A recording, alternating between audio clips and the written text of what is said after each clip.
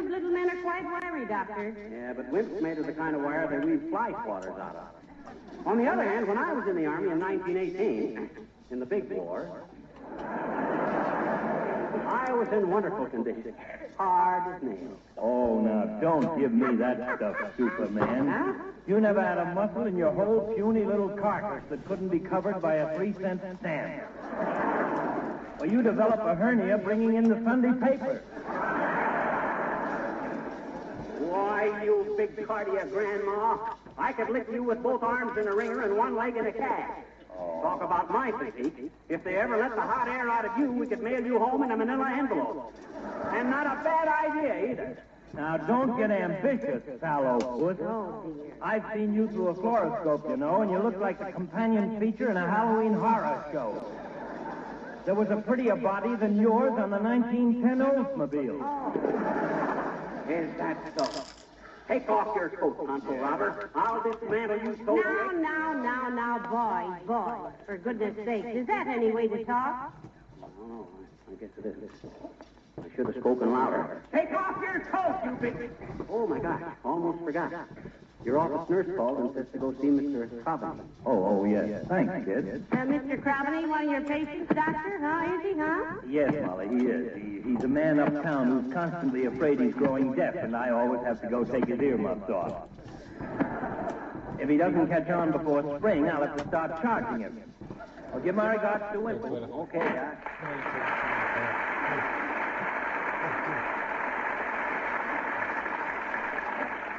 Ah, there goes a great kid. Good old Doc. Yes.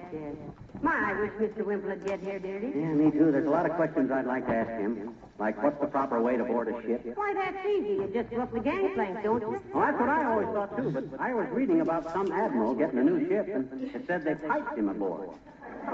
Maybe he celebrated a little too much, and they had a... Hello, Molly. Hiya, pal. Hello, Mr. Wilcox. Hi, Waxy. You seen anything of Wallace Wimple? Wallace Wimple. Thought he was in the Coast Guard. Ah, that's Mayor Latrivia, Jr. Wimple's in the Navy. And he's coming home on leave. We expect him any minute now. Yeah, stick around, Junior. Wallace always liked you. He felt he had something in common with a wax salesman. On account of when he was at home, he was always being smeared around on the floor himself. Well, that's great, McGee, and you always twit me about giving Mr. Wilcox an opening for a sales talk. Oh, that reminds me. I want to say something about protection. You see what I mean, dearie? Well, get it over with, Waxy. Start with a brief history of Racine, Wisconsin. This has no more to do with Racine, Wisconsin, than it has with Petoskey, Michigan, or Shingle House, Pennsylvania. The protection I had in mind was the protection of your own future and the protection of every man in the armed forces. Have you bought any bonds in this sixth war loan? Yes, we have, Mr. Wilcox. Did it cramp your budget a little? Well, no. Then you didn't buy enough. This is the time when every cent you don't need for absolute living expenses ought to go into war bonds. Who do you think is going to pay for arms, ammunition, and medicines for American soldiers and sailors, if not Americans? I think that's a very Over in fine- Europe, they're fighting from house to house. And we can fight from house to house over here, too. And put service stars in the windows of our bank books. Come on, get your coat on, Fibber. Let's go down the back. Oh, I can't now, Junior. I gotta wait here for Wimple. Make it tomorrow morning. Oh, all right. And I'll send Eisenhower and MacArthur a cablegram and tell them to quit fighting until tomorrow. Oh, now, Mr. Wilcox, that isn't quite. No, I guess it wasn't, Molly. That was a little far-fetched. But you know, the supplies to the South Pacific have to be pretty far-fetched, too, if you know what I mean. And we've got to keep them going. You know, it's a wonderful feeling when you buy that extra $100 bond. To think that you're buying some guy those few extra rounds of ammunition he needs in a tight spot. Or that you've given a seagoing flyer a rubber boat. Or some wounded sailor much-needed morphine. I don't know, to me, that extra war bond is a certificate to show that I've accepted a little more responsibility in this freight. Me too, Junior. I'll meet you at the bank tomorrow morning, as soon as they open. I want to go, too. It's today, kid. It's going to be a long and dirty fight. And if we let up over here, we're letting our men down over there. See you tomorrow at 9 o'clock. Tie a string around your heart to remind me.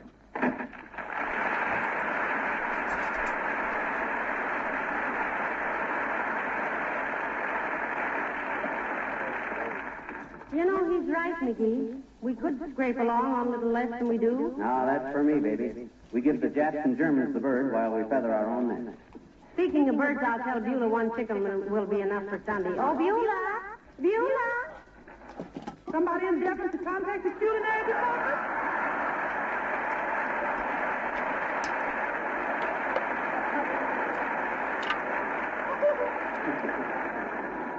Mrs. McGee was going to suggest that you cut down a little on the grocery bill, Beulah. We're going to buy an extra war bond or two, and, hey, what you got your hat on for? You going someplace? Yeah, sir. Going down to buy a war bond like that sweet old Mr. Wilcox was talking about. Why, Beulah, were you listening at the door? Inadvertently, ma'am, I was. I was just going past when Mr. Wilcox said something about a sailor. I got my brother in the Navy, so I kind of eavesdropped. Eavesdrop, Beulah. When you did the keyhole, sir, you drew. Well, it's all right, Beulah. I was just going to suggest that we watch the grocery bills a little more closely from now on. Well, I just strive to be more economical as of hereafter, ma'am. You know what Benjamin Franklin said, Beulah? A penny saved is a penny earned. Who, sir? Benjamin Franklin. Benjamin? Oh, yeah. He's the man who invented lightning. He was once our ambassador to France, Beulah. Incidentally, what do you think of Secretary Hull resigning? I think it's too bad, dearie. He's a great statesman. Well, confidentially, ma'am, I hear that the change was strictly diplomatic. How do you mean diplomatic? Well, big ambassadors and stuff, when they want something like maybe a passport, they get kind of annoyed when somebody tells them to go to Hull.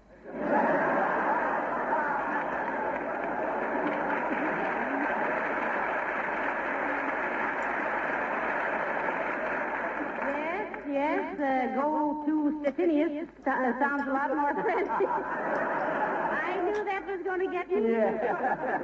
Well, go on downtown if you like, Beulah. Yeah, you sure you can spare me if I run downtown for a brief 2 or 3 hours? Oh, you run right along, Beulah. I'll whip up dinner myself. You?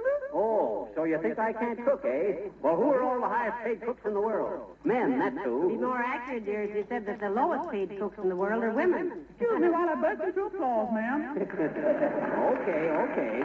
Scoff if you want to. Be right. But you'll notice that the tastiest steak you can get isn't called lady loin, it's sirloin. Did you hear what the man said about the sirloin? Love that man.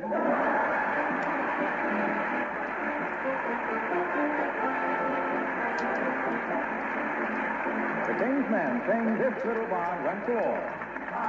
There was a nursery rhyme that gave the kids a chuckle and a smile. Now the words have changed, it's all been rearranged to serve a purpose even more worthwhile. This little barn went to battle. This little barn fought at home. This little barn bought clothes and supplies for the boys who recaptured Rome. This little barn sent torpedoes into a U-boat pen. Every bomb swam through the fold of buckle sand. So let's keep on slamming them again and again.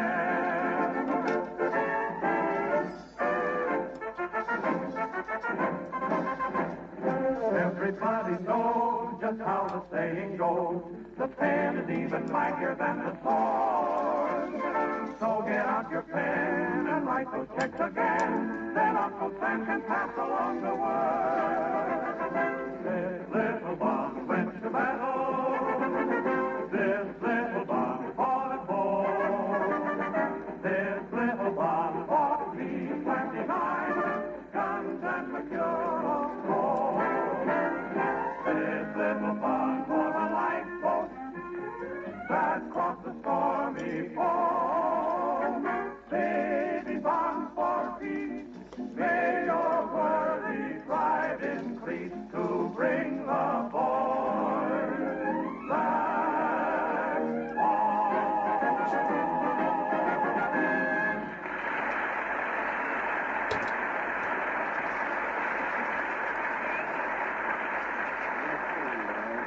I wonder why Mr. Whipple doesn't show up, McGee. I'm getting worried about him. He'll be all right. I still get a honk out of the idea of him being a physical instructor. That guy couldn't lick the spoon in a fudge sundae. Why, he's so...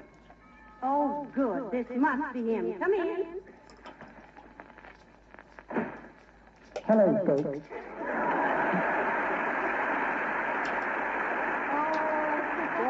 Boy, hi, Wally, old man, old kid, I'm glad to see you. Come on Oh, dear, it's so nice to see you again, Mr. Whipple. We certainly look forward to this. Have you been home yet? Yes, I have, Mrs. McGee. For a teeny second. Just long enough so I could tippy-toe up on the front porch and leave my tea bag in front of the front door. Oh, my gosh, Wimp, you shouldn't have done that. Your wife might trip over it and fall down the front steps. Yes.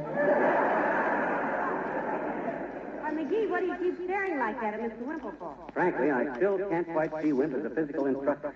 Just what do you do, Wimp? I build men's bodies. I wish I could build one for myself. Well, you seem to be doing all right, Mr. Wimple. Just how do you go about teaching physical training? Well, for instance, the first day I take the men to the top of a 40-foot tower and teach them to dive into a pool with a rifle and full equipment. Well, that's the first day. What do you do the second day? The same thing. Only we put water in the pool. What's that insignia and the letter A on your arm, Mr. Wimple? Oh, this? Well, that means I'm a specialist. What? You have to build those, too? What's the red V? What's that for, varicose? No, that's a third-class rating, Mr. McGee. How long will it take you to get to be a captain, Mr. Wimple? Several months, I suppose, huh?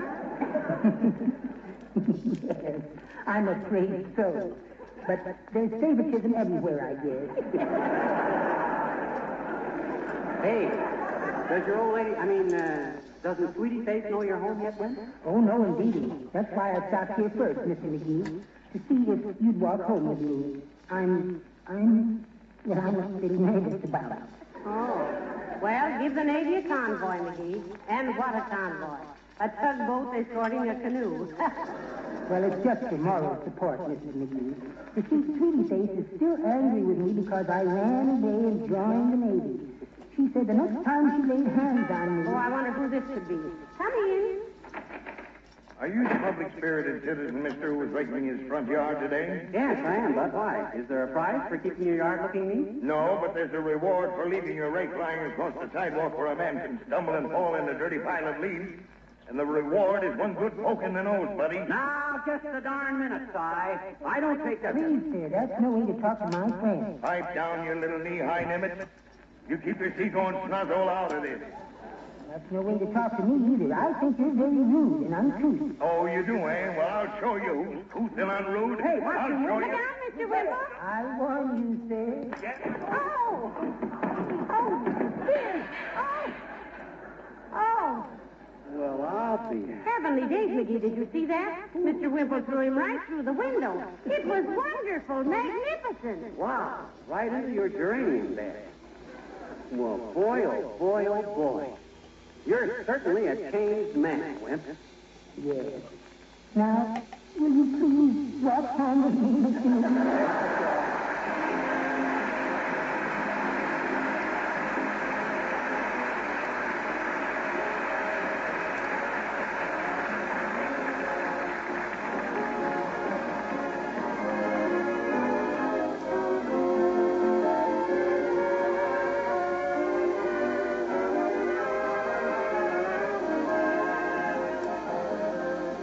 Whenever a man gets to thinking he's a pretty good manager, he should just stop a moment and think about all the jobs his wife has to do in running the home.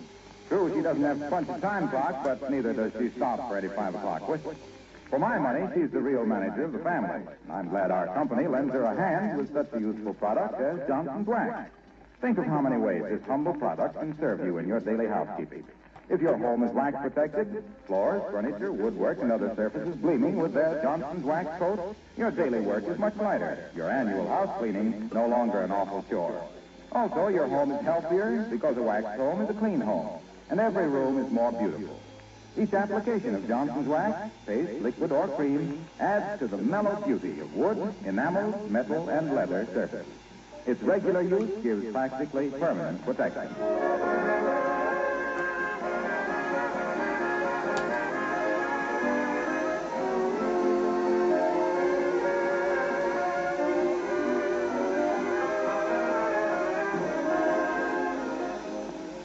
Ladies and gentlemen, it's really been a great pleasure for us to come back to Chicago for this broadcast from Navy Pier and to see this wonderful Navy exhibit.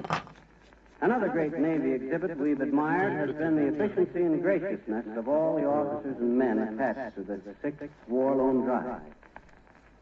We particularly want to thank the Naval Air Transport Service for their many courtesies and their smooth job of getting us across the country. Yes. And our thanks and appreciation also to Specialist Third Class Bill Thompson, whom we welcome back to our show tonight, as Wallace Wimple and the Old Timers, and to Admiral Woodward, Admiral Carpenter, Admiral Young, Commander Singer, Lieutenant John Cribb, and George Zachary and Clinton Stanley. And Apprentice Seaman George Feldman. Who's he, dear? I don't know, just didn't want to miss anybody. Well, good night, folks, and bad. Bad who? Well, not bad anybody. That's B-A-B. Buy a bomb. Good night, all.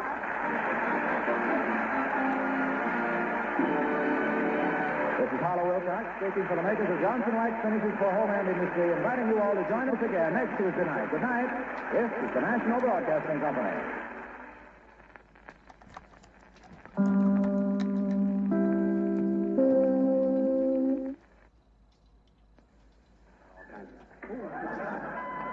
The Johnson Wax Program with Fibber McGee and Molly.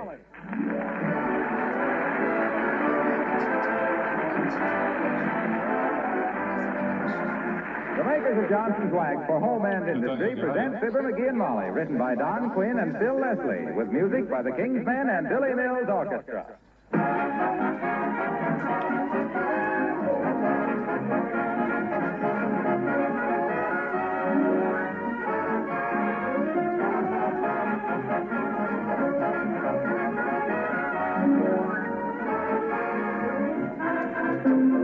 Every now and then, a lady asks me why I don't say more about one of her pet Johnson products, Johnson's Cream Wax. Well, perhaps I have neglected it, but I'll try to make amends. Cream Wax, you know, is a wax polish that was developed especially for furniture and woodwork. It's a white liquid that does a remarkable cleaning job, cleans as it polishes. Women like it particularly for cleaning and protecting light-painted woodwork, though it's equally good on dark woodwork and all furniture. And for keeping a white refrigerator spick and span, there's nothing better. Dirt, spots, and fingerprints are whisked away instantly when you apply Johnson's Cream Wax. It requires a minimum of rubbing, leaves a satin-smooth, dry wax finish that protects tabletops, chair arms, in fact, all furniture and woodwork against minor scratches and stains. Cream Wax brings out all the beauty of the wood grain. And, of course, like all wax finishes, it does not collect dust as do ordinary oil furniture polishes. Next time you're shopping, get a bottle of Johnson's Cream Wax and try it on your furniture and woodwork.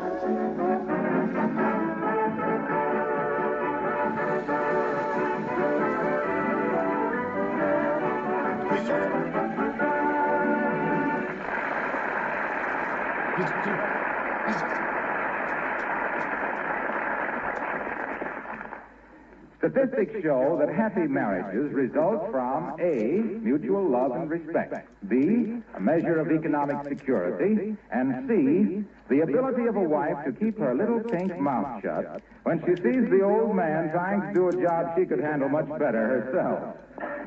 Like just now, as we meet Fibber McGee and Molly.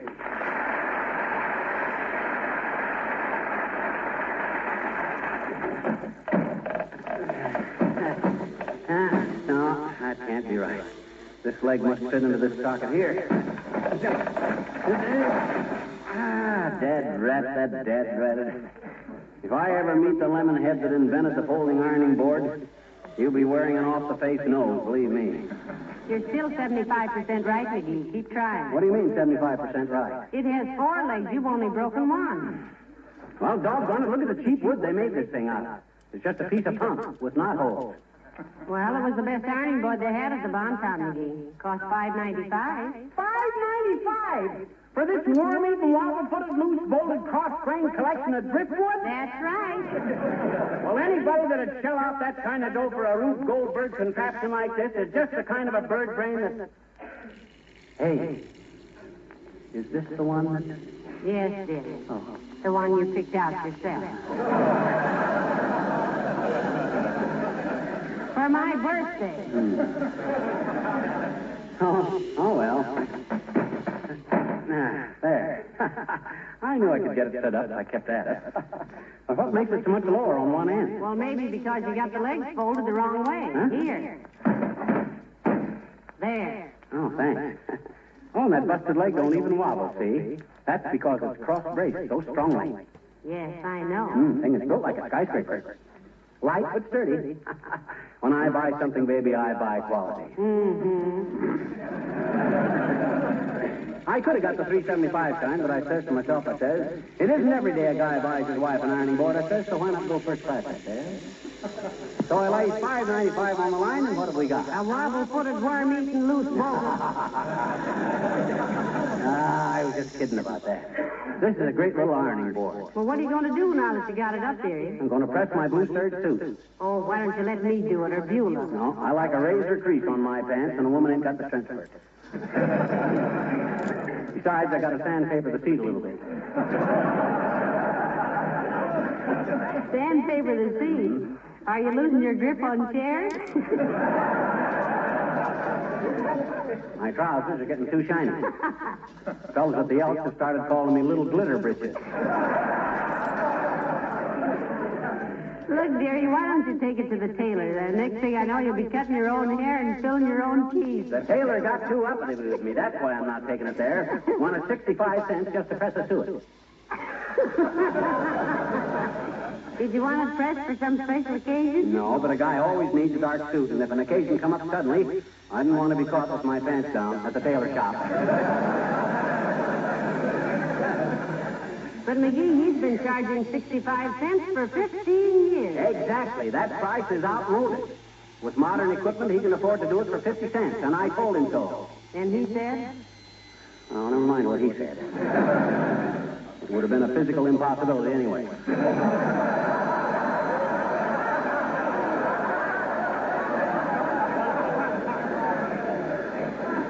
Better move the ironing board over by the window.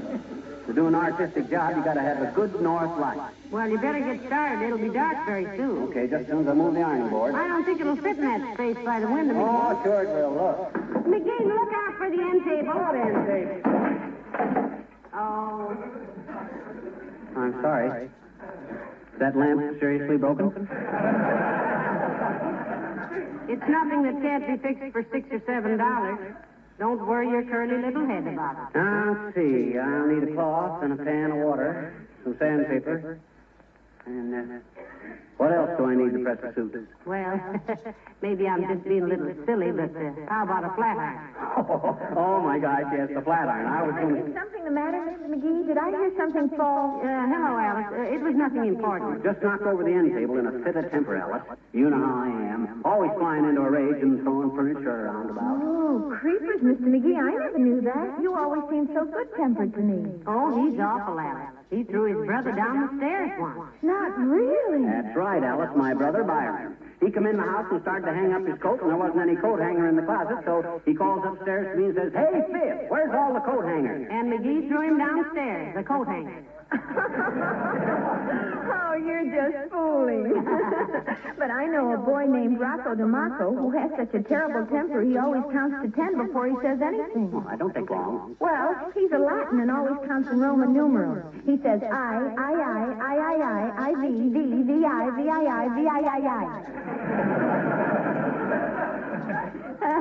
McGee ought to learn to count to 10 in Gaelic. Then when he gets his Irish up, he can get it down again. I can count to 10 in Gaelic now. 1, 2, 3, 4, 5, 6, 7, 8, 9, 10. Incidentally, Alice, a guy called you up. Says he was a Lieutenant Aldrich. Oh, that's Skippy Aldrich. He's a flyer. And creepers, I never knew what they meant by a pursuit pilot till I met him.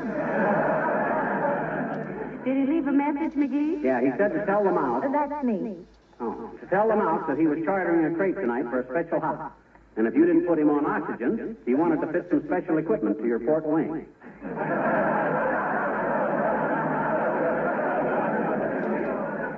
That stuff makes sense to you? Oh, yes. He meant he was renting a car tonight for a big dance, and if I didn't give him the air, he wanted to give me an engagement ring. Heavenly days. I just get to know the steering gear from the radiator on an automobile and the airplane around. It's discouraging. Well, if he calls again, Mr. McGee, tell him the field has closed in and we're not operating tonight. Tell him You might as well answer it, Alice. For all the calls I get, I might as well be an unlisted number.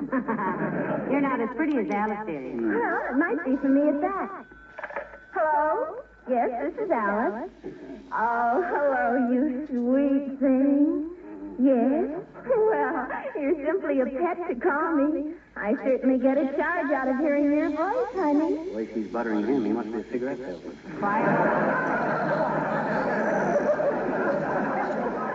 Oh, you wonderful man, you. Of course, I'd love it. I've never had a fox fur jacket. Let me talk to him when you get through, Alice. Quiet, Mrs. McGee. Oh, I think you're just too sweet for words. Remind me to give you a great big kiss. Oh, what? Creepers, a real fox fur jacket. Oh, but darling, will it be all right with your wife? Oh, my. Now, just a darn minute, Alice. We don't let that Oh, come. excuse me a minute, dear. Please, Mr. McGee, I can't hear.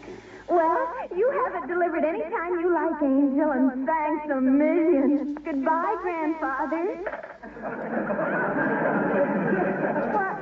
What were you saying, Mr. McGee?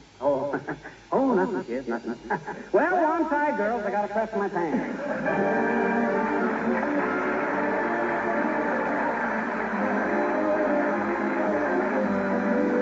Billy Mills and the orchestra play Tico Tico.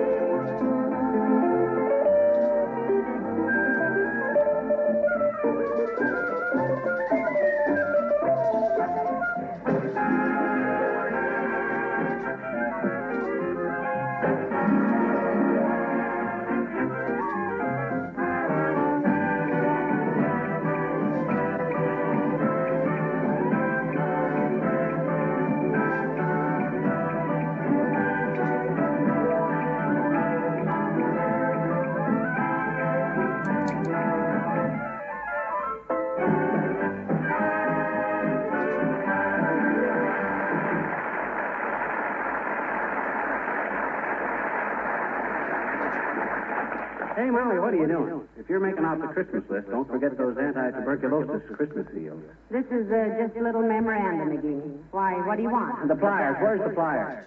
I haven't the slightest idea, dearie. You were using them last night to crack those hickory nuts, you know. Must have left them down in the basement. Oh, well, I can put this ironing cord back together with my fingers, yeah? What's the matter with it? Oh, I just tripped over it and broke it. Just in one place here. Having an instinct like I got for electrical stuff. Oh, my God. Did you see that flash? Why, if you'd have been a horse, it would have killed you, dearie. Did you get burned? Just my eyebrows a little. Boy, what a spark. I'll bet our light bill just went up about $8. That's all right. All the lights in the house blew out, so we'll save money till you put in a new fuse. I will as soon as I get ready to press my suit. Now, let's see. I got the water, the iron, the sandpaper, the cloth. Come in. Oh, hello, Dr. Gamble. Hello, Molly. Hello, McGee. May I sit down a minute? Sure, Doc. Spread yourself out. What's the matter with you? Your eyes are kind of baggy at the knees. I was up all night last night. Delivered 4 babies, 2 boys and 2 girls. Very discouraging. What? Why discouraging, Doctor? I think it's wonderful. Just thinking ahead, my dear. Those 2 girls will probably grow up and marry those 2 boys, which means that 20 years from now, 2 doctors will have to get up in the middle of the night. Ah, you poor lad. It certainly keeps you on the go with so many doctors in the service, doesn't it? Yes, I'm like a man who's running too fast. He's got to keep going or he'll fall flat on his septum. The racing board give you enough fuel to make your round stop? Well, I can't complain. They give me enough gas to go around and tell my patients what to do for theirs. Sometimes I wish I were a streetcar conductor. Oh, I wouldn't say that, Doctor. As it is, when people give you a $10 bill, you can keep it. As a conductor, you'd have to give them back $9.95 and a dirty look. Yeah, but he could spend the rest of his life telling people where to get off. I do that now. I browbeat and insult people, trying to make them live sensibly, or just live. And the minute I go out the door, they laugh and say, "Isn't he a sweet old character?" Say, by the way, it's getting dark in here. Why don't you turn some lights on? Well, McGee blew a fuse, Doctor. He was trying to fix the cord to the flat iron. He's going to press the suit. Why doesn't Goon Boy take it to a tailor?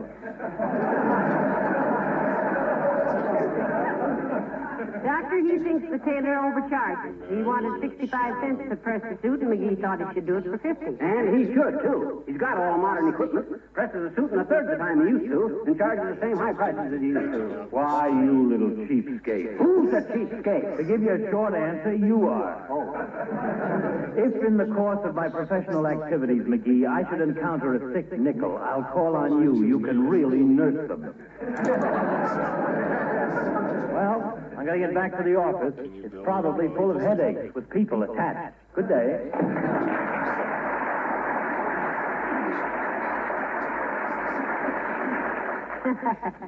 Isn't he a sweet old character? He's a sweet old fathead, that's what he is. Thinks I'm a cheapskate simply because I refuse to be jipped. Hey, raise that window shade a little, will you, Molly? It's getting pretty dark in here. You raise it, McGee. You're taller. Okay.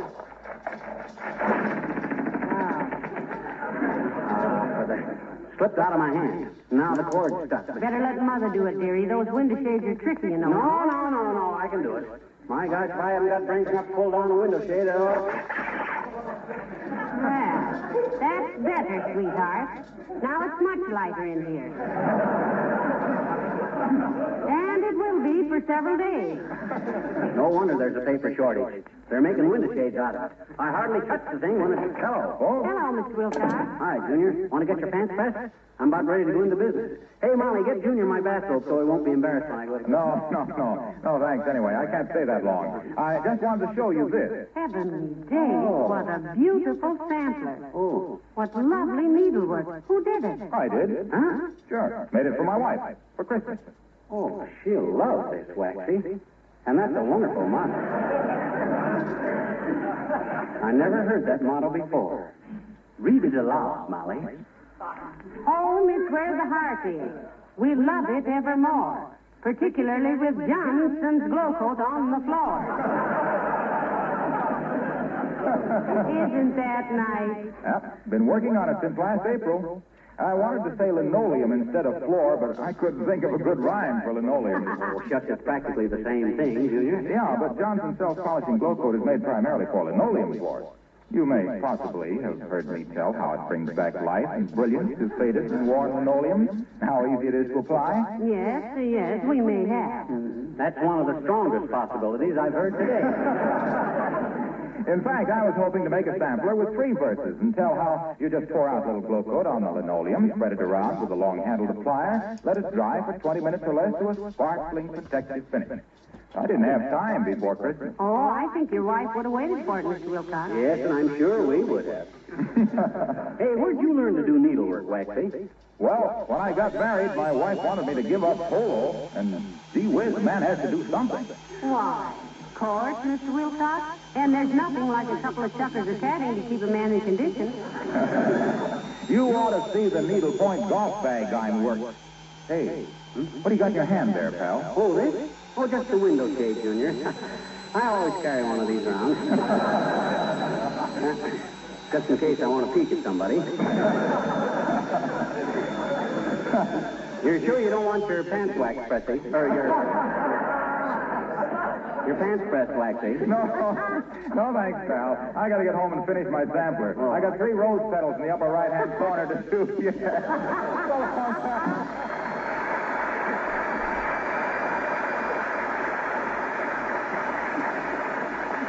McGee, why don't you learn something useful like that? Heavenly days, you can't even sew button on. No, you got to look for motives in a thing like that, Molly. What could you say about glow coat on a button? Well, there's that, of course. And when are you going to start pressing that suit? No, it's too dark now without the electric light, and besides, the iron wouldn't work.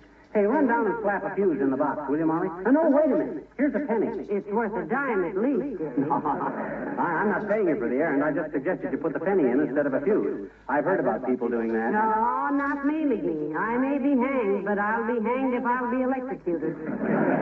I'll use a fuse. Okay, suit yourself. Hey, bring back a couple of shingle nails when you come back, will you? This ironing board's getting kind of wobbly again. All right. Okay. There goes a good kid. Does she scold and nag just because I messed up the house with a project like this?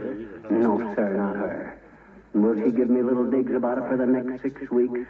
Yes, sir, I'll bet she does.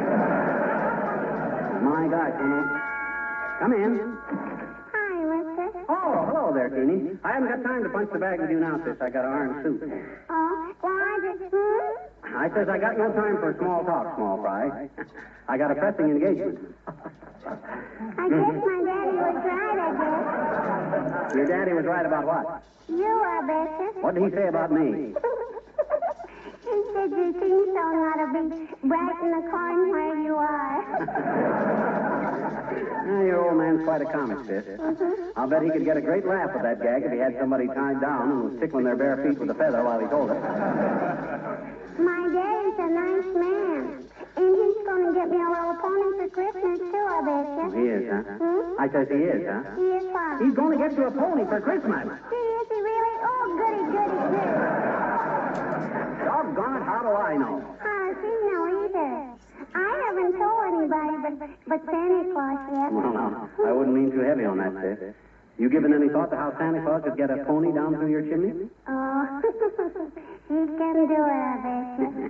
Yeah, he brought a piano down to it last year for my sister, he did. Yeah, but you can take the legs off the piano. A pony ain't come a part of it. Why don't you settle for a puppy or some goldfish? Well, I got some goldfish, but I would like to have a puppy. See, I guess I like Santa Claus another weather and telling that. What kind of puppy do you want, sis? One of those little low kinds. My daddy says they look like their mother was frightened by a taffy pull. Oh, a dash one. Sure. And I know just where Santa Claus can get one, too, I betcha. Where? At the Empress Movie Theater. I saw the sign they had up. Why, that theater just shows Western pictures, sis. They don't sell puppies. Maybe they're giving them away or something then. What makes you think so? Well, gee, they got a big poster up in front that says, "Get along, little doggy, all this week." So long, mister. I gotta go write the letter.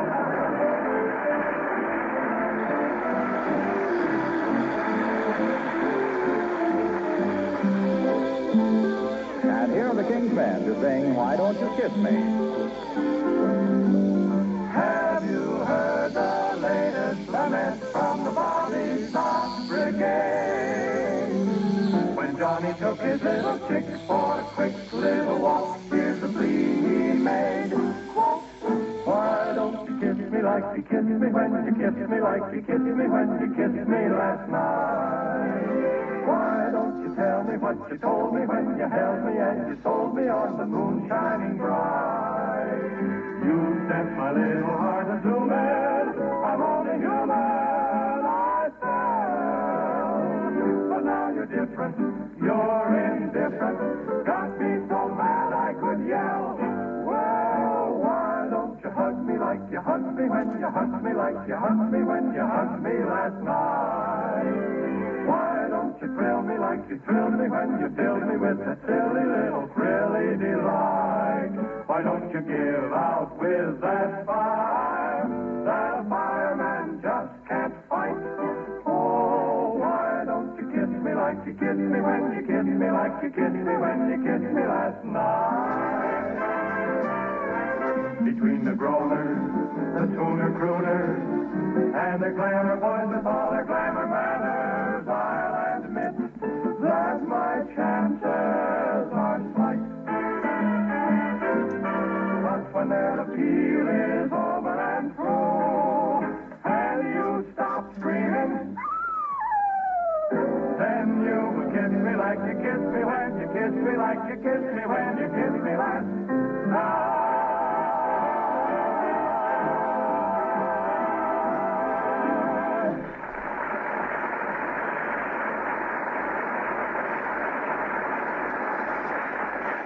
Well, now that the lights are on again, McGee, are you going to press that suit? You bet I am, Tootsie. I'm going to put a crease in them blue serge pants that'll cut through a solid wall of human flesh when I go Christmas shopping. Hey, did you see the crowds at the Bontown lately? I said, have you seen the... Hey, Molly! Oh, I beg your pardon, McGee. I wasn't paying any attention. What'd you say? What's that you're writing anyway? Don't tell me you're starting that diary again. No, sweetheart. Not at this late day. Diaries are for people with no one to confide in. I have you. Shucks, thanks. And you're much easier to read than my writing. I can't understand that, me being such a fine type. Well, here we go. What are you doing now? Going to move this ironing board back by the wall so the light's boiling. It's getting too dark outside to use the window. Well, I wish you'd make up your mind just for... McGee, watch the end of the board. Oh, I know what I'm... What'd I bust? The window. That's what I thought. Sounded like a window. Better stuff something in it or we'll freeze before morning. Maybe I can get the hardware man to come over and fix it. Hand me the phone. Here. Thanks. Hello, operator. Jimmy Anderson's Hardware. Where have you been lately, Mert? I missed you. Oh, dear. How's every little thing, Mert? Tis, eh?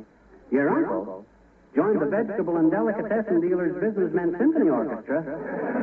Well, good for him, Mert. What does he play, McGee? Sweet potato. Doubles on the dill piccolo. What say, Mert? Well, I guess they must be closed. Well, thanks anyway, Mert. We can hang a blanket over for tonight, Molly. I wish we could hang a blanket over this whole afternoon. Well, you're not sore because I wouldn't let a guy tip me out of 65 cents, are you? No, sweet, but look at this little memorandum. Broken ironing board, $5.95. Broken lamp, $6.50. Light fuse, 5 cents. New window shade, $1.25. New window, $1.50. Light bulbs, $2. Repair end table, $3. New extension cord, 89 cents. Total, $21.14. Yeah, but you got to remember, 65 cents comes off of there for pressing my own suit. When did you do that? Why, just... Oh, my gosh, I haven't done it yet, have I? Well, I'm getting right at it. Where's my... Oh, hey, Beulah. Oh, Beulah. You may modulate your tone, sir. Beulah is here. Beulah, Mr. McGee wants you to bring down his blue serge suit. Yeah, we're going to press it, Beulah. Yes, sir, but that blue serge suit. Well, for goodness sake, what's been going on here? Tycoon? You mean a typhoon, Beulah? Yeah, Tycoon is a big businessman. I don't mean to insult your friend, sir, but no businessman, I don't care how big, got any business wrecking a house like this. It's going to take me 3 days to get it back in shape for human habitation. Well, Mr. McGee had a few little accidents, Beulah. You know how he is, all thumbs, elbows, and hips, and 2 left feet. Well, my gosh, this is a lot of fuss about a couple of busted light bulbs and a broken window. Anybody think I took a hammer to your emerald necklace? I haven't got an emerald necklace. We ain't got no hammer, either. Mr. McGee left it on the running board. What they call it confusing here? Well, Mr. McGee was getting ready to press his blue serge suit, Beulah. And sandpaper the pants, too. They're getting so shiny, if I ever tore them, I'd have 7 years bad luck. 7 years bad luck?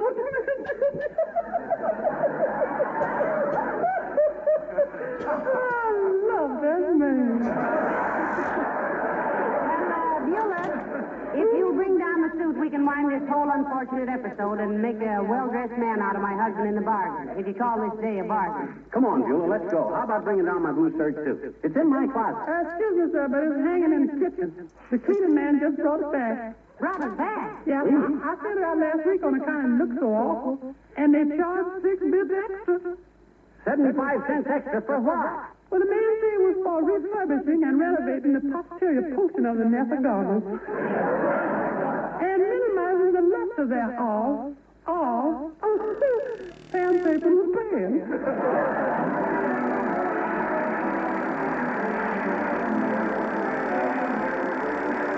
If your linoleum floors could talk to you, they would probably begin about now to ask for a little extra protection against the wet rubbers and galoshes that winter brings. And I have an idea they'd probably say, thanks for the Glow Coat. You can so easily give your floors extra protection these days with Johnson's self-polishing Glow Coat. You can renew the Glow Coat film as often as necessary with a minimum of work because, as you know, Glow Coat needs no rubbing or buffing. It shines as it dries without any work from you except spreading it around on the floor with a cloth or Glow Coat applier. If you're doing some war work, and who isn't, all the more reason for using labor-saving glow coat. Linoleum manufacturers themselves recommend this way of caring for all kinds of linoleum surfaces. They know it makes the linoleum last much longer and give greater satisfaction to their customers. I think you better get a new suit. This blue serge is just about shot. Gee, I hate to get a new suit without cuffs, too. Besides, this old suit has paid for itself many times over. In nickels. In nickels? Yep. You go into a telephone booth and start to put a nickel in the box, and you drop it. Oh, you just laugh because you know you'll find it later in the cuff of your pants. Wouldn't it be more delicate, dearie, if you said one would find it in the cuff of one's pants? I don't like that personal note. Huh? Oh, yes. Excuse me. Good night. Good night, all.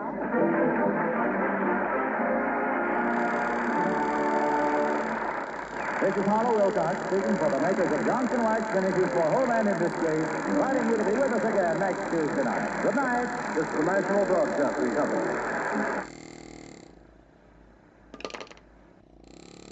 Johnson Wax program with Fibber McGee and Molly.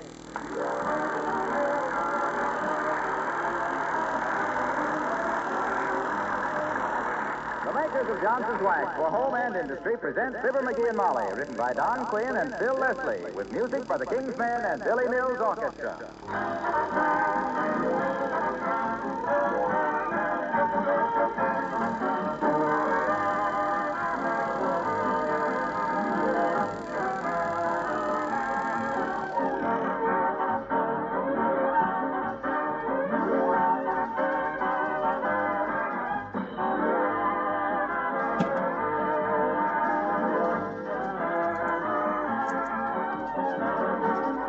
Not many people are buying new linoleum today because there's a limited amount available. But in over 1 million homes, linoleum floors are being kept new-looking with Johnson's self-polishing glow coat.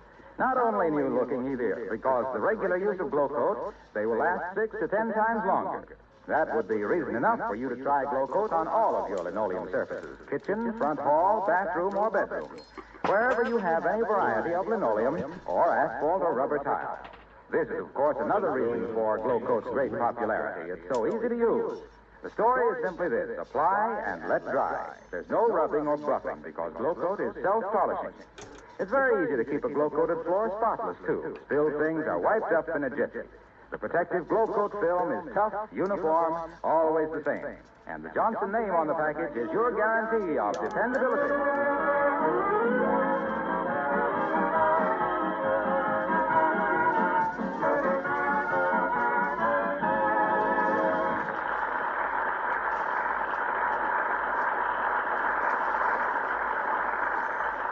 Fortunately for his wife and his close neighbors, the Squire of 79 Wistful Vista is not a profane man, because he's just got his monthly bank statement. And you know what that does to Mr. McGee of Fibber McGee and Molly.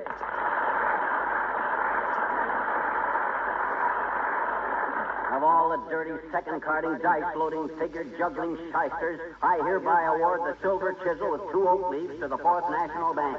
Oh, dear, every month the same thing. What have they done now? Look at this bank statement. Just look at it. They disagree with my figures again. They say my balance is $34.12. According to my check stub, it's $35.62. They're jipping me $1.50. Maybe you wrote a check and forgot it, dearie. Impossible. I got a memory like an elephant. Yeah, and just as highly overrated. You've never yet nailed the bank in a mistake, have you? Oh, haven't I? Well, how about the time they spelled my name Flitter McGee? No, I mean a financial mistake. Well, they're not perfect. How about this $1.50? Say, by the way, didn't you buy a book for $1.50 last month? A book? On glass blowing? Oh, my gosh, I did it there. Doggone it, and I was sure I had them this time. Well, even if you had, they're entitled to a mistake now and then. Bankers are only human. I'm not so sure of that either. I never did decide what old man McDonald was. He's got eyes like a mackerel, a voice like a bull, the soul of a hyena, and a handshake like a bucket of guppies. Well, personally, I like him. Well, so do I, doggone it. And he'd be so easy to hate, too. By the way, dearie, why did you want that book on glass blowing? Oh, I had an idea to make some cute Christmas presents. Oh? I was going to blow some glass ships with bottles inside of them. It didn't work out. You ought to buy a book on how to blow money.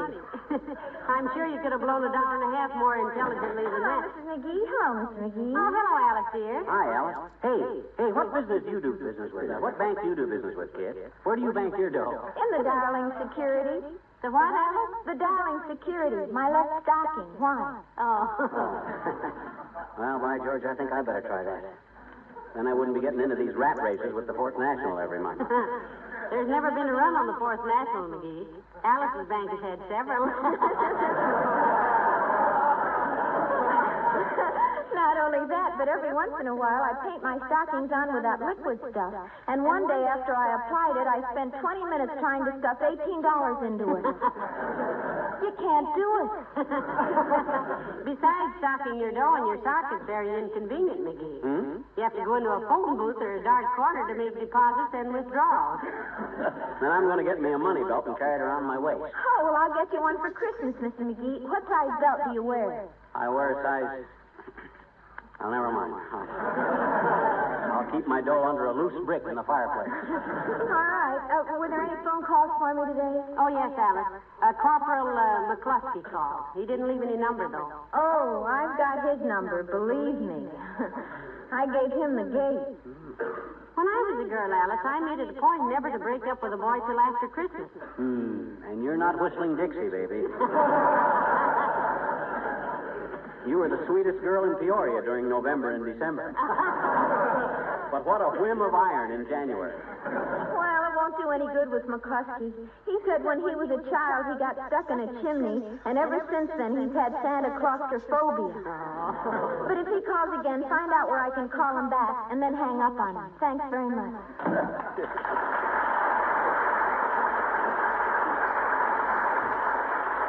You know, it's a good thing I didn't know as many boys when I was young, McGee. Why, Molly? Well, if I'd have had any basis for comparison, I probably wouldn't have married you and think what I'd have missed. Oh, I don't know, Tootsie. You might have married $1 million and had a string of yachts and a summer home at Snob Harbor. I did better. I married $1 million laughs, one of them being a hearty snicker at Morgenthau. Well, you know me, kid. I'd rather be a riot than be president. You get it? I didn't say right. I says right, which I consider a rather clever... Ain't funny, McGee. Oh, well, I haven't tried one of those for a long time. Can't always have luck with the yuck. There are days when even the best of us... Come in. Oh, hi, painkiller. Hello, Dr. Gamble. Hello, Molly. And good day to you, liverwurst. What do you mean, liverwurst? I mean, if you don't get out and get some exercise, you'll have the worst liver on my entire roll call. Oh, now, Doctor, he does setting up exercises every morning. Betcha. He sets up, shuts off the alarm clock, and falls back unconscious. Well, anyway, you're not exactly a model of physical perfection yourself, Doc. You got the profile of a basketball smuggler. Well, look who's talking. With that pot of yours, you ought to spend your life standing under a rainbow.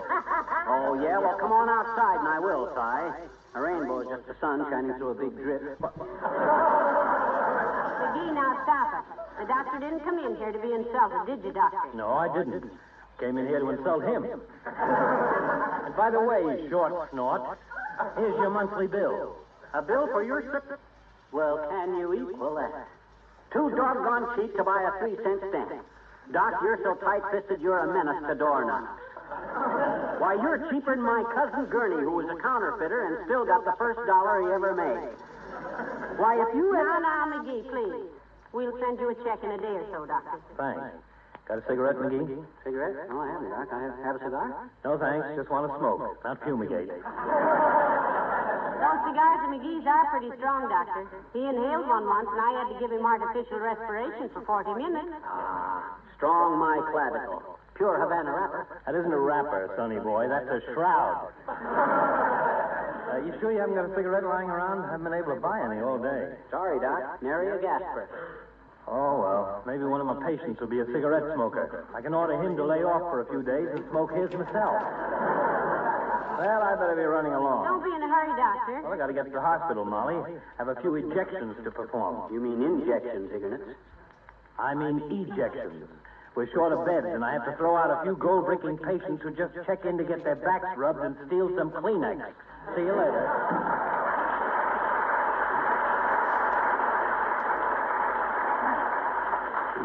Isn't he a sweet old character? He's a tight-fisted old buck hunter, that's what he is.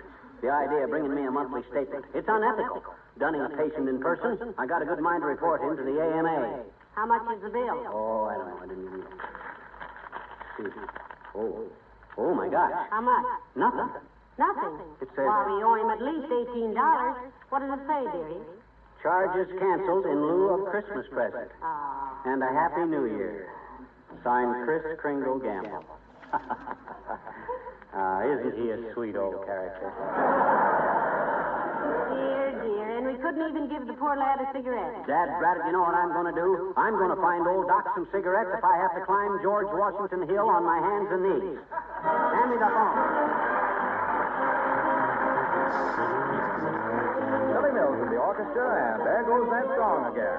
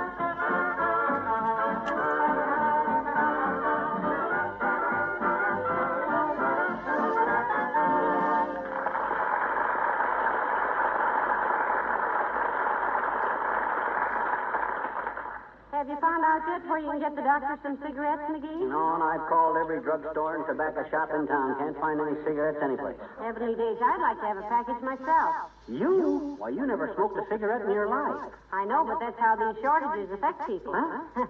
If somebody started a rumor that there was going to be a shortage of war bonds, why, every town in the country would buy over its quota. Unquota. Well, I still got one ace in the hole to get good old Doc some cigarettes. And this is my last phone call. Hello, operator. Give me radio station WBIS. That's you, Mert? Oh, dear. How's every little thing, Mert? Busy. What's that, Mert? Your kid sister. When did the waves last week? Oh, good for her, McGee. How old is she? 11. She went fishing with her father and fell out of the boat. What's that, Mert? Okay, connect me. What's the radio station got to do with getting cigarettes for... Hello, WBIS? Let me speak to Mr. McClure, please. Yeah. Hello, Paul. Fibber McGee speaking. Remember? Oh, sure you do, Paul. Went to school with you in Peoria. Huh? You didn't? He didn't what? Says he never went to school in Peoria. Well, where did you go to school, Paul? Libertyville, Illinois. Well, I'm afraid you got me confused with somebody else, Paul. I never been in Libertyville. This is as far-fetched a way to get cigarettes as I... Now, look, Paul, how's chances of getting on that quiz program of yours tonight? That Smokes for Folks. The one you give cigarettes away on. Ah, I begin to see. Yeah, that's the one. Huh? Oh, I see. Yeah. Huh? Okay, I'll be there. 6:45. Okay, McTavish. Thanks. You see, Molly? That's what it takes to get things. Brains and brass. Got to get down there at 6:45. We'll get supper downtown someplace after the show. Yes. All I got to do is answer a few quiz questions, and boom, they hand me a carton of cigarettes. I always wanted a chance to make a monkey out of some of those experts. Offered to go on information please once, but they never answered. For a show with such a polite title, they're awful bad mannered with their mail. What were you saying? Never mind. I should have saved those butts for Dr. Gamble. Well, get your hat, kiddo. We haven't got much time. I better tell Beulah we'll be out for dinner. Beulah! Oh, Beulah! Roger.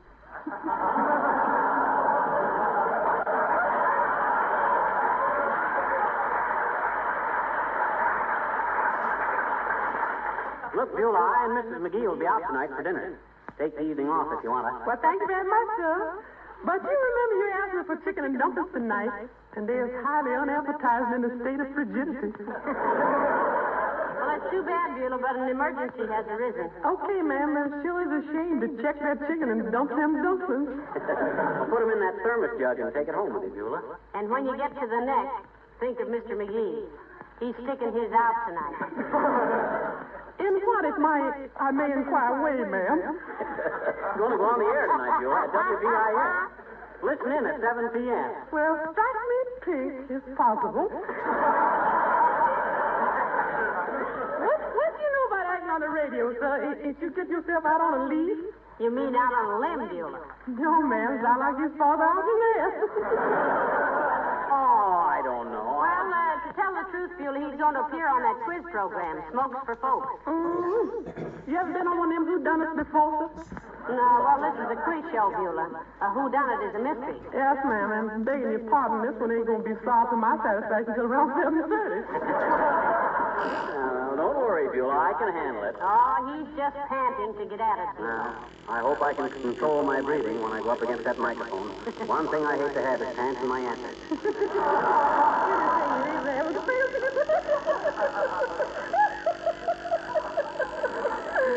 Love that man.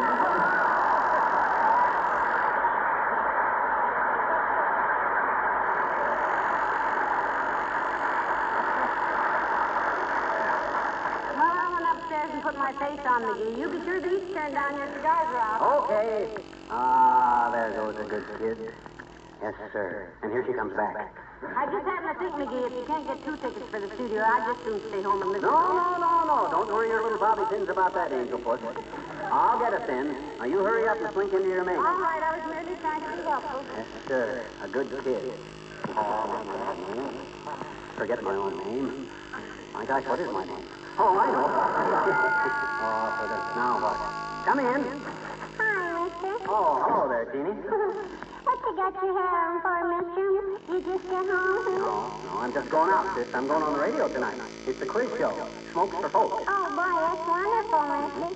You gotta be awful smart for that, I bet you. Yeah, they've been asking me for some time to appear, sis. I finally gave in. My daddy was on the radio once. He was, huh? Huh? I said he was, eh? He was what? Your daddy was on the radio once. I know it. But he fell off. He what? He fell off. What? He just got on the radio so he could reach the chandelier on account there was a bulb burn out. Oh. Huh? I said, oh. Oh. Hey, mister, I got a dandy idea, I bet you. Look, let me ask you some questions and see if you can answer them. It'll be dandy practice for you, I bet you. Shall we do it? Shall we? Well, that's the first constructive thing you ever said, sis. Nothing like a little warm-up. Far away. Okay. Where does quinine come from? From the bark of the cinchona tree, sis. Oh? So I understand they can now make it sympathetically in the laboratory. Okay. Now, we'll write that down, mister. Okay.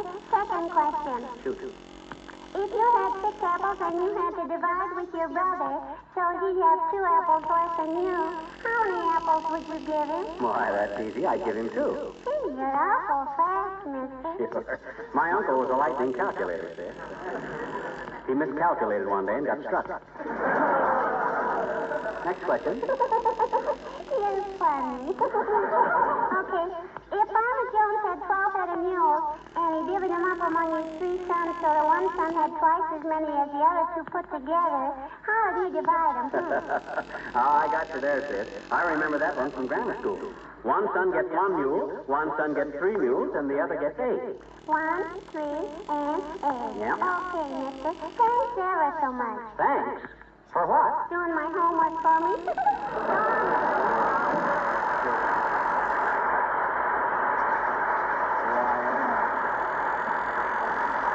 Well, I'll be a... Why, Why, that little... For all the... I'm all ready to go, McGee. Who are you talking to? Oh, that kid from across the street. And you know, I still think that kid is a midget. Well, come on.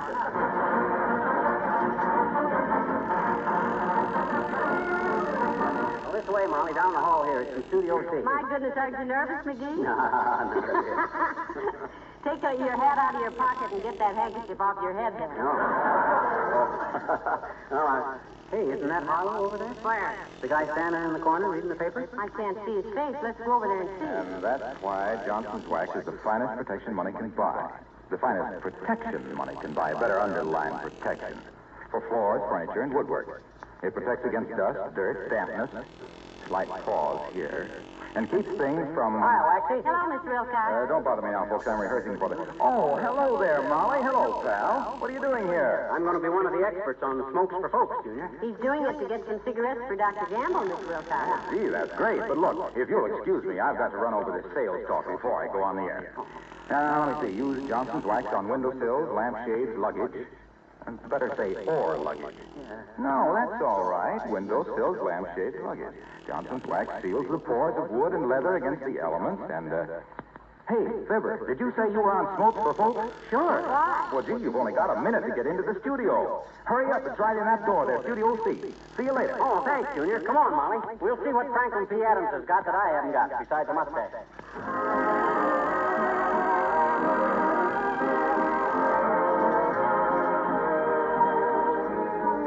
Here are the King's Men singing Tooraloo-la-loo-row. Over in Callahan, many years ago, three mothers sang a song to me in tones so sweet and low. Just a simple little ditty in her good old Irish way, and I'd give the world if she could sing that song to me today. Tooraloo-la-loo-la, tooraloo-la-loo-la.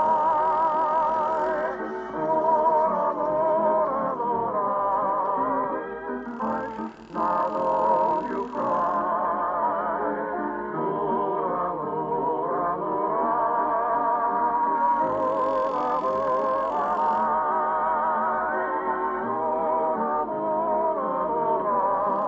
That's an Irish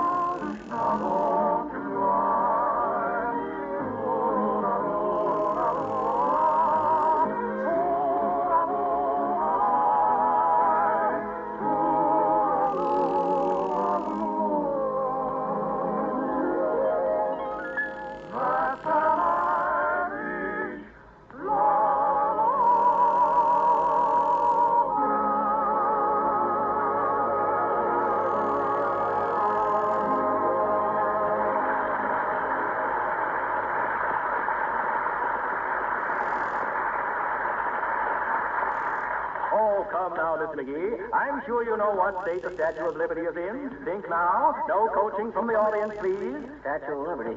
Well, that's on Ellis Island. And Ellis Island is... Think hard, Mr. McGee. And by the way, how do you like this new jersey I'm wearing? Oh, that's very good looking. But don't waste my time now. I'm trying to think. You have 25 seconds left, Mr. McGee. In what state is the Statue of Liberty? McGee, it's in New... Please, no coaching. New York.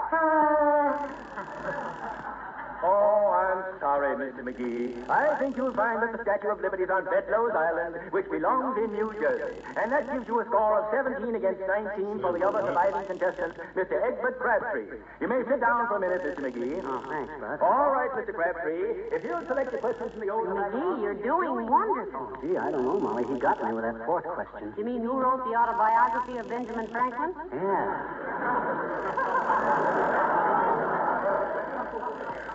Who did?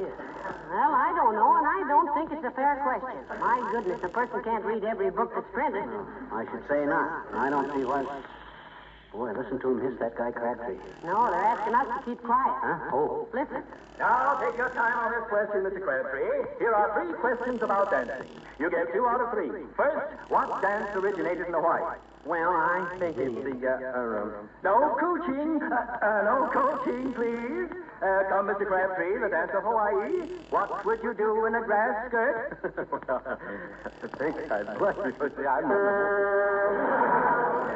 Time's up on that one, Mr. Crabtree. It's the hula. Second question, what is a popular dance tune in South America? the waltz. No, Mr. Crabtree, the waltz is not a South American dance. Well, the waltz is just one revolution after another, so naturally I thought... The samba, Mr. Crabtree. Now, the third question. What dance around 1912 was named after a bird? Bird. Foxtrot? Oh, no, fox isn't a bird. I'm talking turkey to you, Mr. Crabtree. Your time is almost up. I can't seem to think of Oh, I'm sorry, Mr. Crabtree. It's the turkey trot. Sit down, please. All right, Mr. McGee. If you'll step up to the microphone again, your last question. If you answer correctly, you will beat Mr. Crabtree by 1 point. Well, let's get at it, Bud. I'm here on business. Hand me a question. Take a question out of the old tobacco box, Mr. McGee. Some of them are squirrely, but it's all for Hurley, the burly cigarette that's secretly blended with rubber. So the ashes bounce right off your vest. All right, Mr. McGee, have you selected a question? Yes. That's fine. And here's your question. Name 10 American Indian tribes. 10 Indian tribes, eh? Be a feather in my cap if I answer that one, won't it, Bud? You're wasting time, Mr. McGee. Better get started. 10 Indian tribes. Okay. Osage, Potawatomi, Shawnee, Illinois, Crows, Delaware, Navajos, Ottawas. How many is that? That's 9. 1 more to go and you'll be the winner. Come now, 1 more Indian tribe. Oh, my gosh, I certainly ought to be... Of course, if you lose, nobody can sue you. Sue you. Oh, why should anybody sue me? You're trying to confuse me. 30 seconds to go, Mr. G. 1 more Indian tribe. Turkey! No coaching, please. A turkey!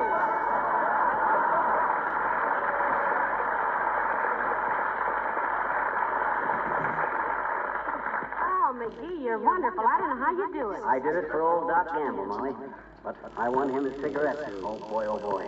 By George, when I start out to do this... Ladies and gentlemen and contestants, the Hurley-Burley Tobacco Company, makers of that fine Hurley-Burley cigarette, the cigarette that's quick on the draw, so round, so firm, so hard to get. Thank you all for being here for Smokes for Folks. For the loser tonight, Mr. Edward Crabtree, a carton of Hurley-Burley cigarettes. And for the winner, Mr. Fibber McGee, this beautiful gold-mounted cigarette holder. Well, I'll be a cigarette holder. Oh,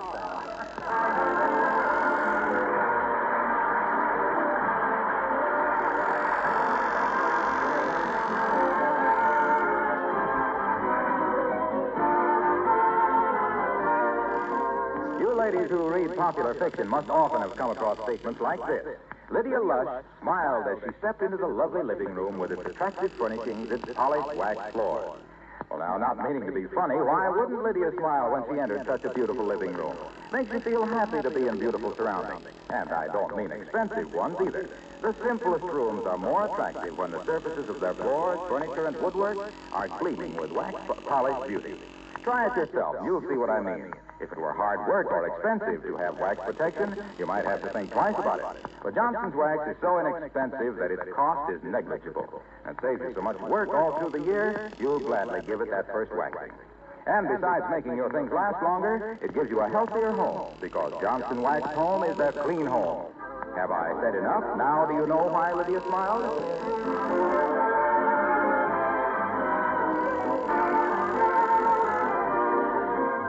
Hey, Molly, I'm writing a new song. You want to hear it? What's it about? I'm going to release it to the public when cigarettes come back. What's the name of it? Inhale Columbia. Speaking of songs, ladies and gentlemen, we've had so many requests for Ken Darby's musical settings. of the night before Christmas. We're going to do it next week. Good night. Good night, all.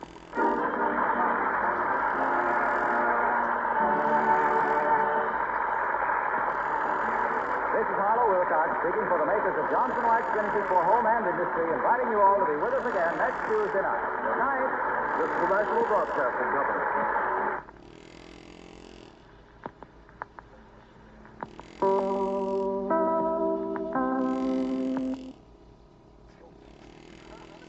Second? Oh, we got lots. The Johnson Wax Program with Fibber McGee and Molly.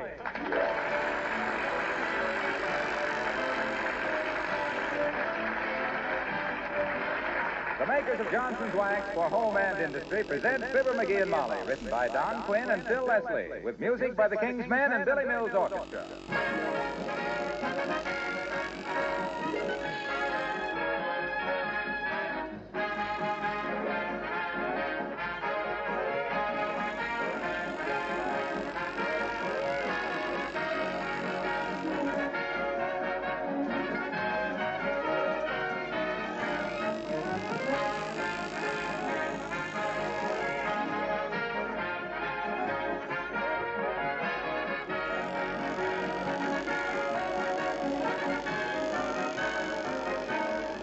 The holiday season is a time when you want your home as bright and cheerful as you can make it.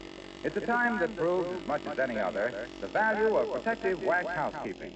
If your floors, furniture, and woodwork have been waxed regularly with Johnson's Wax, then it's a very easy matter to put on the finishing touches and have that richly polished kind of home that everyone admires. There are many accessories from one end of the house to the other that you can protect and beautify with Johnson's Wax, either paste, liquid, or cream. Your windowsills, for example, picture frames, ornaments, lampshades, Venetian blinds, refrigerators. Well, many of you know the list as well as I. When you wax all these surfaces, you protect them because the wax itself takes the wear and the surface underneath is safe. When you go over your house tomorrow, try out several of these extra uses for Johnson's Wax.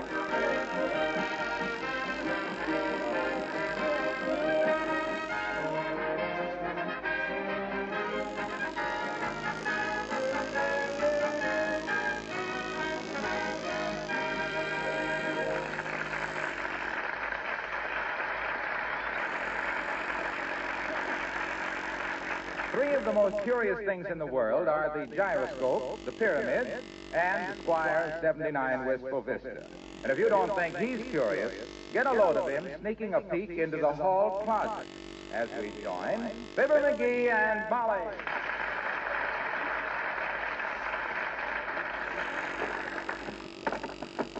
Boy, oh boy, oh boy, oh boy. Look at all these Christmas presents. From Molly to Fibber with love. To Fibber from Molly with best wishes. To the best husband the woman ever had. Wonder who that's for. I thought I was the only husband she ever had. Oh, well. Uh-oh. An envelope. Do not open before Christmas. Looks like it might be a war bond. Flap isn't sealed very tight either. If somebody's thumb ever got caught in there and flip open like that. Oh, my goodness, it did it. Maybe she didn't even mean to seal it. If it ain't sealed, I suppose it's okay to read it. My dear husband, get out of this hall closet and stop snooping. I like that. To think she'd think that I'd think of stooping to snoop when she knows. McGee, where are you? Oh, caught me. I better put this stuff back in here fast. This must be the new belt I've been hinting about. I hope this is a fountain pen. If this isn't a sweater, I'll... McGee, where are you? What are you doing? I'm trying to get the door closed on the hall closet, Molly. It's so full of stuff, it's sprung open. Aha! I got it. That was quick thinking, McGee, old man.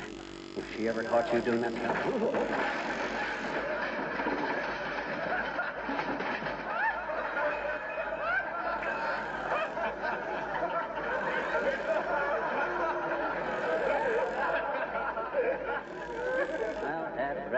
I gotta straighten out that closet right after Christmas. What goes on here? I told you to stay away from that hall closet. You're much too snoopy. Why, Molly? Do you mean to stand there in one of the best-looking house dresses I ever saw and accuse your own husband by marriage of snooping? Ah, dearie, you can pump up more phony indignation than Donald Duck. Now get all that stuff put back in the closet. No, you better let me do it. Something in there you don't want me to see, baby? Well, if there was and I didn't, then you already had. What's the difference? I didn't unwrap a thing. I never even shook anything. Only thing that even aroused my curiosity is that big white package with the blue ribbon on it. I don't remember any big white package with any blue ribbon. McGee, stop peering over my shoulder. Go read the paper. Okay, but gee whiz. Oh, hello, Alice. Oh, Mrs. McGee. Hiya, Mr. McGee. Hi, Alice. Hey, what'd you do to your hair? Well, she's just wearing it differently, McGee. Himself here's getting very observant with Christmas coming on, Alice. Ordinarily, you could wear your scalp full of neon lights and he'd never notice it. You like my hair with the buns over the ears, Mr. McGee? Yes, I do, kid. I like the buns over the ears much better than that old sweet roll on top. Or that apple strudel you used to have falling down and back. My hairdresser says they're wearing it this way in Paris now. It's a nice hairdo, Alice. What do they call it? Hair Hitler. because it's more trouble than it's worth. Yes, I think so too. You got your Christmas counterpart off that Creepers, I thought I had, Mr. McGee, but now I'm as confused as a kangaroo at a pickpocket's convention. Why, dear? Well, I had a terrific billfold for Harold, but I had to change the tag to Ronnie because I'm giving Ronnie's cufflinks to Rick to take the place of Rick's cigarette lighter because I quick had to give the lighter to Jimmy when he showed up here last night with a simply super pair of earrings for me. That is a little complicated, isn't it? That's like the year when McGee gave me nothing but napkins and handkerchiefs, pillowcases, and tablecloths for Christmas. He took the laundry list downtown instead of the shopping list.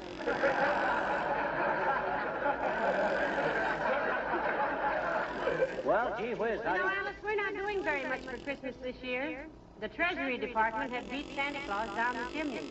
Well, I told all the boys not to spend their money foolishly on things for me this year. I told them all to take whatever money they intended to spend on me and put it in war bonds. Good for you, Alice. Use the boys' dough to back up the doughboy. Certainly.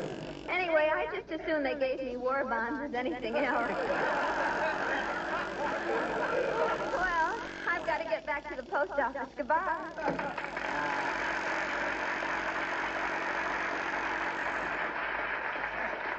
There's a girl who has her heart in the right place.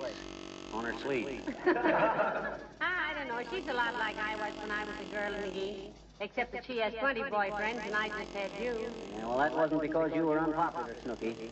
That was because there was an ugly rumor around Peoria that McGee had put a bear trap in Molly Driscoll's porch swing. That was more than a rumor, sweetheart. For 15 years after that, my father never sat down without first slapping the chair with his cane. Now, listen, go away while I get this stuff back in the closet. How about that white package with the blue ribbon on it? McGee, I swear I know absolutely nothing about that. You wouldn't kid me, would you? After all, when mysterious packages are hid away in the closet. Heavenly days, what was that? My belt. It busted. Remember how I've been telling you my belt was on its last legs? Well, it's a funny place to wear a belt. But I do remember you mentioning it several times. Looked awful, too.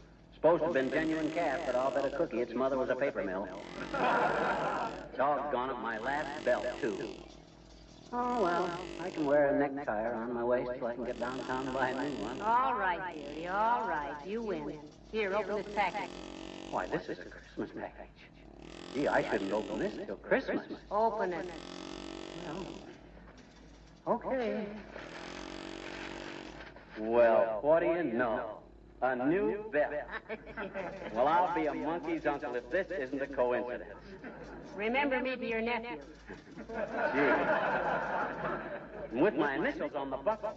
Oh, this is a beauty, Molly. Thanks ever so much. Don't mention it, and Merry Christmas. First installment. My gosh, this is really unexpected. Well, it shouldn't be. The way you've been talking about a new belt the past few weeks, you should have taken out a hinting license. Here, throw this old one away, will you? All right, I'll put it in. Why, this is strange. Huh? Looks like it had been cut halfway through. Oh, well, I've had a very sharp appetite lately, and my waist... Come in. Hello, Molly. Hello, Jerry. Hello, Dr. Gamble. Hi, you big front man for the Stork Club.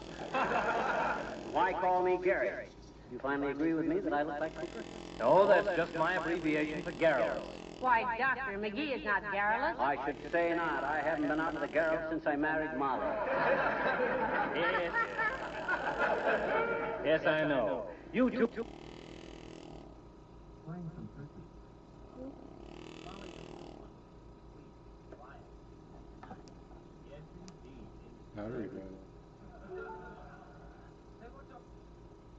Unwrapping a present, McGee? Well, he just broke his belt, Doctor, and as long as I was giving him one for Christmas, I thought he might as well have it now. Beauty, ain't it, Doc? Real pigskin.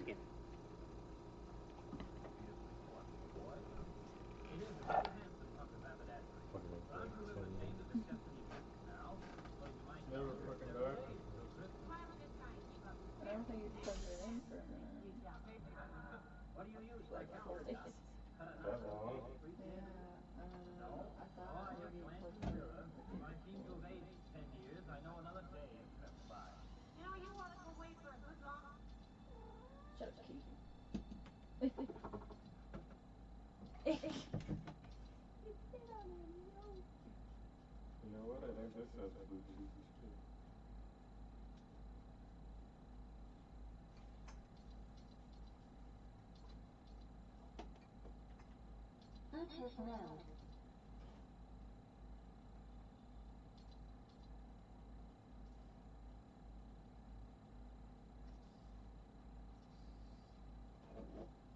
Let's see.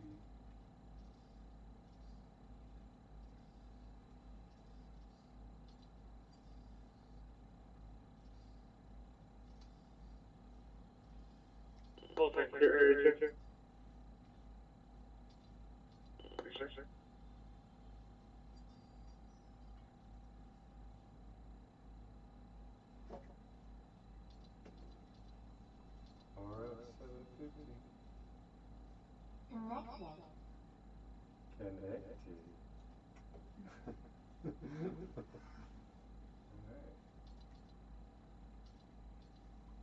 Place where you can't get near a telephone, like any drugstore.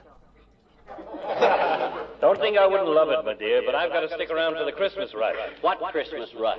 You running a black market in Pink Hills? No, but us Cowtown pasteurs expect certain seasonal phenomena about this time of year. Like kids swallowing Christmas tree ornaments. Selfish little animals that they are, an ornament so hard to get. And then, too, digital callosity is almost an annual epidemic. Heavenly days, what on earth is digital callosity? Calluses on the fingers, from people rubbing them over greeting cards to see if they're really engraved. Well, it's nice to have you drop in, Doctor. Particularly without McGee starting an argument with you. No, just a darn minute. Whom starts all the arguing with whom? Doc always starts her, not me. Oh, now, don't give us that, little Sir Decibel. You're as bad-tempered as a dime-store jackknife, and you know it. I don't know any such a dirty thing. Just because you always start snarling at me with your big fat teeth don't mean I got a bad temper. Why, you peripatetic little biological aberration, you have the neurological reactions of a schizophrenic troglodyte. King's X. What do you mean, King's X? Doc don't play fair. I don't know what he's talking about. Well, I'll call it off till I look up some one-syllable words, McGee. Anyway, I gotta get back to my office. It's probably full of expectant fathers. Expectant fathers? Yes, they expect me to tell them beforehand whether to have the nursery decorated in pink or blue. What do you tell them, Doc? I give them an evasive answer. I tell them to go fry a pig. Well, Merry Christmas, folks. Thank you, Doctor. Same to you. And a Happy New Year, Doc.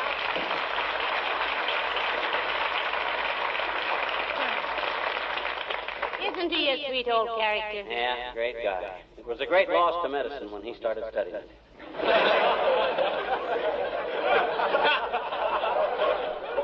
What a patient he'd have been. Say, I wonder if it was he who sent us the big white package with the blue ribbon on it. Are you kidding? You don't have to play coy with me, Tootsie. I wasn't born yesterday. Well, you might as well have been. You're so changeable. Now, if you'll, McGee, if you'll go away someplace while I straighten up this closet. I'll run over to Kramer's drugstore. I gotta buy a new fountain pen. Oh, no, McGee, don't do that. Huh? Why not? Well, I was... Well, why do you need a new fountain pen just this minute? Can't you use your old one? My old one, I only got one. Well, I meant... Well, what's the matter with it? Well, the point is pigeon-toed. Writes 2 lines instead of 1. But maybe you'll get... When I registered with it at a hotel last summer, the clerk looks at my signature and says, "You gentlemen want twin beds?" You go ahead and fix the closet, kiddo. I'll run over to Kramer and get Oh, dear. You win again, McGee. Here, open this package. What do you mean? Go ahead, open it. Well, okay. Well, I'll be a new fountain pen. Gee, thanks, kid. Oh, this is wonderful. Merry Christmas. Second installment. Boy, this is a wonderful pen. Just the kind I wanted, too. And just when I needed it. Why, you could knock me over with a feather, Molly. I never dreamed of... Hey, what are you looking for? A feather.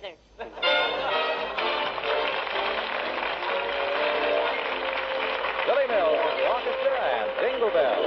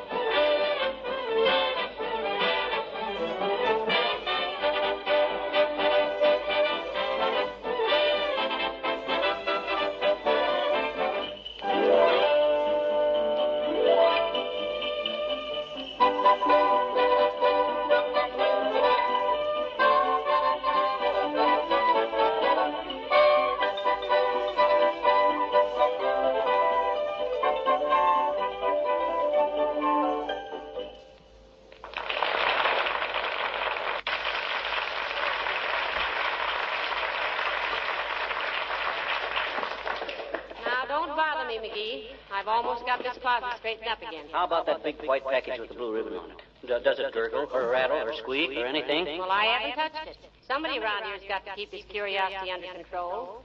And as long as there's only 2 of us, it looks like I'm elected. Hey, this is a wonderful pen you gave me, Molly. You like it, dearie? It's marvelous. Only one thing wrong with it that I can see. My goodness, what's that? I just worked a crossword puzzle with it, and it don't spell very good. That isn't a pen, that's the ink. Oh. Well, I'm really quite grundled with it. You mean disgruntled? No, I'm very happy. It's the finest pen I... Hello, friends. Hello there, Mr. Wilcox. Hi, waxy old man. How do you like the new belt Molly gave me for Christmas? Hey, it's beautiful. But aren't you folks a little previous with your Christmas presents? Well, he was getting so snoopy, Mr. Wilcox, I just had to give him a belt one way or another. So I took the easy way. Look, she gave me a fountain pen, too. Ain't that a dart? Writes 10,000 words without filling. Don't know how many will write when I fill it.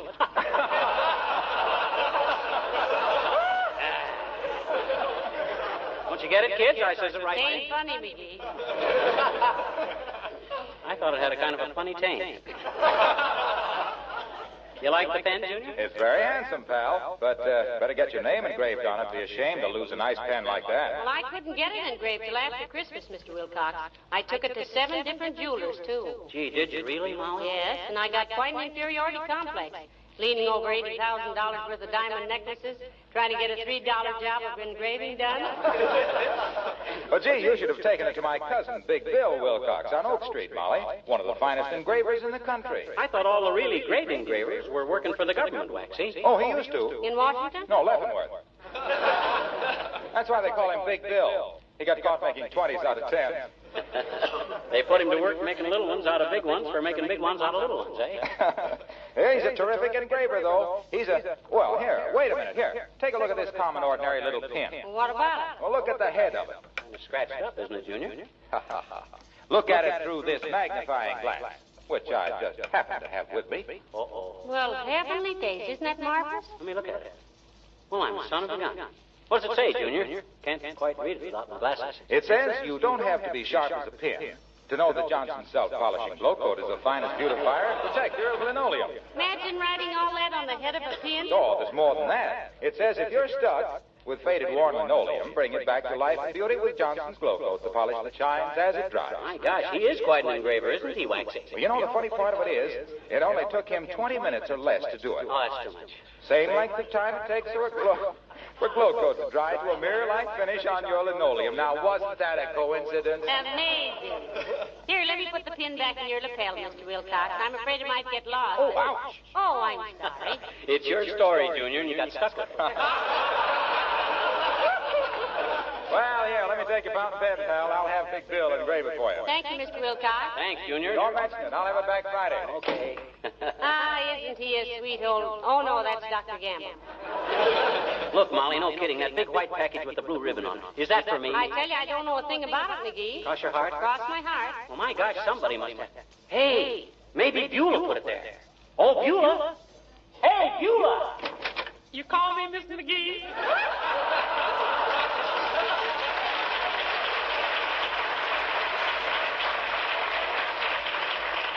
Why should I? You never call me Beulah.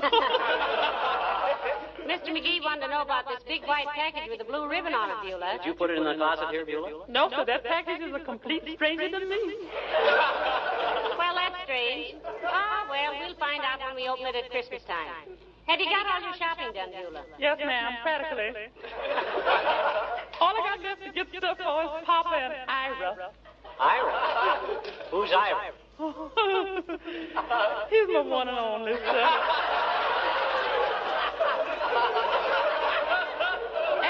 At least he's one of the few and far between. Ira, he's the FBI man. Oh, heavenly days. Federal Bureau of Investigation? No, ma'am, friendly but ignorant. What does he do, Beulah? He's the insurance man, sir. Yeah, he specializes in life insurance with double indemnity. Indemnity? Yes, only he may have to give it up on account of a greeting card he got this morning. On account of a greeting card? Yes, sir. You say, from the President of the United States, greeting. What's his present status, Beulah? 5'9.5" in his sock stamp. No. No, how's he classified now? I classify him as ready and willing, sir. So he's suffering with flat feet and astigmatism. Tism? Oh, yes, tis, ma'am. He's so short-sighted he don't know his best friend across a taffy pull. Well, they don't pull taffy in the Army anyway, Beulah. He'll be okay if he can see well enough to pull a sergeant's leg. Yes, that's what I mean.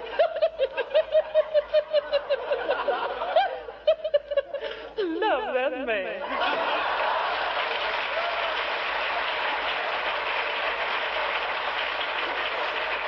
Hey, Molly, I think we ought to open up that package. I think it must have been delivered by mistake. Well, it might have been at that, McGee. There's no tag on it or anything. You think we ought to? Well, I don't Yes, know. I think we ought. One side, baby. I'll soon solve this mystery. Well, if you really...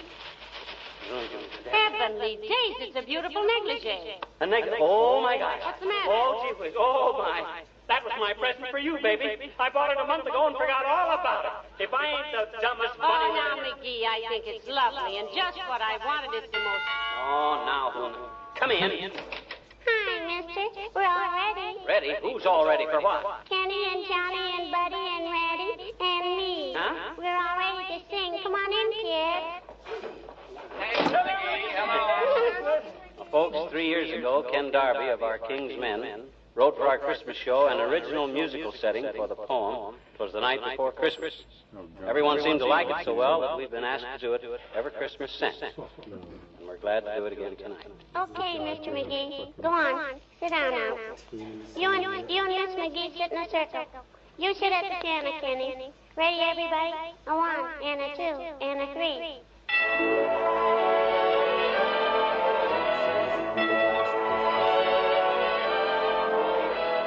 The night before Christmas, and all through the house, not a creature was stirring, not even a mouse. The stockings were hung by the chimney with care, in hope that Saint Nicholas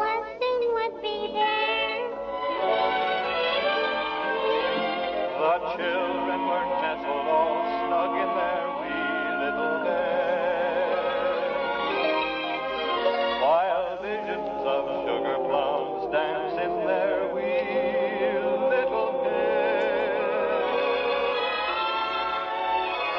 Mama in her kerchief and I in my cap had just settled down for a long winter's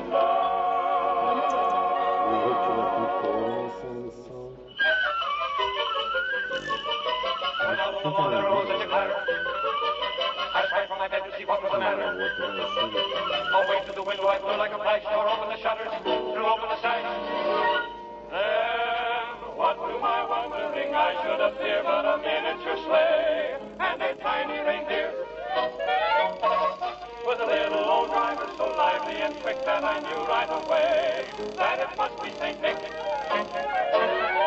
All bundled in fur from his head to his foot, old Santa was covered with ashes and soot.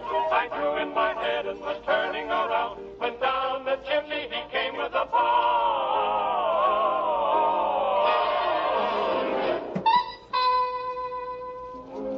His eyes, how they twinkle. His dimples, how merry. His cheeks were like roses. His nose like a cherry. His dull little mouth was drawn up like a bow. The beard on his chin was as white as the snow. The stump of a little old pipe he held tight in his teeth, and the smoke went around and around and around his head like a wreath. He was chubby and plump, a right jolly old elf. Then I laughed and I laughed and I laughed when I saw him in spite of myself. He had a broad face, and a little round belly that shook when he laughed, like a bowl full of jelly. He gave me a wink of his eyes and a twist of his head. A chuckle and a smile I knew all the while I had nothing to dread. He spoke not a word, but went straight to his work and filled all the stockings. Oh, boy. Then turned with a jerk, then laying a finger aside of his nose and giving a nod up the chimney he rose. He sprang from his sleigh to his feet, gave a whistle, and away they all flew like a down of a thistle. But I heard him exclaim, and he cried, Merry Christmas to all, and to all, good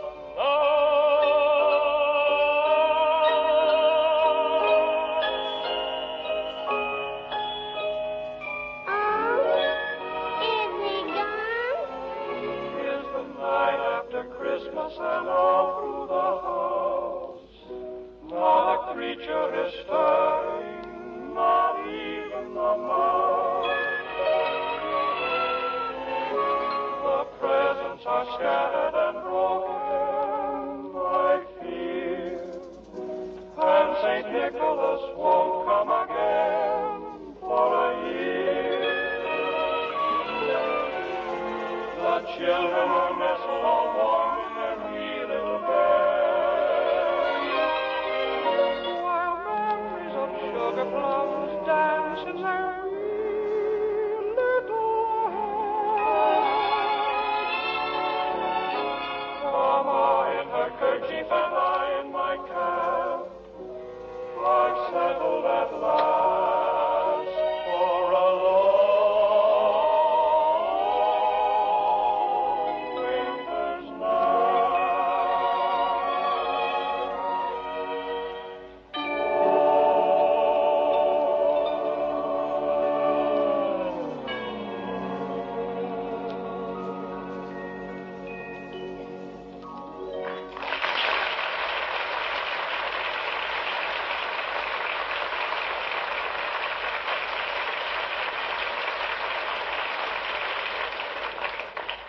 and gentlemen, 2,000 years ago, a star shone over Bethlehem to light the way to peace and goodwill on earth. Tonight, that star is reflected in the windows of millions of your homes. So our Christmas wish to all of you is that the men and women who have gone out to fulfill the promise of that symbol may soon return. Mission accomplished. Good night. Good night, all.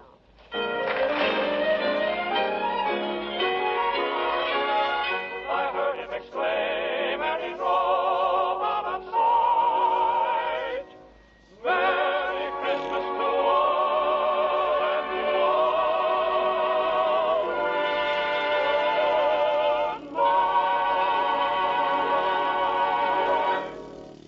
This is the National Broadcasting Company.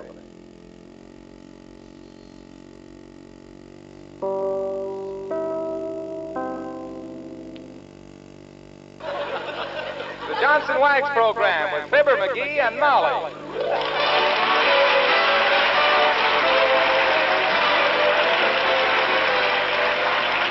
The makers of Johnson's Wax for home and industry present Fibber McGee and Molly, written by Don Quinn and Phil Leslie, with music by the King's Men and Billy Mills Orchestra.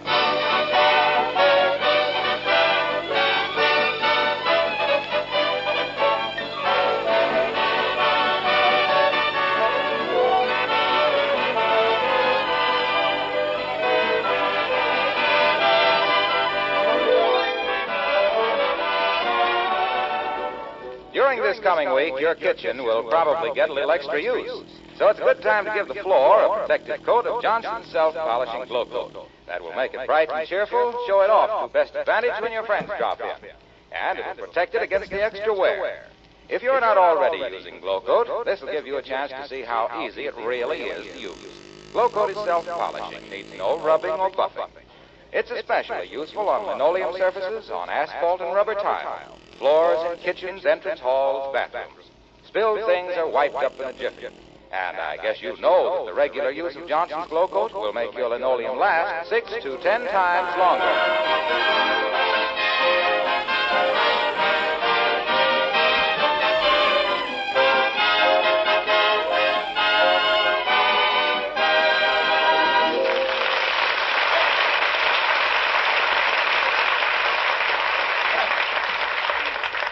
When an ordinarily good-natured husband starts stalking up and down the living room and throwing his weight around like so much confetti, it's a good time for the little woman to get out of the way.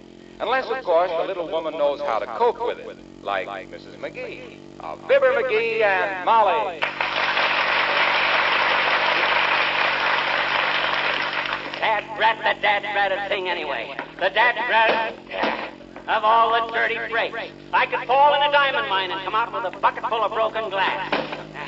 Why does everything have to happen to me? Doggone the doggone luck anyway. Of all the racket... McGee, stop kicking that piano. You have your new shoes on. McGee, stop it. Well... Heavenly days, there's no use flying into a rage just because you spilled a little ink on a letter. A little ink? Look at it. Smears the whole page. Now I'll have to write the whole dad-ratted letter over again. Can't read what I wrote and don't remember what I said. Of all the dirty McGee. Well, gee whiz.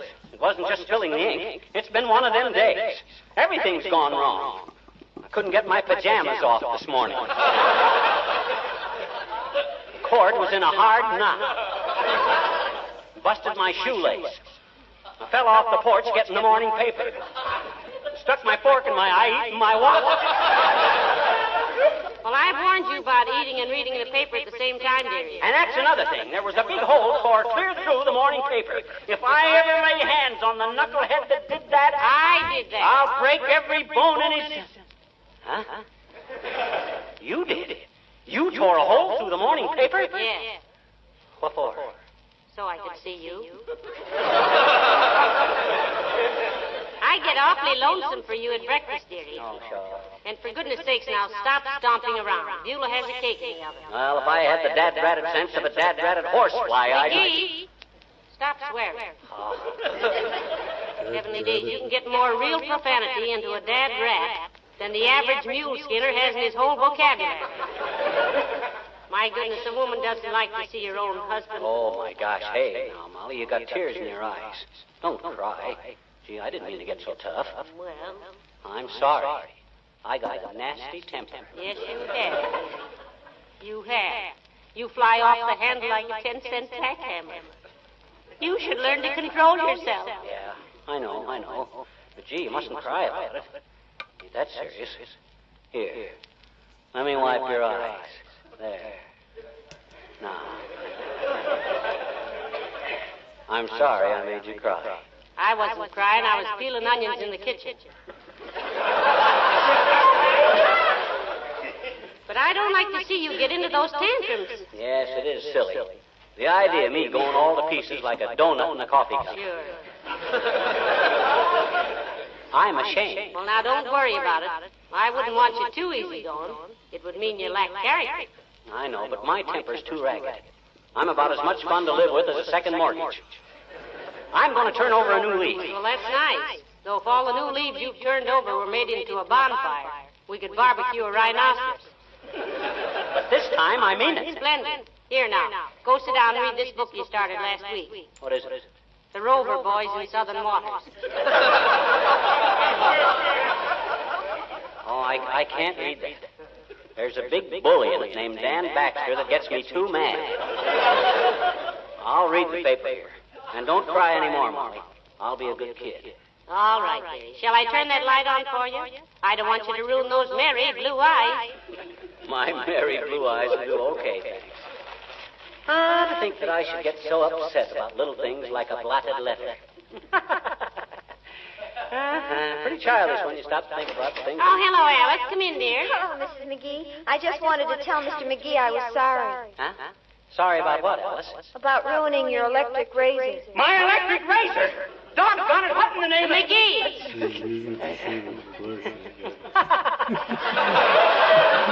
Get it, Alice.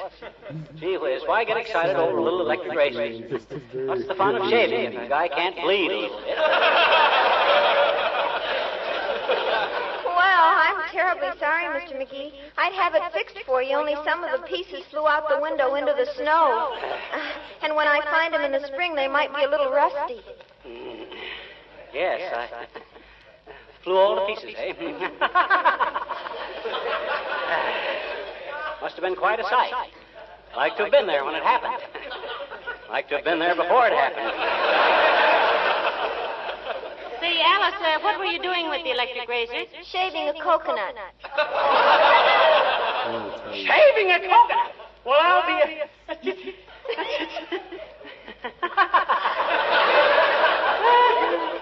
Well, it was a fine idea, kid. Anything I love to see, it's a nice, clean-shaven coconut. Is shaving coconuts a hobby with you, Alice, dear? Well, no, but it looked so uncouth, Mrs. McGee. You see, it was sent to me by a boy in the South Pacific, and I wanted it to look nice. And a very good reason, Alice. What's a little thing like an 18-buck razor compared to a great romance like yours?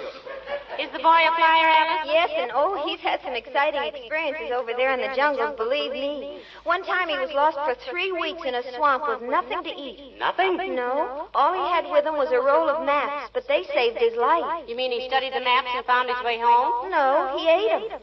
He ate the maps? Now, wait a minute, Alice. That No, is... but he did. He was just about to die of hunger when he suddenly thought of it. He held the maps up and turned them around backwards and ate them. I don't get it, Alice. Creepers, don't you see? Maps backwards is spam.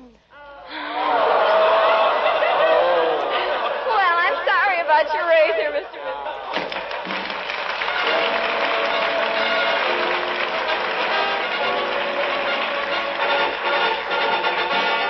Billy Mills and the orchestra and the Parade of the Wooden Soldiers.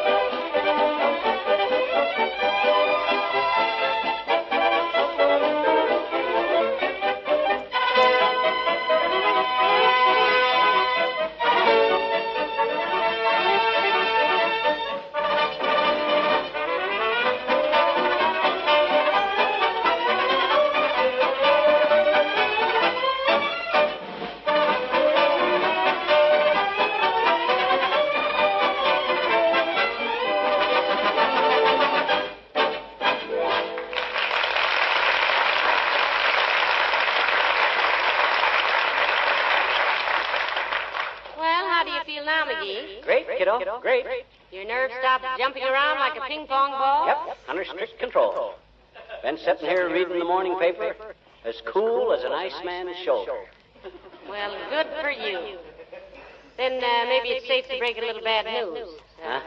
Beulah smashed your wristwatch. Really? Well, I hope she didn't cut her hand on it. Why, McGee, you're marvelous. You love that watch. Yeah, but it was a lot of trouble, too. Had to wind it every day. Tell Beulah not to worry about it. McGee, I can't get over this. There was a time when you'd have screamed with rage. Yes, I know, but that was before I learned self-control.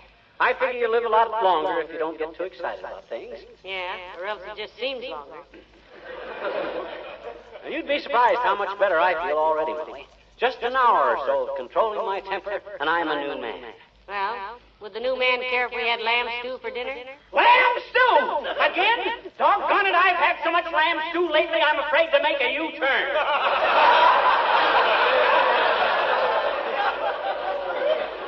I'm getting so darn sick of lamb stew.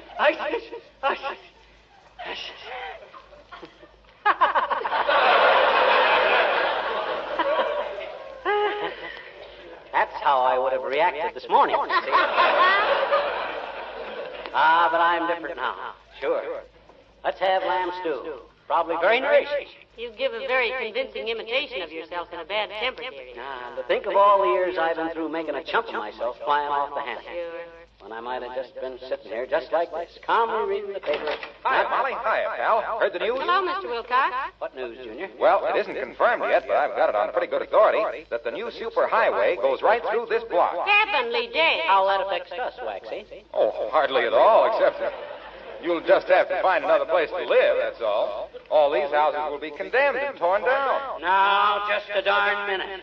You mean we're going to be thrown out of our own home? That's the general idea. You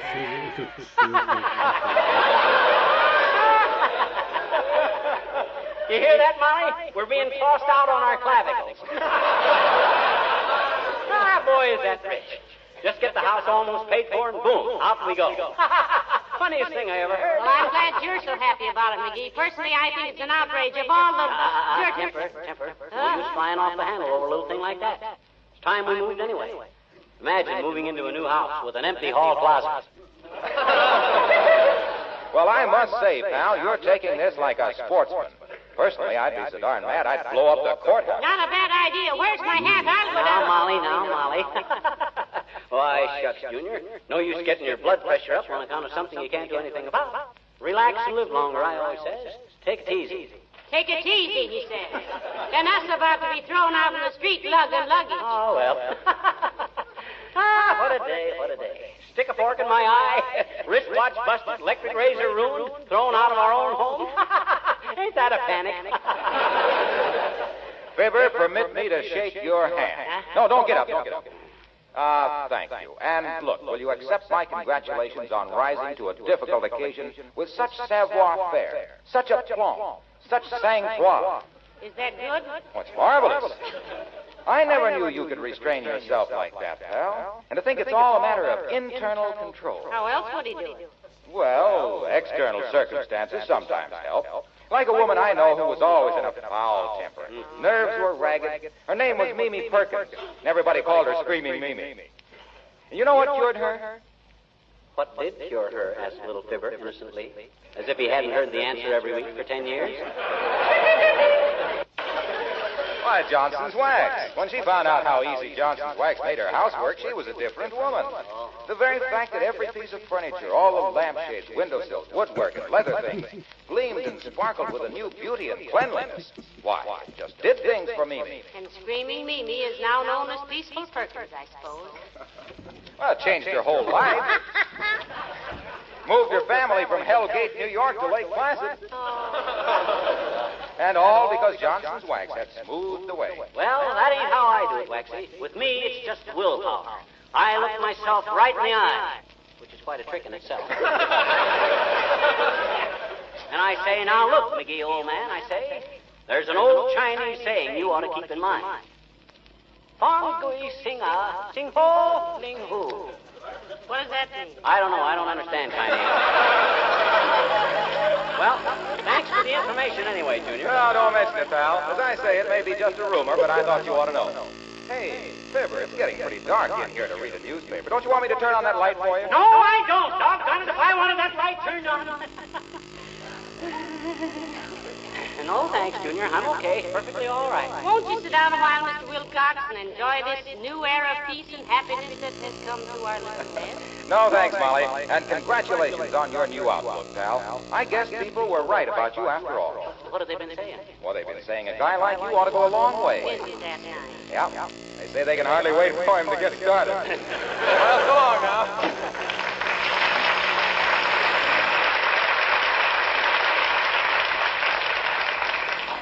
There goes one of the nicest men I know, McGee. He has such wonderful manners and all. Oh, don't let that bowing from the waist fool you, Snooky. That's just his way of sneaking a peek at the floors and woodwork. Hey, there's a picture coming to the Bijou I want to see. What is it? Winged Victory. That Army picture. I understand it's not only colossal, but very good. Got everybody in it but Edwin Booth. I'd like to see that, too. Oh, you don't know how much good it does me to see you sitting here so calm and collected, McGee. Don't you want me to turn on that light for you? No! No, thanks. Perfectly all right, thank you. Don't worry about it. I like it this way. Only got to finish Barney Google and Chief Wahoo anyway. Well, I'll go see how Beulah's coming along with dinner. Say, did you tell her about raising your salary $2 a week? My gosh, I forgot all about it. I'd better call her. Oh, somebody about to call for Beulah?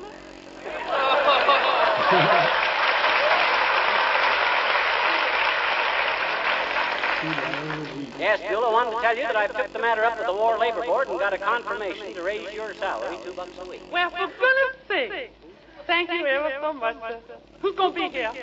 What do you mean, who's going to be here? Oh, well, it's been my experience, ma'am, that when folks raises my salary all of a sudden like that, it usually means they're planning some big wing thing whereby I loses my Thursday off or something. There's no catch in it, Beulah. You've been doing a good job, and we appreciate you, that's all. Thank you very much, sir. Sure is good news. One more raise like that, and I can afford to quit. Heavenly days, Beulah. Aren't you happy here? Oh, yes, ma'am. This is the most compatible place I ever worked. Oh, only me and Ira, we may get married. Is Ira your current admirer, Beulah? Current? That man is 1,000-watt, million-volt, direct, and alternating. Alternating? Yes, ma'am, between me and Lily Robertson. She works for two. Oh, but you got the inside track. I got the inside track on the rail, closing fast, and a photo finish, I win. That Lily should take a bad picture. Has Ira proposed yet, Beulah? Oh, no, but I know the sign, man. When a gal straightens a man's necktie, he don't slap her hand away no more. She might as well start collecting her torso. It's true so, Beulah. It's true so helpless, sir. Well, Beulah, we'll hate to lose you, but never let it be said that the McGees ever barricaded the middle aisle. Yeah. Let us know when it happens, Beulah. We'd like to give you a shower. Mr. McGee, you just trying to make me blush. Now, Beulah, he means a gift shop. Yeah.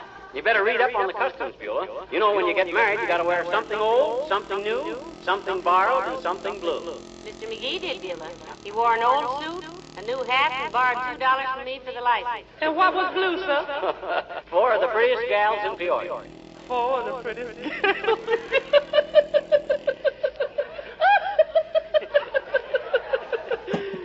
Mad about that little character.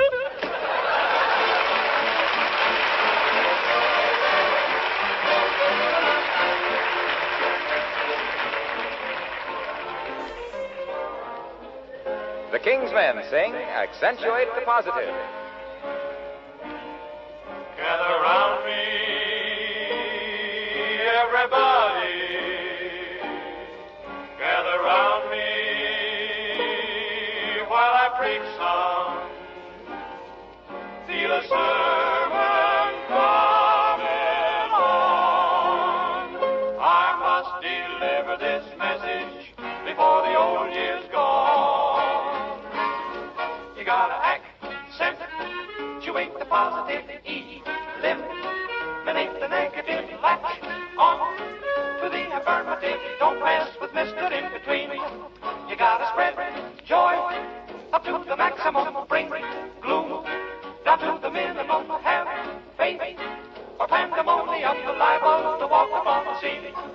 to illustrate my last remark. Jonah in the whale, Noah in the ark. What did they do just when everything looked so dark? They said they better accentuate the positive, eliminate the negative, latch on to the affirmative, don't mess with this good in between.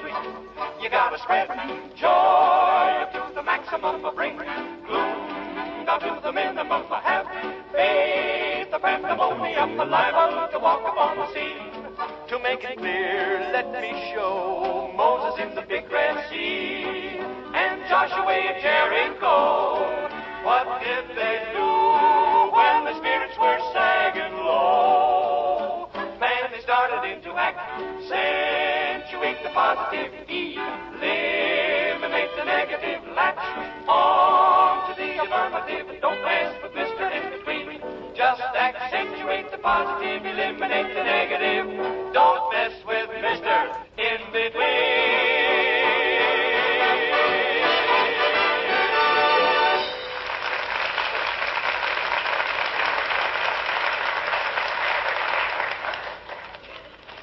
McGee, dear, it's getting pretty dark. Don't you want me to turn that light on for you? Doggone it, how many times have I got to tell you? No, thank you. I'm fine. Perfectly all right. Just reading the one ads anyway. Sorry I disturbed you again. You've been so wonderful about not letting things annoy you, I ought to leave you alone, I guess. Oh, forget it. Nothing bothers me. Hey, how do you like this one ad I just come across? Wanted. Man to work around a small farm with 6 cows and 1 horse who can drive half-ton truck and help with housework. Well, if they close all the racetracks in the country, there'll be a lot of horses looking for housework. Yeah, I guess what they really want is a longer morning line at the ammunition factory. Speaking of ammunition, dearie, I never told you about your shotgun. You mean my new single-barrel 12-gauge? What about it? Well, I was trying to get into that old trunk in the attic, and the lid was stuck, and I didn't have anything to pry it open with, and your shotgun was standing in the corner, and, how far can you bend the barrel of a gun before it's really damaged? You mean my new shotgun? You bent the barrel? How bad is it then? Oh, not more than 2 or 3 inches. It curves up slightly now. Just bent the barrel 2 or 3 inches. Yeah, but in another way, it's better than it was. How's that? Well, that little bump on the end of the barrel broke off. Now it won't get in your way when you aim. That was a sight. It certainly was. You know it spoiled the looks of that whole gun? Oh, Molly, you're terrific. My gosh, worrying over bending a gun barrel a mere 2 or 3 inches. Oh, I'm going to love it that way. Now I can shoot around corners. Really? And you're not angry with me? I'm not angry with anybody. Relax, kiddo. Just as soon as I finish reading this paper, we'll be off. Oh, dear. Come in. Oh, it's Dr. Gamble. Hello, Doctor. Hello, Molly. And a Happy New Year to you, too, underslung. I can't stand this. Good afternoon, Dr. Gamble. Dr. Gamble? Why this sudden attack of formality? Don't you know me, McGee? I'm your friend. I'm your family physician.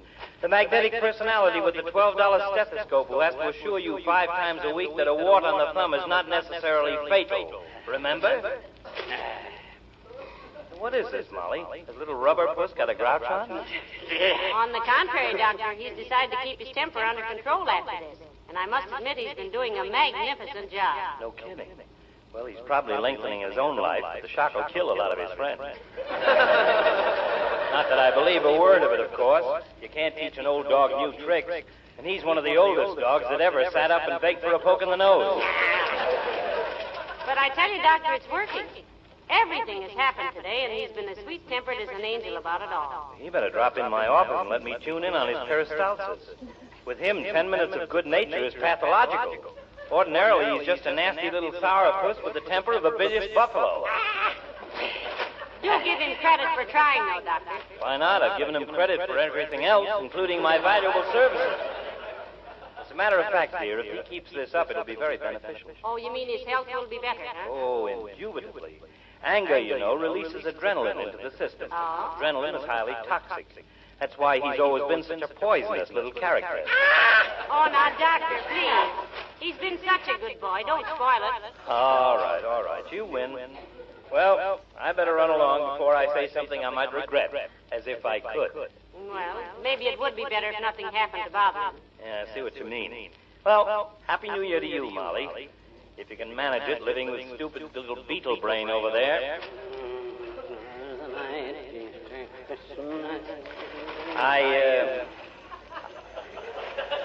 I hope little droopy drawers won't take it amiss.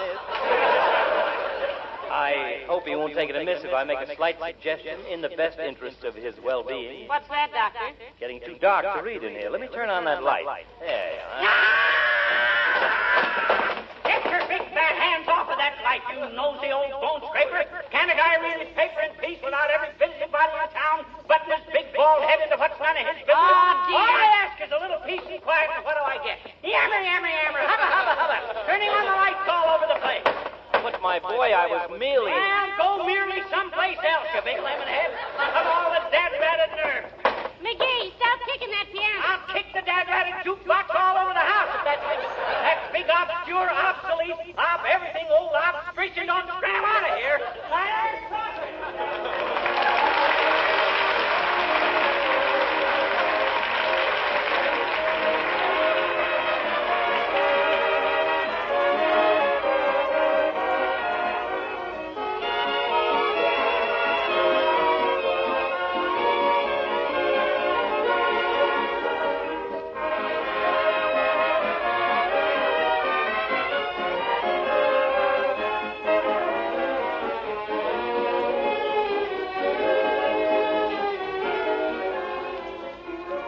Most men, like myself, take a lot of things around the house for granted. Few of us really realize, for example, how much our good wives have done to make our homes attractive, to keep everything in good running order, and to take special care of our household things for the duration. Why is it you don't have to spend much money refinishing your floors? Well, because they're probably protected from wear with regular applications of genuine Johnson's wax. Why is your dining room tabletop so beautiful, so rich looking? It's probably polished with that same Johnson's wax. Then look at the windowsills and Venetian blinds, the woodwork and baseboards. Don't forget that wax protects them, too. So you can thank the lady of the house for looking after your interests, just as she thanks Johnson's Wax for helping her so much in her daily work. Regular waxing really saves work all through the year, makes cleaning easier, as well as making precious furnishings last longer.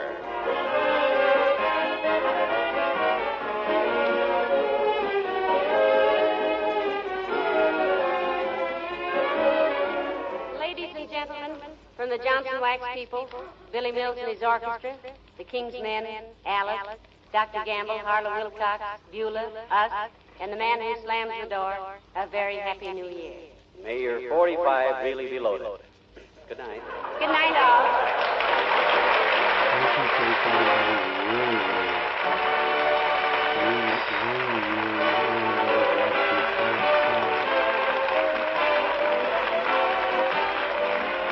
This is Harlow Wilcox speaking for the makers of Johnson Wax Finishes for Home and Industry, inviting you all to be with us again next Tuesday night. Good night. This is the National Broadcasting Company.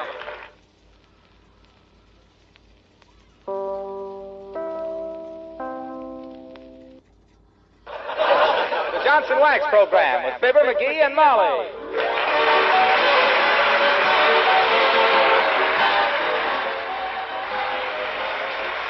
Makers of Johnson's Wax products for home and industry present Fibber McGee and Molly, written by Don Quinn and Phil Leslie, with music by the King's Men and Billy Mills Orchestra.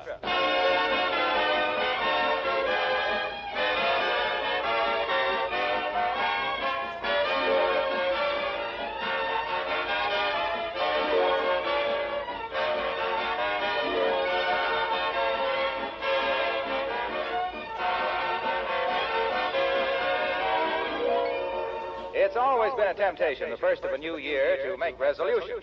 Well, even if you can't keep them all, it's good for the soul to make a few. May I suggest one that would be good in many ways, very easy to keep? Well, you've probably guessed it. But why not resolve in 1945 to practice protective housekeeping with wax, with genuine Johnson's Wax? I mean, not just wax your floors, but go right through your house from front door to kitchen and give wax protection to your furniture and woodwork as well. To your windowsills, lampshades, ornaments, your refrigerator, picture frames, leather goods. The coat of wax protects all these surfaces from wear, makes cleaning ever so much easier, and adds immeasurably to the beauty of your home. Raise your right hand. In 1945, I will practice protective housekeeping with wax. Thank you.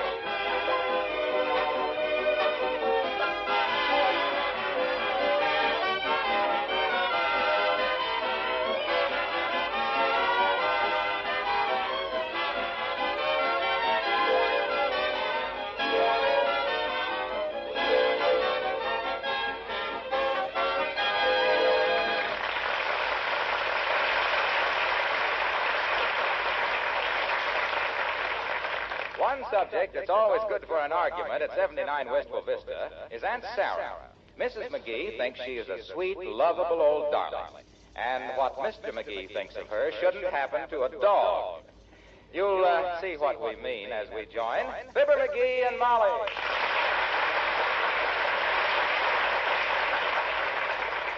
But, McGee, darling, you don't know what Aunt Sarah said. You didn't even read her letter. I don't have to read her letters. I've read her character.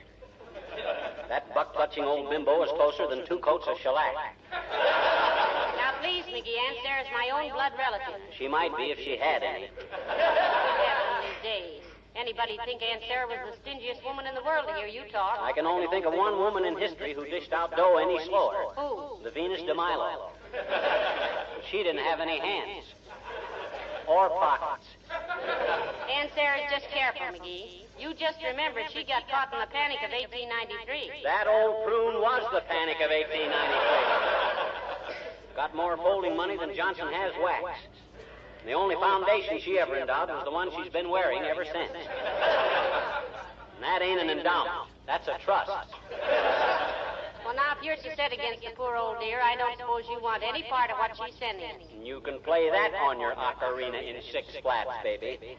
I don't want any part of anything that'll... What's she sending us? Oh, you wouldn't be interested. And it's a shame, too. She took such a fancy to you when she came to see us that time. Oh, sure. I spent 9 days digging out that Civil War photo of hers out of the attic to put on the piano to show how we loved her. And what happened? What did? She took one look at it, sniffs, and says, "Oh, never had it tinted, did you?" Why, that nosy... What's she saying in her letter? Well, she said she was sending us a valuable present. Registered insured mail. She said it belonged to her husband, and he'd always been very proud of it. Her husband? If she's sending me another pair of those yellow button shoes of his, with the box toes... No. She wouldn't spend the dime to get something like that registered. Oh, now, McGee, just because Aunt Sarah happens to have a little money is... A little money? Why, that old she-miser holds a first mortgage on Fort Knox. Why, she's got more Mazuma than... Who's that? I'll peek and see. Uh-oh. It's that mail woman. Don't call her a mail woman. Sounds like a circus freak. Say the woman who delivers the mail. It's too cumbersome. Why not just the bagette like we used to? Well, all right. Come in. Hi, sis. You got some mail for us? No, I'm just going around ringing doorbells for the fun of it. Don't ask silly questions, dear, if you don't want silly answers. Is this 79 Wistful Vista? No, we just put that number over the door to kid people, sis. This is really the Empire State Building. McGee. Well, she was asking silly questions herself, too. Just a formality, sir. Is this lady Mrs. Molly McGee? I am that. Have you any identification, madam? She's got a small scar on her elbow from getting it caught in the ringer, sis. We also had some x-rays of her teeth, but we used them for Christmas cards. You know, don't be down in the mouth. Have a Merry Christmas. I'd prefer a ration book or a driver's license or something similar. My goodness, I know the United States mail must go through, but must it go through all this? I have a very valuable consignment for you, madam. I'm responsible for delivering it to the proper person. Oh, my wife is proper, all right, sis. She'd rather eat a dry hamburger than spank the bottom of a ketchup bottle in public.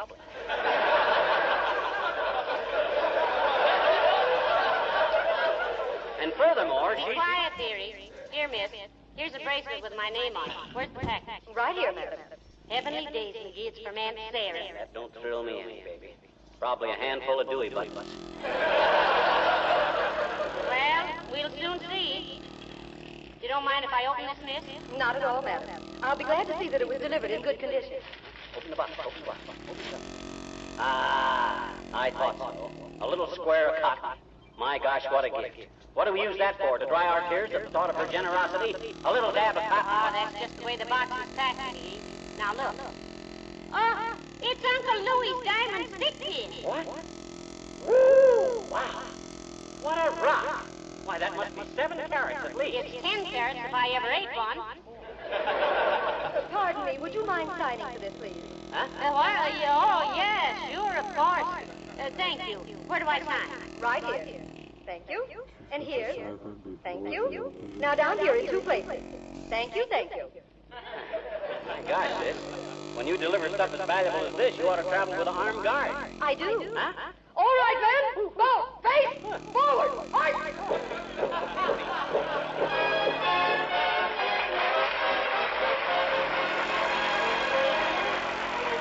Billy Mills, the orchestra play the karaoke.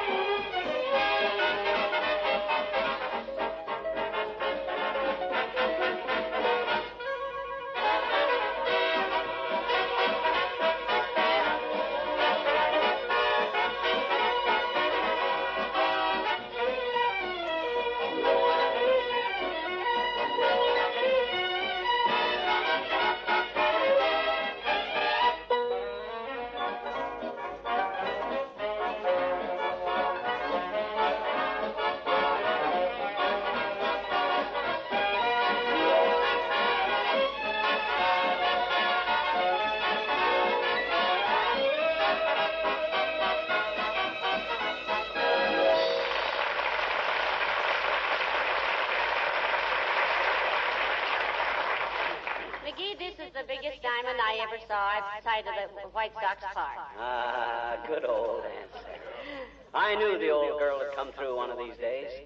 My gosh, a 10-carat diamond. Say, haven't you changed your tune about Aunt Sarah? It's the same tune. I just fixed up the lyrics a little. Ah, great old gal, Aunt Sarah. I'm happy to admit I was wrong about her. To think of her sending me a diamond stick pin. It was addressed to me, dearie, if you'll remember. No, women don't wear stick pins. Well, this one is going to wear this one. If I have to wear a necktie on my house dress.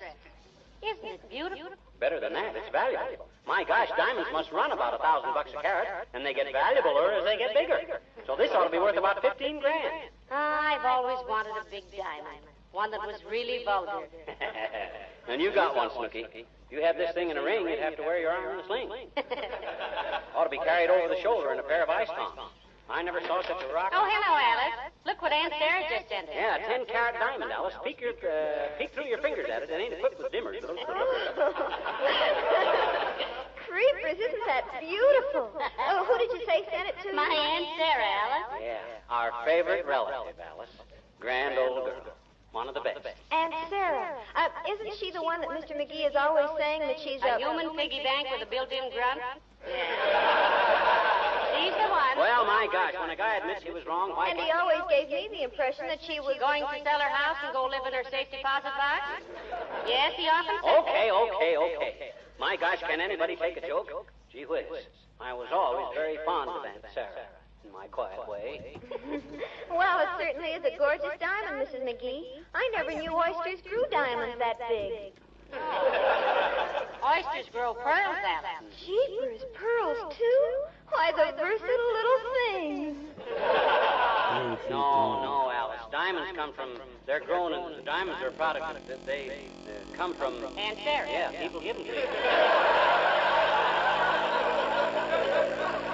Was there something you wanted, Alice? Yes, Mrs. McGee. I wondered if you had any extra female stationery. I've got a stack of letters to write, and I haven't any female paper left. I'm sorry, kid. Nary a sheet of it. But there's plenty of other kinds in the desk there. You're welcome. Yes, you can take your choice of stationery from the Ambassador Hotel, the Santa Fe Railroad, the Chicago World's Fair, or the Kansas City Stockyard.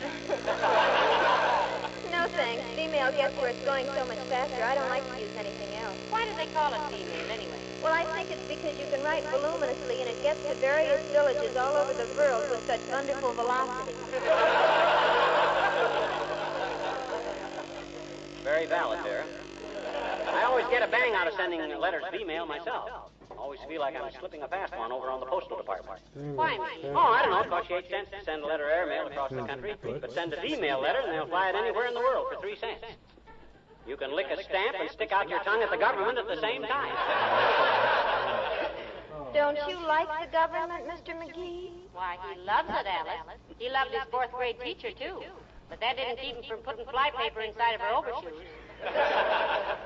He has a wide strain of mischief in him, and it's his strain. Well, gee whiz, the guy's... Well, I guess I'd better get to the drugstore and get some female stationery. I owe Jimmy Thompson another letter this week. Another letter? 2 in 1 week? 3. You see, I used to go with Jimmy in high school. He was captain of the football team, the track team, and the basketball team. 3 letters, eh? Yes, so why should I cut him down now? Well, goodbye now, and take good care of that ice cube.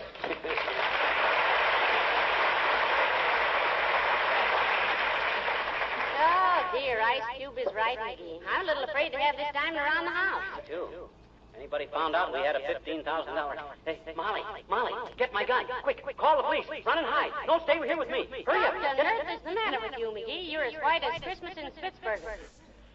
I just saw somebody peeking in the window. Tough-looking mug. Ugly puss on it.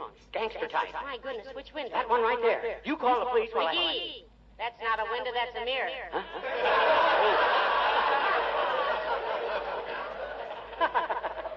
Well, just goes to show what could happen. Here, Molly, you better keep the diamond. No, you take it. It makes me nervous. You take it. It was sent to you. But it was meant for both of us. Well, you're a woman. You ought to have it. You're a man. You can guard it better. Yes, but gee, Hello, folks. Hey, what are you looking so serious about? Hello, Mr. Wilcox. Hi, Junior. We were just debating about who should have custody of the diamond. What diamond? This one that Aunt Sarah just sent us. See? Mm-hmm. Well, burn my toast if that isn't a rock. Betcha. Say, if that... Say, if that was crushed, you could pave a driveway with it. Sir, a stone like that is like a restaurant pie, Junior. You got to study it before you cut it. You say this thing was a gift? Yes, for my Aunt Sarah, Mr. Wilcox. McGee's favorite ad, as of 10 minutes ago. Oh, I always loved Aunt Sarah. You know that.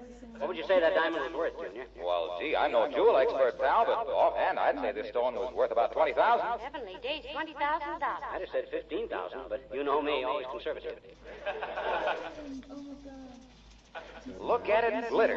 Well, I haven't seen anything gleam like that since I gave my last demonstration of how Johnson's self-polishing glow coat makes faded and worn linoleum glisten like you again. Waxy, is there any subject that anybody could discuss that you couldn't whittle a sales angle out of it? I don't know. Let me think. No.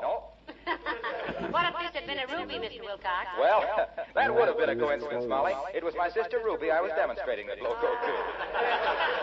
Just showing her how simple it is to pour a little glow coat on the scuffed and tired old linoleum, spread it around with a long-handled plier, let it dry to a shiny, protective finish in 20 minutes or less. How it saves hours of tedious scrubbing. Just a minute, Waxy.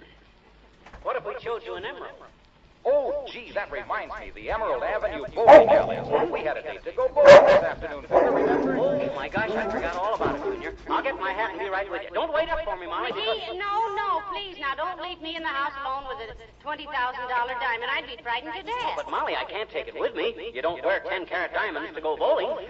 Well, I see where you're both going to be worn out if you keep this up. You don't dare go out, and you don't dare stay home with it around. Well, what'll we do? Have it insured and stop worrying. Well, I never thought of that. Waxy, you're very bright. You think I'm bright? You ought to see a newly polished... No, yes.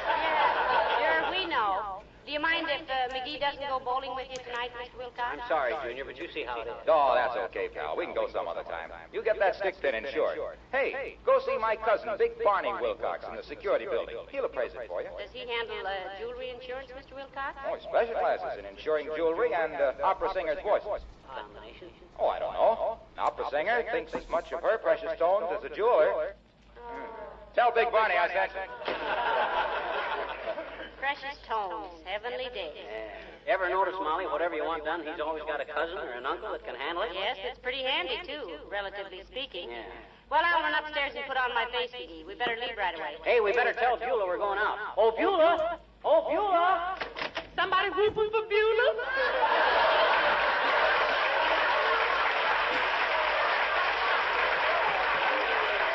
Yes, Beulah. Mr. McGee and I have to get downtown right away, but we'll be back for dinner. Okay, ma'am. In case somebody call up while you're gone, you want me to take the backward address? You mean forwarding address? No, sir, I mean so you can call them back. Well, we won't be gone long, Beulah. We're just going to have a diamond stick pin appraised and insured. Show it to her, McGee. Here, Beulah. Take a look at that. Mm-hmm. Heavenly days, if you don't mind me quoting you, ma'am. That is the gorgeous, magnificentest diamond I ever did see. If Santa Claus bring you that, he got a new believer. No, my Aunt Sarah sent us that, Beulah. Aunt Sarah?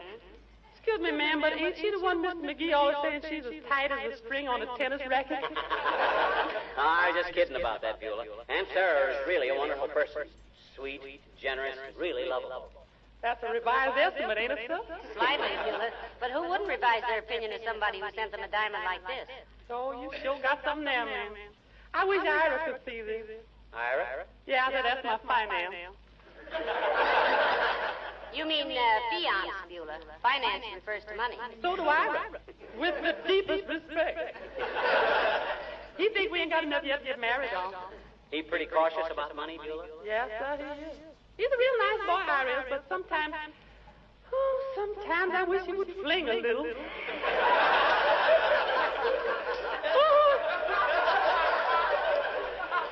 How much a little old diamond like this worth, for? Oh, 20,000 at a guess, Beulah. 20,000? How much is that in money, sir? That's more than we ever saw, Beulah. That's why we've got to have it appraised and insured. Yeah, it's a funny feeling, too. Here we've been on the rocks for 20 years, and now we got the rocks on us. You got the rocks on you, you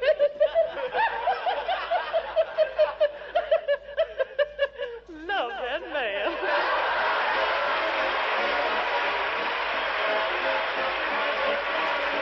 The King's Men sing Don't Mention the End. Wildcat Kelly, looking mighty pale, was standing by the sheriff's side. When that sheriff said, I'm sending you to jail, Wildcat raised his head and cried. Oh, give me land, lots of land, under starry skies above. Don't fence me in. Let me ride through the wide open country that I love. Oh, no, no, no, don't fence me in. Let me be by myself in the evening breeze. Listen to the murmur of the cottonwood trees. Send me off forever, but I ask you, please, don't fence me in. Just turn me loose. Let me straddle my old saddle underneath the western skies. On my cayuse, let me wander over yonder till I see the mountains rise. I wanna ride to the ridge where the west commences. Gaze at the moon till I lose my senses.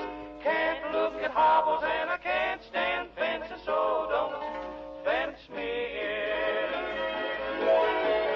Just give me land, lots of land under starry skies above. Never, never, never fence me in. Oh, never, never. Let me ride through the wide open country that I love. Never, never, never fence me in.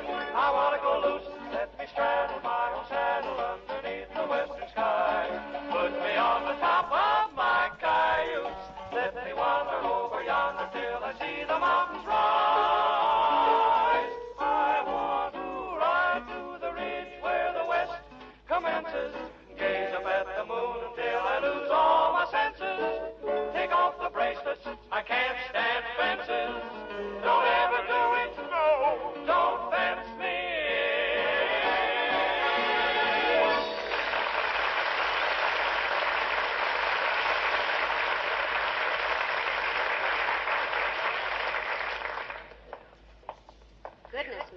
I never saw so many insurance offices in my life.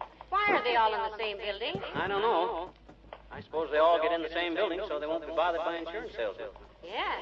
Well, hello there, Molly. Hello, Rumpelstiltskin, with the emphasis you know where. Hello, Dr. Gamble. Hi, Doc, you old tummy pumper. What are you doing in an insurance building? Making a deal with them before you knock off a couple of patients? Why, McGee, what a horrible thought. The idea of his even thinking is horrible enough, Molly. As a matter of fact, Lemonhead, I was paying the premium on my own insurance. Do you find anything sinister in that? Yes, because you must have cheated to get any insurance in the first place. According to the charts, a guy of your weight ought to be 12 feet tall. Ah, listen to Skinny McGee. Yes, listen to Superman, spelled with 2 P's. Did you ever try leaving the table hungry? Pardon me, did you ever try leaving the table hungry? No. Do you ever leave in the middle of a movie? Oh, movies aren't fattening, McGee. They're broadening, though, dear. And from the looks of him, he spent the best years of his life sitting through double features. Well, you're about 4 axe handles across the pistol pockets yourself. I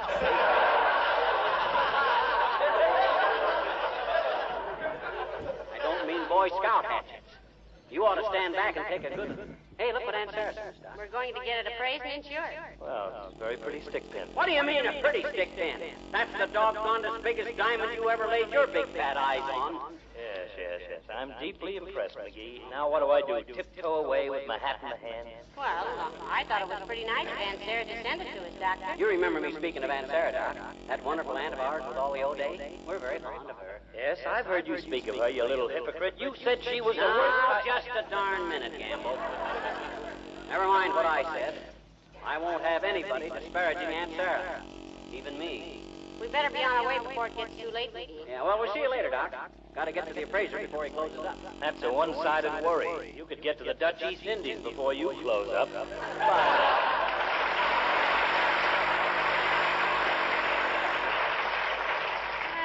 he wasn't much impressed by the diamond, was he, McGee? No. If it had been a gallstone that size, he'd have fell right on his face.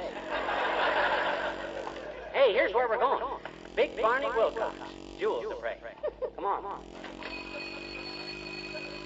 Yes? And what can I do for you? We want to see Mr. Big Barney Wilcox. Mr. Harlow Wilcox sent us. Cousin of yours, I believe. Oh, yes, I haven't seen little Harlow in years. What's he doing now? Still plugging away. Fine. And what can I do for you? We want to get this diamond appraised for insurance, Big. I see. Right large stone there. Just step in here, please.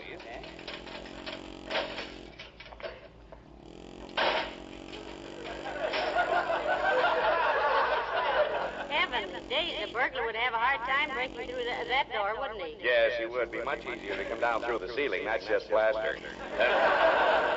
Now then, you want this stick pin appraised? That's the idea, Big. Just estimate it to the nearest $5,000. That's near enough. Mm-hmm. Now, wait till I screw this glass in my eye. Mm-hmm. Now then, this won't take but a moment. Mm-hmm. This diamond was sent to us by a wealthy aunt. Mm-hmm. Hated to leave it around the house without it being insured. Mm-hmm. And we didn't like to carry it around either. Mm-hmm.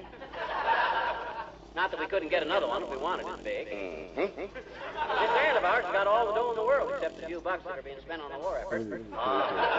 Wonderful old girl, heart of gold. Mm-hmm. Are there any flaws in the diamond, Mr. Big Barney? Mm-hmm. There aren't, eh? Mm-hmm. My goodness, this suspense is killing me. How much would you say it was worth? Well, as a rough estimate, madam, I'd say there was about 40 cents worth of gold in the pin. Mm-hmm. And the diamond is strictly from the bottom of a beer bottle. What? It's an imitation? You mean it ain't a real diamond? Mm-hmm. That's Aunt Sarah for you. That penny-pitching, miserly old brute, she's got a tighter clutch than a 10-ton truck. What have I always said about her? She's the worst nickel-nibbling, tight-pocketed old...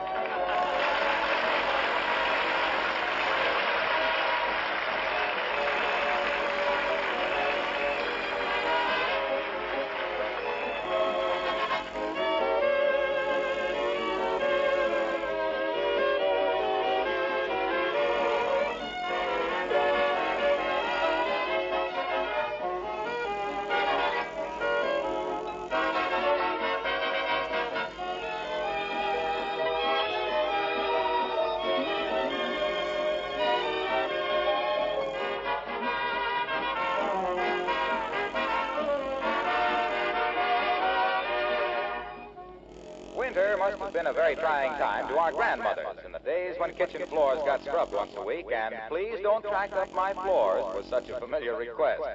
How grateful those earlier housekeepers would have been for Johnson's self-polishing glow coat. Imagine not having to worry about wet feet tracking across the linoleum or things spilled. If there's a protective shield of glow coat on the floor, you can relax because spilled things wipe up in a jiffy. And the actual linoleum surface is protected against moisture, dirt, and wear. The regular use of glow coat makes linoleum last 6 to 10 times longer, and of course keeps it bright and colorful all during its long life. And that's besides the major job of saving you work. Because it's self-polishing, glow coat needs no rubbing or buffing. Shines itself while it dries in 20 minutes to a colorful luster. Yes, our grandmothers would have been mighty happy about Johnson's self-polishing glow coat.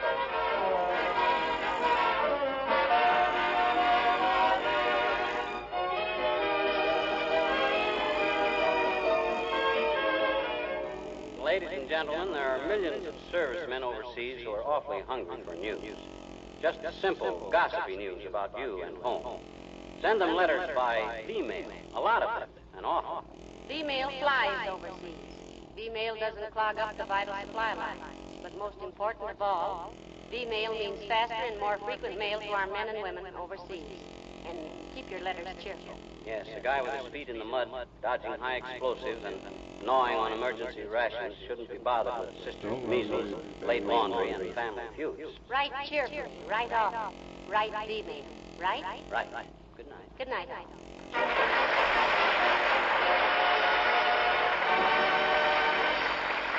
This is Harlow Wilcox, speaking for the makers of Johnson Wax Finishes for Home and Industry, inviting you all to be with us again next Tuesday night. Good night. This is the National Broadcasting Company.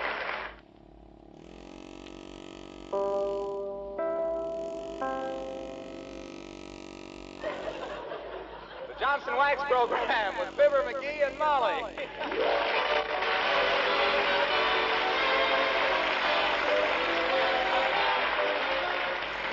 The makers of Johnson's Wax for Home and Industry present Fibber McGee and Molly, written by Don Quinn and Phil Leslie, with music by the King's Men and Billy Mills Orchestra.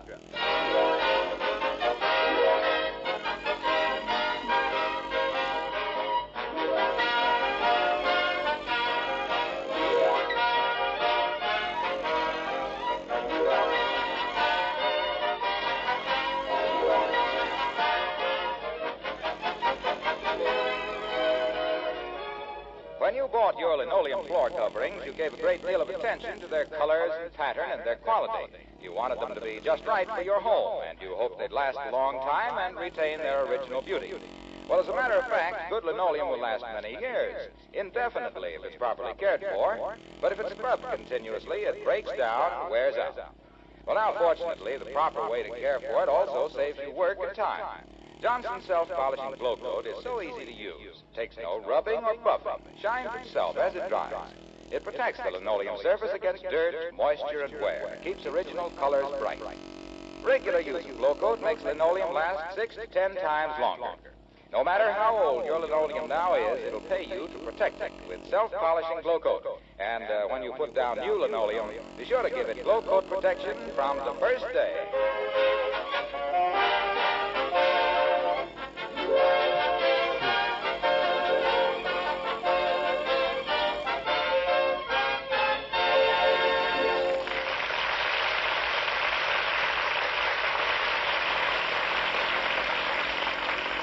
If there's anything the squire of 79 Wistful Vista likes to do, it's surprise his wife. And if there's anything that gives his wife cold chills, it's her husband's surprises. Get a load of him now, coming in the front door with a bag full of mushrooms he picked in the woods. As we meet, Fibber McGee and Molly.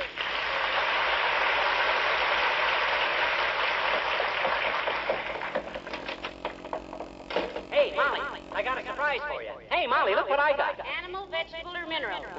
I'll give you a hint. What do you like with steak, kiddo? Piled way up high on top of it like this. Mashed potatoes. Oh. McGee, now, if you brought home a paper bag full of mashed potatoes... You're just not used to high-class eating, Molly. Here, look. My goodness, mushrooms. Yep. Make a dinner fit for a king. And you're looking at His Majesty Fibber the First. They're beauties, ain't they? Lovely, but they're certainly dirty. Huh? You'd think a careful grocer would at least clean them before he sold them. Grocer? No grocer ever laid a mitt on one of these. I picked them myself. You picked... You betcha. You remember Nat Wolf? Yes? Well, I picked these mushrooms in that little patch of woods across the river from where the brewery is that Nat's uncle owns a half interest in. Yes, but dearie... My gosh, since this warm spell set in, they're popping up all over the place. And nobody picking them. Had the place all exclusive to myself with nobody else there. You don't suppose that's because other people might be afraid they were toadstools, do you? Toadstools? That's ridiculous. If they'd have been toadstools, I wouldn't have picked them, would I? That was my question. Boy, don't they look good. I've had my puss puckered up for a mess of mushrooms ever since for I don't know how long ago. And these are the best kind, too. Little button mushrooms. Yeah, that's the kind of a button you ring for an ambulance with. You're not actually planning on eating those things. Not eating them? Why, certainly we're going to eat them. Steak and mushrooms. That's the menu for tonight. Why, you love steak and mushrooms. Look, dearie, I'm not easily frightened, but I don't want any mushrooms picked by amateurs. What? I'd just as soon skip rope with a high-tension wire during an electrical storm. Oh, now you're just being... Hello, Mrs. McGee. Hello, Mr. McGee. Hello, Alice. I didn't know you were home. Hi, Alice. I just got home. Were there any phone calls for me or anything? Just one, Alice. Sergeant Carling called. Oh, yes, Cliffy Carling. He's the one that's in the camouflage corps. Oh, I remember that guy. He used to stand out on the lawn disguised as a tree. Never knew whether to shake hands with him or prune him. Yeah, but you cured him of that when you started to carve Fibber Loves Molly on his stomach. Where is he now, Alice? Well, I don't know, but he said he was sending me a boomerang. A what? A boomerang. That's one of those sticks you can hit yourself in the head with if you throw it far enough. Oh, he must be in Australia. Well, I think so. Anyway, he says he sees a lot of those birds that think they're alone when they stick their heads in the sand. What do they call them? Isolationists. Hey, Alice, don't make any plans for dinner. We're having steak and mushrooms. Steak and mushrooms? Oh, jeepers, I love mushrooms, Mr. McGee. I was going to a chop suey place, but now you couldn't get me out of here with a 10-ton truck driven by Van Johnson. Tell Mr. Johnson to stop for me and honk twice. This is really going to be a treat, Alice. I picked the mushrooms myself. Well, I simply... What? He picked the mushrooms himself, Alice. He can tell a mushroom from a toadstool from a mile away, and I wish he had. But don't people get sick from... I mean, isn't picking mushrooms in the woods sort of dangerous? Oh, sure it is. Liable to get pneumonia walking around on the wet grass. I always wear my overshoes. Oh, no, Well, I'm glad one person around here appreciates the finer things to eat, Alice. Mrs. McGee doesn't think she wants any mushrooms. Mrs. McGee gets cold chills up and down her girdle at the very thought. Okay, I guess Alice and I can eat all of them. Hey, Alice, we'll have us a piece Oh, gee, I just happened to think, Mr. McGee, I promised Monty Fraser I'd go out with him tonight for dinner. I forgot this was Wednesday. But this is just Tuesday. Oh, I mean Tuesday.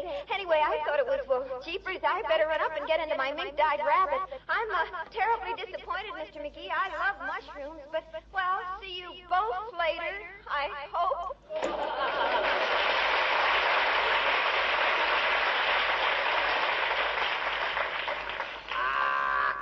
Why is everybody so scared? Anybody think I didn't know a real mushroom when I saw it? Well, tell anybody to move over and make room for me. Well, I don't care what anybody else has for dinner. I'm having steak and mushrooms. And I'll get somebody to eat them with me, too. Hand me the phone. Here. Thanks. Hello, operator. Give me Dr. Gamble's office at the north end of Merge. Is that you? Oh, it's every little thing, Merge. What's that, Merge? Your old man. Hiring a kite again, eh? Isn't that off? No, he couldn't buy a kite for his little nephew, so he's hiring one for a week.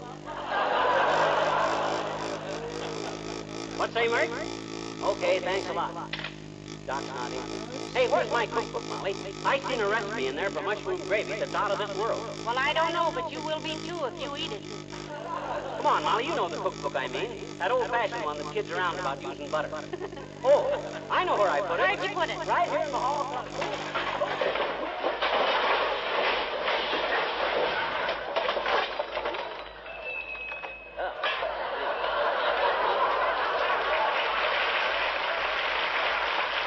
Straighten out that closet one of these days.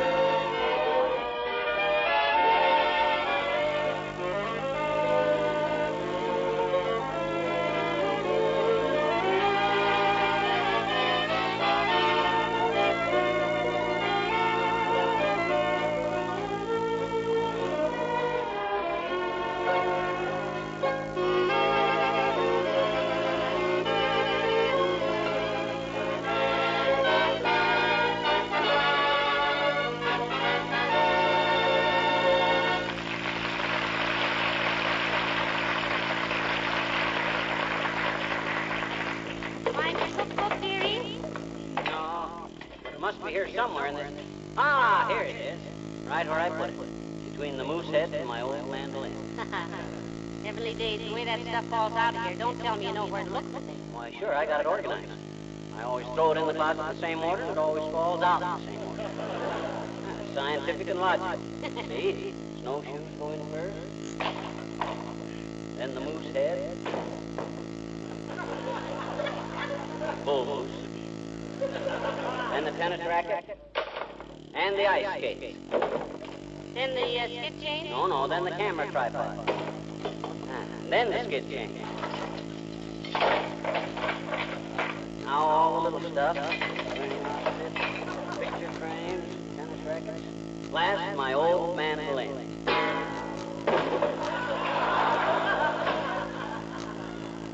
Well, that takes it. Hey, where's my cookbook? Back in the closet between the moose head and the mandolin. What? You mean I threw it back in the... Oh, well. Yeah, Beulah's probably got a good recipe for mushrooms anyway. Hey, Beulah. Oh, Beulah. Somebody fall for Beulah?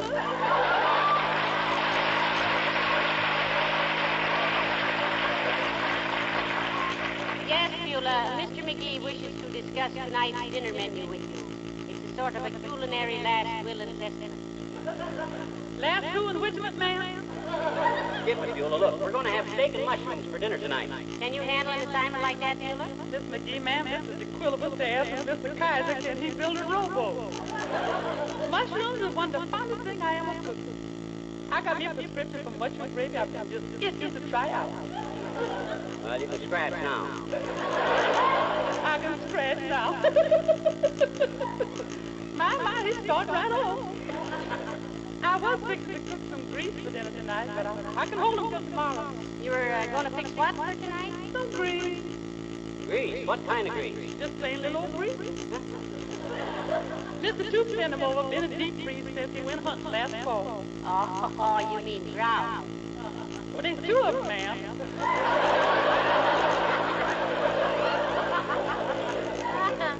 Two grouses is grease, ain't they? No, Beulah, the plural is the same as the singular, like fish. Yes, I sure do. Particular catfish, but I better get out the grocery and get the stuff done. You know, I like to select the mushrooms myself. Oh, just get a steak, Beulah. Mr. McGee already has the mushrooms. Somebody give them to you? Nope, I picked them myself out by the brewery this morning, Beulah. Oh. What do you mean, oh? I just rehearsed the phone call to the hospital, sir. 00729. Hospital? My pop always said that when you pick your own mushrooms, you was taking a long chance on a short life. Now, let's not be silly about this. I'll take the entire responsibility. I'll cook the mushrooms myself. After all, my reputation and these mushrooms will be just alike. How do you mean, McGee? They'll both be at stake, won't they? His reputation, mushrooms.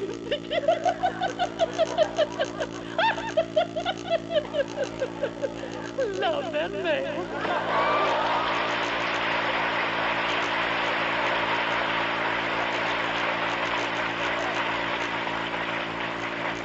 Look, McGee, you're not really serious about eating those toasts or those mushrooms, are you? Why, certainly I am. Mushrooms are good for you. Full of vitamins and iodine. Iodine is good for the thyroid. Thyroid, huh? It isn't thigh, it's thigh, if you'll pardon the expression. Well, anyway, everybody knows mushrooms are highly nourishing, and there isn't anybody that... Hello, Mr. Wilcox. Hi, Junior. You like mushrooms? Why, I love them. You want some? I'll tell you where to get them. Go see my cousin, Big Ozzie Wilcox. He's on 14th Street there. You tell him No, that... Mr. Wilcox, no. Pardon? I got some, Junior. A whole bag of them. Just wondered if you'd be in the mood for a mushroom dinner tonight. With steak. Would I? Say, if you're having steak and mushrooms, you couldn't blast me out of here with a blockbuster.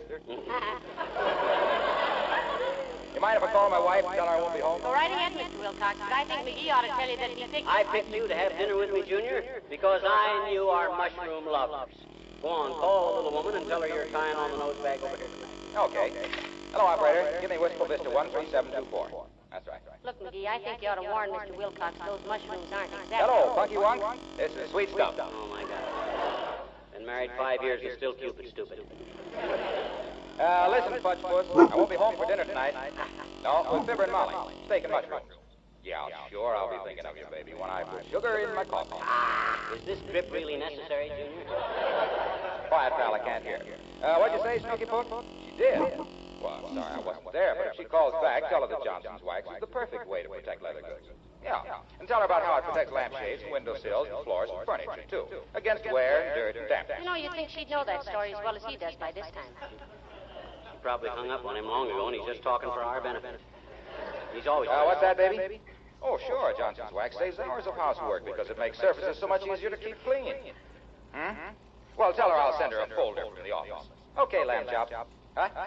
Oh, wait a minute, I'll find out. What time are you having dinner, Molly? Well, about 6:30, Mr. Wilcox. McGee is cooking it himself, so it'll probably be a little later than usual. Yeah, nobody else will have anything to do with these mushrooms, Junior, in spite of the fact I picked them myself. You picked them yourself? Hello, Angel Puss. I've changed my mind. I'll be home for dinner. Yeah, bye now. Gee, I'm sorry, folks. I just remembered I've got to sit up with a sick friend tonight. Who? You. So long now.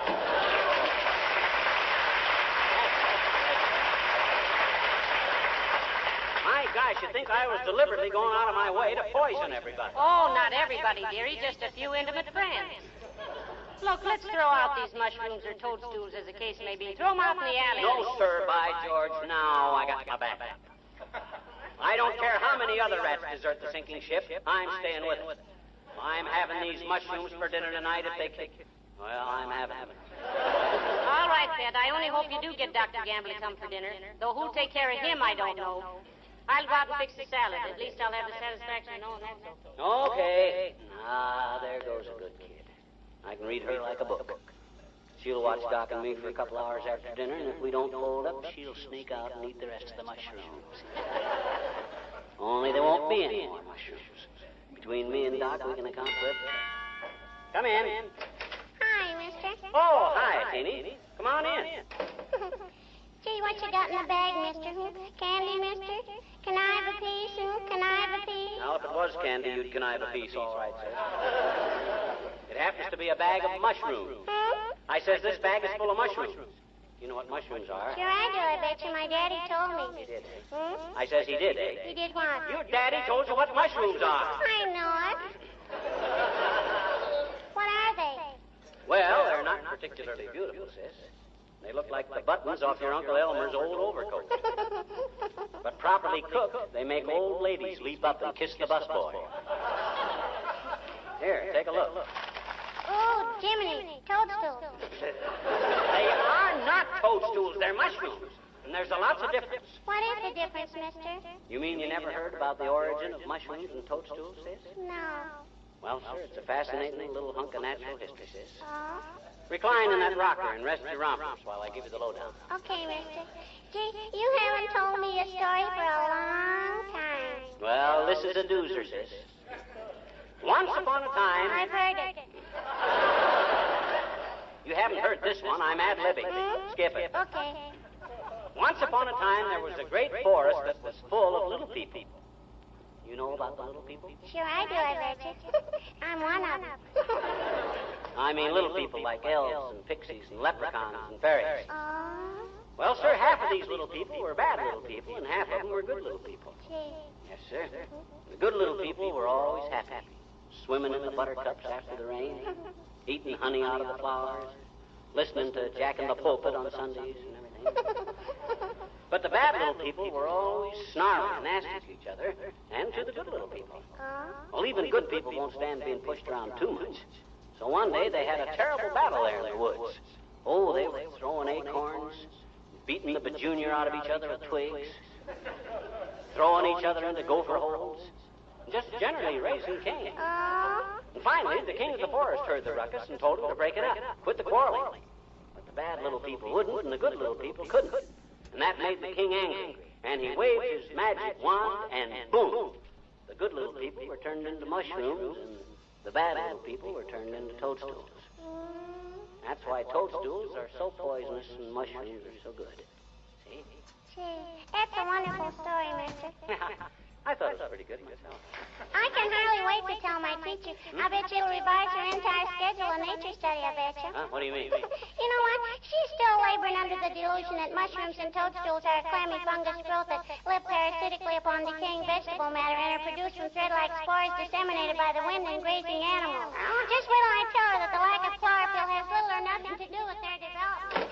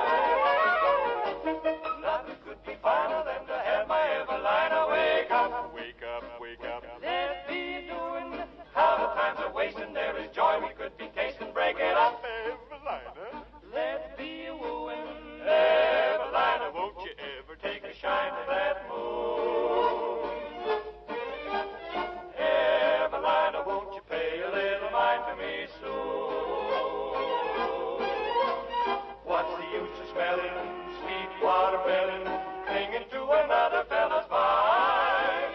Evelina, won't you roll off that vine? Be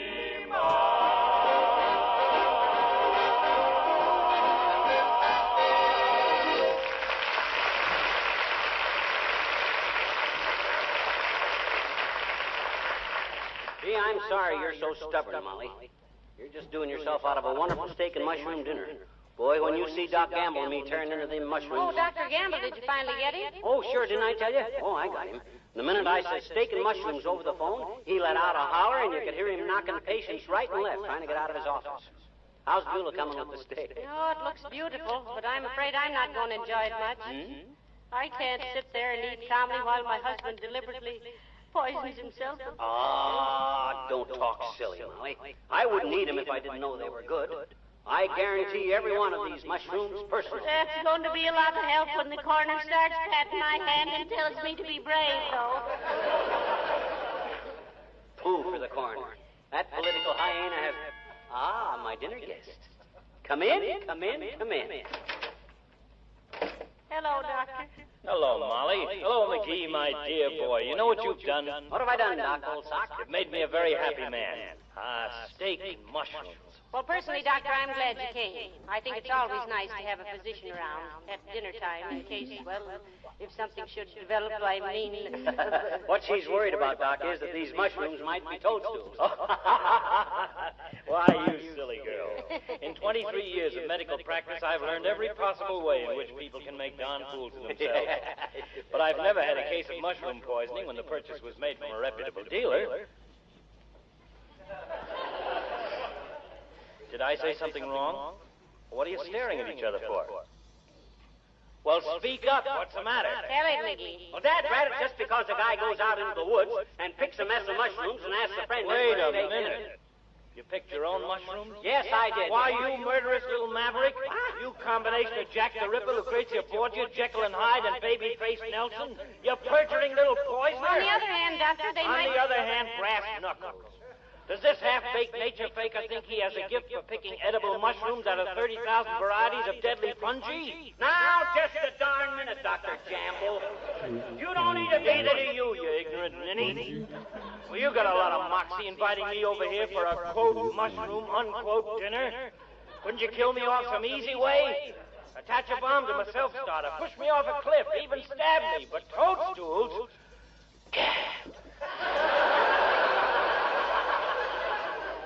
Yes, but Doctor, maybe... You just let me explain. You're lucky you're not explaining this to the district attorney, you bloated little bluebeard. If I only... Say, look. You're serving the steak and mushrooms separately? Oh, yes, Doctor. I'm going to have some steak myself. Yeah, I thought it might be better. It might be better if I stayed, yes. I think so, too. I'm starved for a steak, and I'll be handy when little stupid here starts to fold up. Excuse me a minute. Hey, where are you going, Doc? Out to the car to get my satchel. Huh? I want to have everything ready when you start screaming and turning blue. Well, I'll go see about the salad. I'll run over to the drugstore and get some cigars.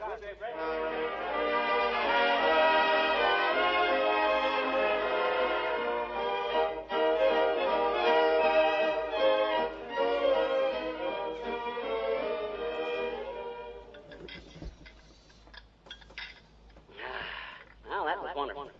More steak, Doc? No thanks, McGee. I'm so full of beef now, I'm afraid I'll meet Roy Rogers on the way home.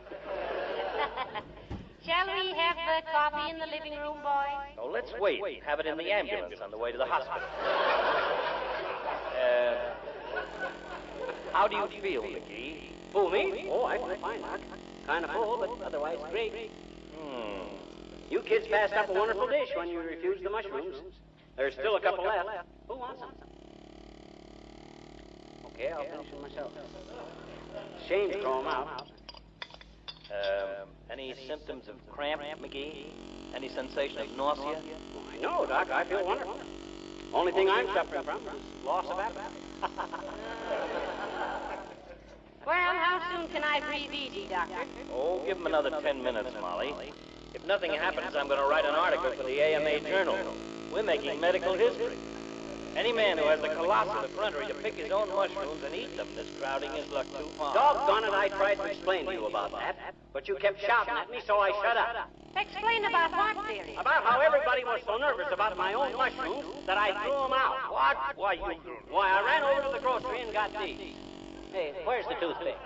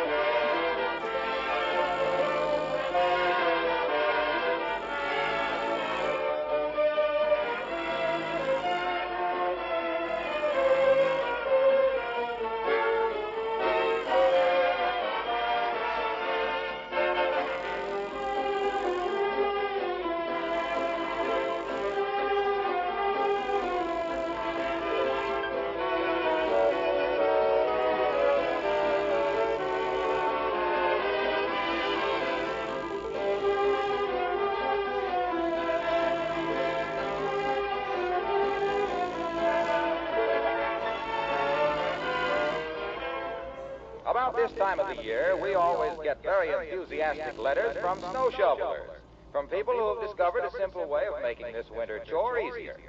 They apply a little Johnson's wax to their shovels, and this keeps the snow from sticking to or piling up on the shovel. Makes the job of clearing off the front walk almost a pleasure. Well, I'm glad to pass this suggestion on to you as just one example of the many extra labor-saving uses for Johnson's wax around your home. The same wax you use for giving protection and beauty to your floors, furniture, woodwork, your lampshades, windowsills, leather goods, and especially during this winter weather, to your boots and shoes.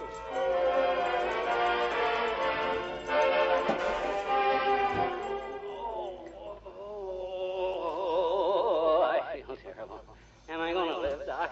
Am I going to live? Yes, my boy. It's a cosmic injustice, but you'll live to make a pig of yourself many more times. Give him 2 more of these pills in an hour, Molly. Was it the mushrooms, Doctor? It was indeed. Not the quality, but the quantity. Just remember this, McGee. More people die from a fork in the mouth than from a knife in the back. Good night. Oh, good night. Good night, all.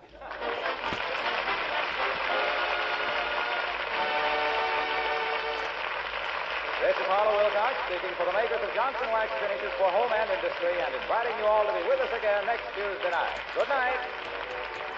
This is the National Broadcasting Company.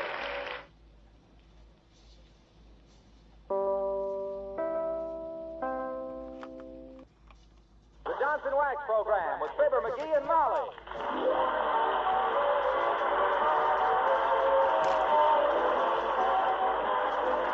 The makers of Johnson's Wax for Home and Industry presents Fibber McGee and Molly, written by Don Quinn and Phil Leslie, with music by the Kingsmen and Billy Mills Orchestra.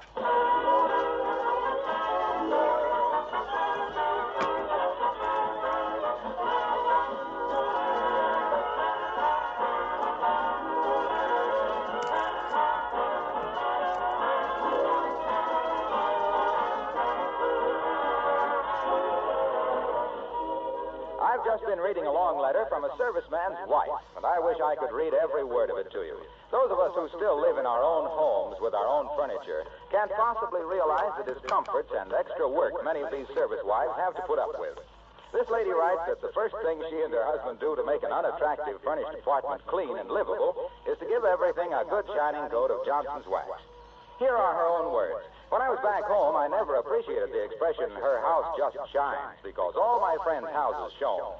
Now I know that until my own things come out of storage, the Johnson's Wax shine on the furniture is my biggest link with the quality and cleanliness I hope for someday. It adds dollars to the appearance of any atrocity it meets, and a fairly presentable piece will respond in a way to make any girl sing. Please, Mr. Wilcox, keep right on telling me. The families I've moved in after are people who haven't yet heard you. Thank you, service lady. I'll do my best to get everybody to use Johnson's Wax.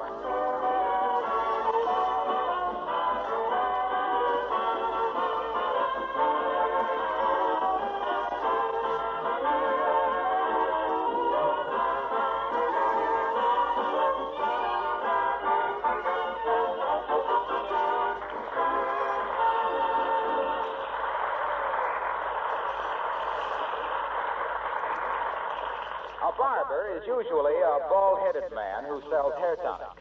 His customers are usually men who like their hair and the conversation cut short around the ears. Like the man in the chair right now, a Mr. McGee of Fibber McGee and Molly.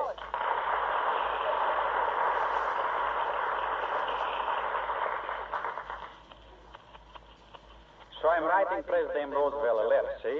And in it I'm saying to him, Dear Mr. President, look, kid, I got great ideas. Yeah, now, look, Nick, you told me how. Then in my own handwriting, which I am dictating to my wife because I don't write so somebody can read it, including me, I'm going on to say, look, I say, the Army is needing plenty ladies for nursing. Is not? Yeah, but... So, also we got 1,000 guys who are too small in the eyesight for the draft, or maybe they got 7 toes on 1 feet or something. So, I'm saying, why not take the rejected and make them into guys for giving sick people the pills? Yeah, but if you don't mind, Nick, Of course, so far up to now, President Roosevelt, he don't send me the answer. Yeah. Which is all right. He's just as busy as me, I guess. Maybe I better send a telegram to the Manpower Commission and say, how about a shampoo? How can you give the Manpower Commission a shampoo? That question was not for the commission. You, I meant. Huh? Oh, I need a shampoo? Everybody's needing a shampoo at the regular periods of the interval. Are you different? No, I guess not, Nick. Go ahead. Only after you shampoo it, put some dressing on it quick, because I got a natural part in my hair that runs from one ear across my head to the other ear, see? Looks kind of funny until it's flat. Yeah, smart my hair. After shampooing, we all... Wait a minute, how much is a shampoo? 50 cents? 75. What? 6 bits just to wash a guy's hair? Those are the ceiling prices, kiddo. That we got posted on the wall because nobody can reach the ceiling to put them up. Why, that's enough. Why, that's a dirty jip. 75 cents to whip up a lather on a guy's skull and rinse it off again. Why, you scissor bill.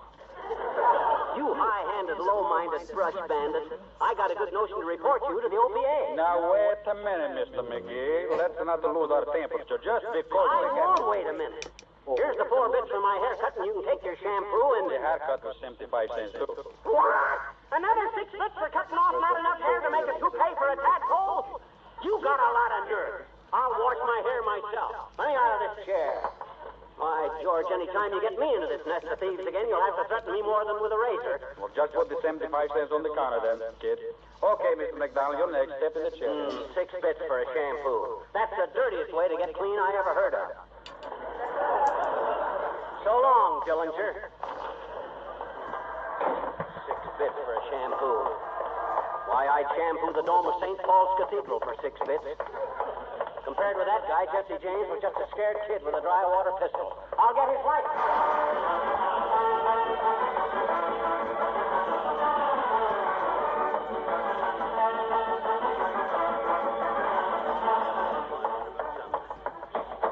$6 for a simple little shampoo. My gosh, I used to get my car washed for 80 cents. You must think I'm some kind of a yokel to sit still for a kind of a... All right, dearie, all right. Relax. You're home now, safe with Mother. Hey, Molly, you know what that Nick the barber tried to do? That ham-handed scout gardener tried... He tried to charge you 75 cents for a shampoo. Yeah. And you stormed out of the shop and you're going to shampoo it yourself. Yeah, 75 cents for...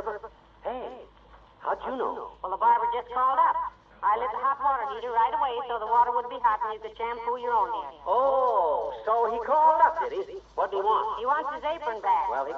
Huh? Here. Let me unpin it for you. Oh, my gosh. There. Boy, oh, boy, oh, boy. No wonder everybody looked at me so funny. Why, you look like a flat-chested Mother Hubbard, dearie. I'll have Beulah drop this bib off at the barber shop on her way home. Now sit down and relax. Gee, boy, am I embarrassed. Wearing that big apron all the way home. You must have really been angry, huh? Angry?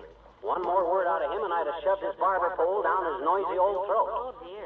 6 bits for a shampoo. Why, that's outrageous. I don't think that's so unreasonable. I always pay $1.50 myself. Though it's worth it not to have to sit there and hear the patriots talk about how much revenue the government is losing by closing the racetrack. Well, my gosh, I Hello, don't... Mrs. McGee. Hello, Mr. McGee. Hello, Alice. Hi, Alice. You've been out in the wind, Mr. McGee. Your face is awfully red. Well, he had a little argument with the barber, Alice.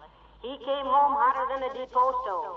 Well, my gosh, 6 bits for a shampoo at that barber shop. Don't you think that's ridiculous, Alice? 75 cents? Yeah. Oh, it certainly is, Mr. McGee. They can't make any money at those prices. I don't know, Alice. Alice, why he doesn't wash his hair when he takes his shower anyway. Except that he's usually singing so loud he couldn't hear himself ask himself if he wanted to. Oh, well, I never hear him. But lately I've been so busy with my charts, I don't hear anything. What charts, Alice? You studying navigation so you can find your way home between the boys? Hey, that's not so bad. Between the boys. You see, if you spell it B-U-O-Y-S, it's a play on words. Ain't funny, McGee. I was kind of pleased with it myself. What chart, Alice? Oh, my astrological chart. Oh. I was casting some horoscopes for some friends. I'll do yours sometime. Are you a Capricorn? Am I a Capricorn? I'm an elk and a legionnaire, and I'm mighty proud of both. No, I mean, what month were you born in, Mr. McGee? Well, he was born shortly before Thanksgiving, Alice. And all white meat he was, too. Oh, he's a Scorpio. What do you mean I'm a Scorpio? A Scorpio is a big crab with a stinger in his stern. And if you mean that No, McGee. Scorpio is merely the sign under which you were born. I was not born under a sign.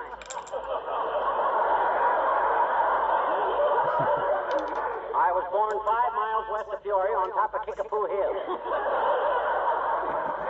Oh, no, Mr. McGee. Now, look, there are 12 different signs of the zodiac, see? Is that so? Yes, and everybody is born under the influence of certain stars and planets, depending on what time of the year you were born. I think McGee was born during an eclipse of the moon, Alice. He throws such a big shadow. Oh, no fooling, Mr. McGee. It's very ill for January. Warns that people born under this sign must not let themselves be imposed upon financially. Aha! You see, Molly, that barber was trying to impose on a Scorpio financially. I knew all of it. Is Scorpio a good sign, Alice? Oh, Creeper's one of the best, Mr. McGee. Yes, but you must do as your horoscope says if you want to be happy. Yeah. You must control your temper, make allowances for other people, and follow through on any projects you have started. Like washing your hair. Oh, is he going to wash his hair? I just washed mine. That's why I'm wearing this towel around my head. Oh, my gosh, is that a towel?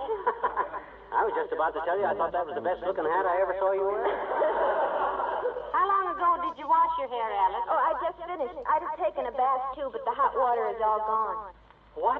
The water I was planning to use for my shampoo? Now, just a darn minute, Alice. What's the idea? Scorpio? Control your temper, make allowances. Yeah, I'm sorry, Mr. McGee. Oh, forget it, kid. It's okay. Far be it for me to stand between you and glamour. Use all the water you want. However, what? However, if she don't want her pretty little neck wrung, she better light that water heater before I count to 10. 1, 2, 3. I'm going.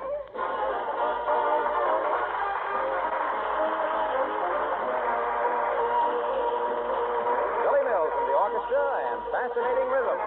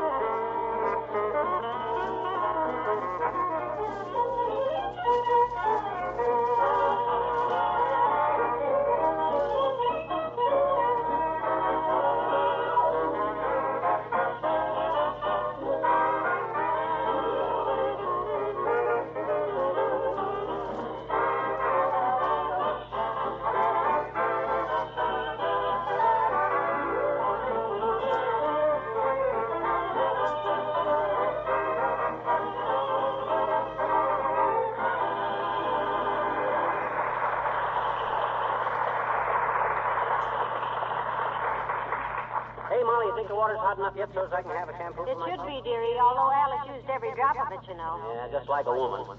With 3 of them in the house, a man hasn't got a chance. Oh, now listen. Men are just as bad. Huh? When Uncle Dennis was staying here, he was always taking a shower. Oh, well, I didn't begrudge him, though. The only way he ever took water was through his skin. Well, my goodness. Oh, your water's probably hot enough now, McGee. Okay, I'll run up and have my shampoo before... Hey, tell Beulah to see that nobody turns off the heater for a while. I'll tell her right now. Oh, Beulah! Beulah! Somebody ball for Beulah?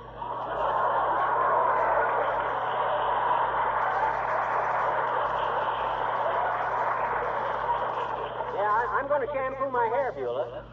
He got a little irked at the barber, Beulah. Thought he was being overcharged, so he's going to do it himself. Yeah, but them poor barbers, they sure work hard giving folks some shampoo. They just whack their fingers to the bone.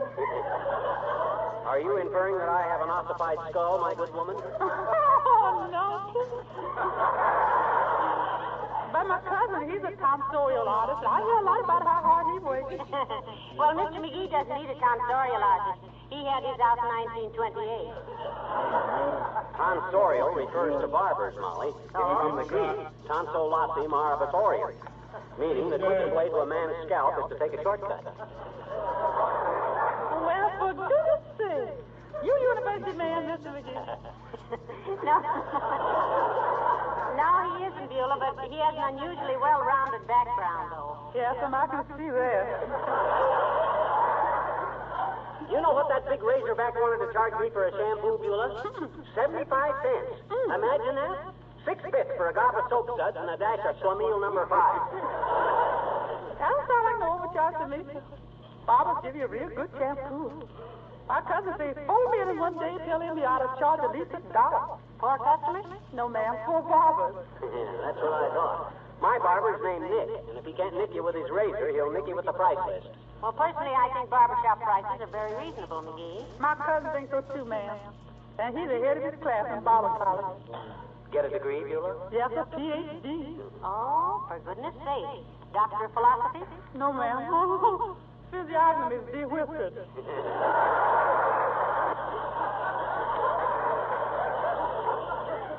Well, this isn't getting my curly locks beautified. See that nobody turns the heater off for a while, will you, Beulah? You want me to light it for you, sister? Oh, it is lit, Beulah. No, it ain't, ma'am. Excuse me. What do you mean? What? Well, I see the tank was full of hot water a little while ago, folks, so I embrace the opportunity to wrench out some window curtains. Oh. You mean it isn't hot now, Beulah? Right now, sir, it's as cold as a walrus's knees. Well, light the heater again, Beulah, if Mr. McGee still wants the shampoo. You're doggone right I still want a shampoo. Though I don't know why I need any hot water. The number of times I've been in a lather today, I ought to be as pure as a bookstore in Boston. He ought to be as pure as a bookstore.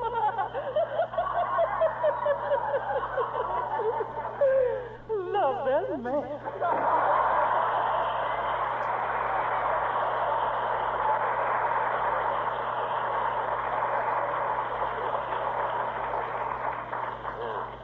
This is a fine state of how do you do. How do you do? Fine. How are all those... Look now, this is no joking matter, Molly. Gee whiz, a man can't get enough warm water in his own house to steam a monocle. If I ever build another house, I'll build it in Hot Springs, Arkansas. Well, the barber's probably just as perturbed as you are, McGee.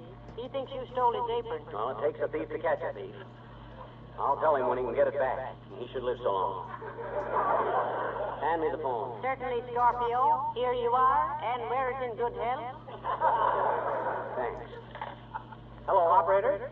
Give me Nick's Barbershop at 14th and... Okay, Mert, how's yourself? Oh, dear. Tis, eh?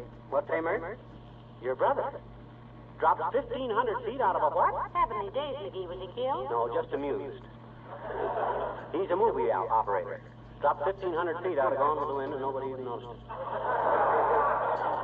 What, say, Mert? Okay, I'll call later. Fine, busy. Well, the water ought to be hot again half an hour or so, and you can get this shampoo over with, which will make me very happy indeed. Make you happy? My gosh, I never been so exonerated in all my life. Everybody stealing my hot You water. don't mean exonerated, you mean exasperated. Go on. Exasperated is when your time is up. Like when the time limit on a contract has exasperated. Nah, that's expiration. I thought expiration was when a guy put on a pair of fur pants and went looking for the South Pole or something.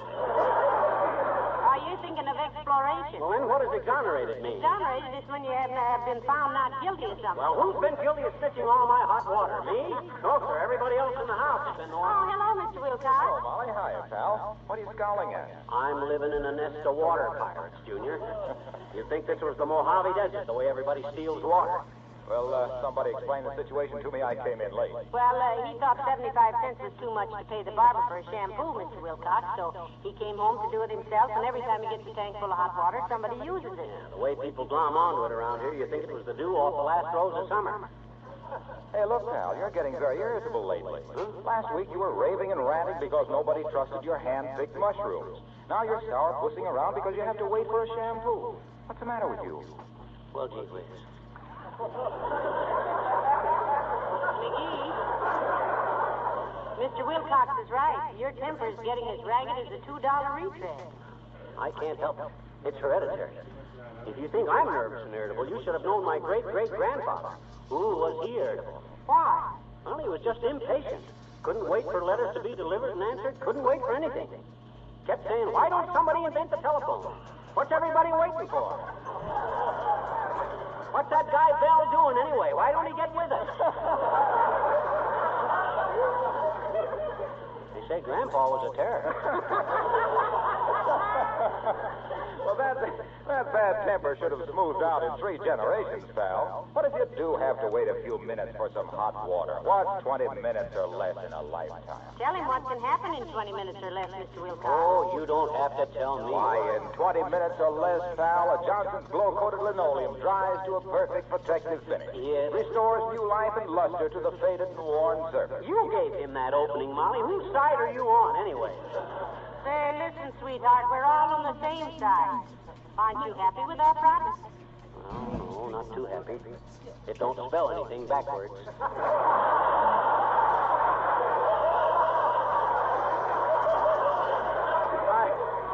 Look, Al, I was merely pointing out that 20 minutes or less can be a happy little period of time. Think of the housewife who pours a little Johnson's glow coat out on her tired old linoleum and spreads it around with a long-handled applier. Then think how the world brightens for her in just 20 minutes or less as the glow coat magically gives her kitchen floor a new lease on life. You ever spend 20 minutes or less in a dentist's chair, Waxy? Certainly, and well spent, too. You were? No, it was. Well, look, I didn't come in here to tell you how to improve the shining hours, pal. Nick sent me. Who? Nick, the barber. He said to tell you to keep that bib you walked out with. Well, that was very kind of him, I'm sure. Yeah, he said Fibber could keep it till spring when he comes in for his next haircut. So long now.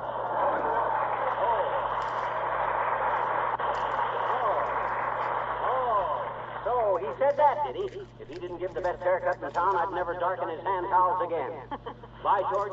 Hey, you think the water's hot again, Molly? Well, it should be, dearie. And this time I don't think anybody will cheat you out of it. Well, they better not. The first mug, male or female, that lays a hand on a hot water faucet in this joint is going to get the... Come in. Oh, hello, Dr. Gamble. Hello, Molly. Hello, Mushmouth. Hi, Doctor. Hey, you look kind of bushed. What you been doing? Treating the centipede for fallen arches? Oh, same old routine. Get to bed at 3 a.m., phone rings at 4:15. 5:30, a new little taxpayer starts squawking as loud as a full-grown one. At 7, I'm back in bed. At 9, I'm back at the hospital trying to be patient with patients who are trying my patience. Well, you certainly look like you could use a good night's sleep, Doctor. I wish my father and mother had been grizzly bears so I could sleep till about April. As it is, I'm in and out of the hay like a Nebraska pitchfork. Don't you even get time to shave? Haven't for 2 days. Just stopped in here because my car broke down the next block. Take 'em half an hour to fix it. You know what? What, Doctor? I'd give my right eye. That's the one with the evil leer in it. For a hot shower and the use of McGee's no doubt dull razor. Got any hot water in the house? Why, hot water? Yeah, hot water. You know, that stuff you toss a bone in to make soup. Why, certainly, Doctor. As a matter of fact, we just heated a tank full. Yeah, you see, I see you are two lovely, charming people. And now, if you'll excuse me, I shall run upstairs and swap the frame. If you hear a rusty clatter, pay no attention. It'll be my pores opening. Well, say it, McGee. Yeah, and go back to vaudeville.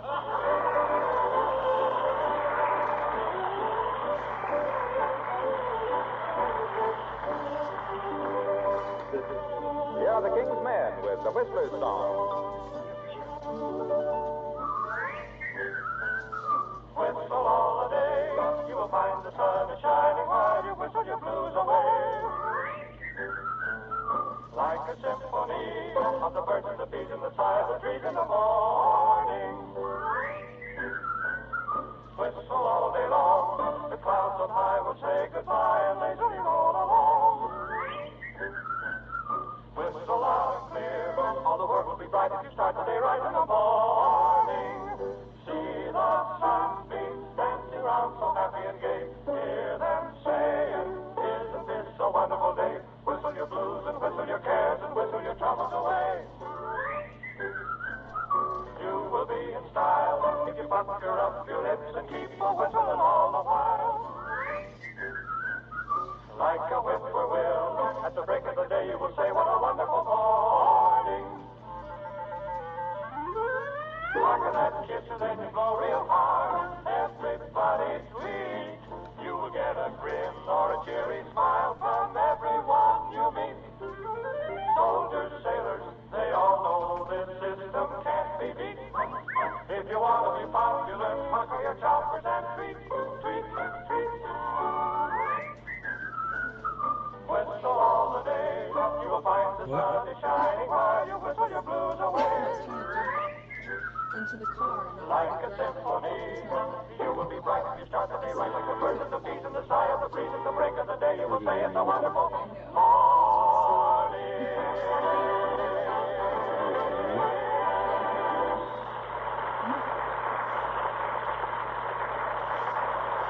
I've been standing in the shower for almost half an hour. The door turns me in.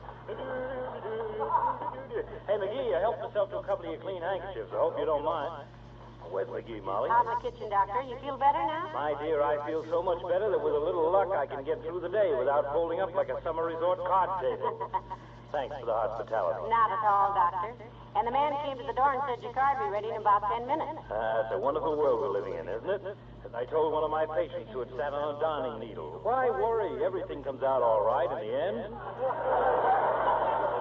What's McGee doing? Well, he's just sitting there with his shotgun across his knee. A shotgun across his knee? Yes. What's the idea? Gonna flush a covey of quail out of the icebox?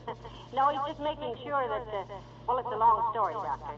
And if it's about your husband, I'd like to hear it. He's a fascinating little character. Well, it started in the barber shop. The barber was going to charge him 75 cents for a shampoo, and McGee thought it was too much. He would. McGee thinks no more of a quarter than I do of my third cervical vertebra. Yeah.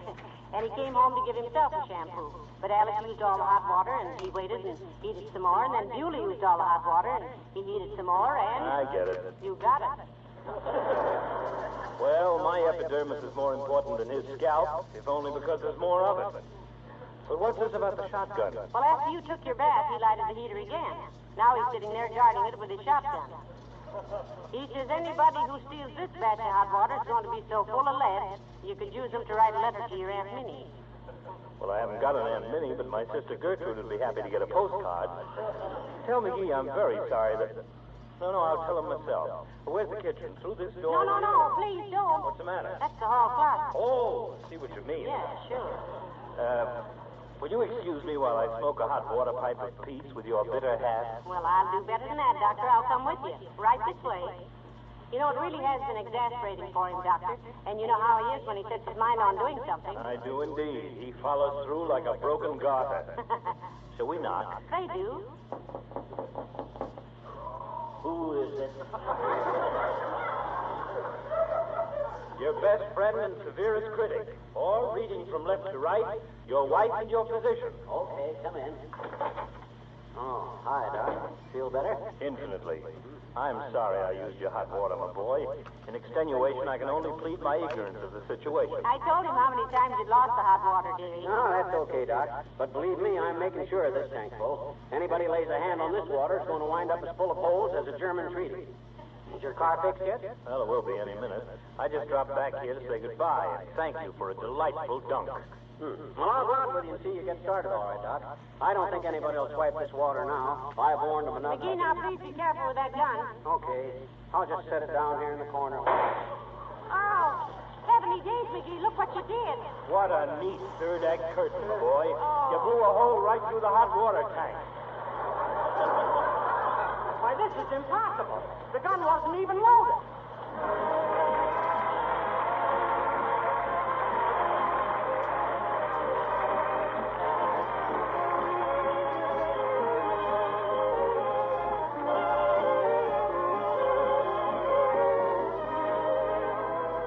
Maybe I should read you another short paragraph from the service wife's letter I mentioned earlier.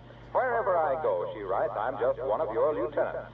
Long before we get all the hooks where we want them or all the woodwork cleaned, we have the kitchen and bathroom floors washed and glow-coated. And honestly, the saddest of cracked linoleum can look at least some better with glow coat. Yes, it can, as many of you other ladies have discovered. But the tragedy of it all is, that same linoleum would still be looking very much like new if it had been protected with glow coat from the beginning. The gradual destruction and ruin of linoleum surfaces caused by continual scrubbing and neglect is tragic and so unnecessary. Johnson's self-polishing glow coat actually saves work. It needs no rubbing or buffing, makes cleaning so easy, and its regular use makes linoleum last 6 to 10 times longer, besides making it more beautiful.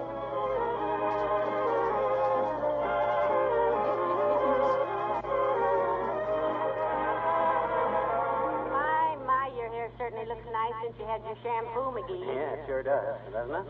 And we're sorry we had to make you keep your barber shop open after hours, Mr. Nick. Forget it, sweet sis. I couldn't lock the door till I got out of here anyway. Good night. Good night. Good night, all.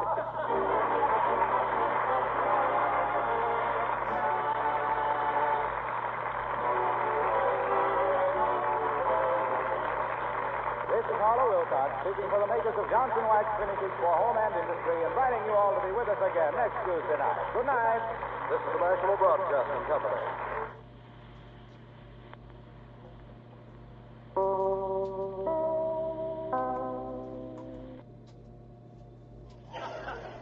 The Johnson Wax Program with Fibber McGee and Molly.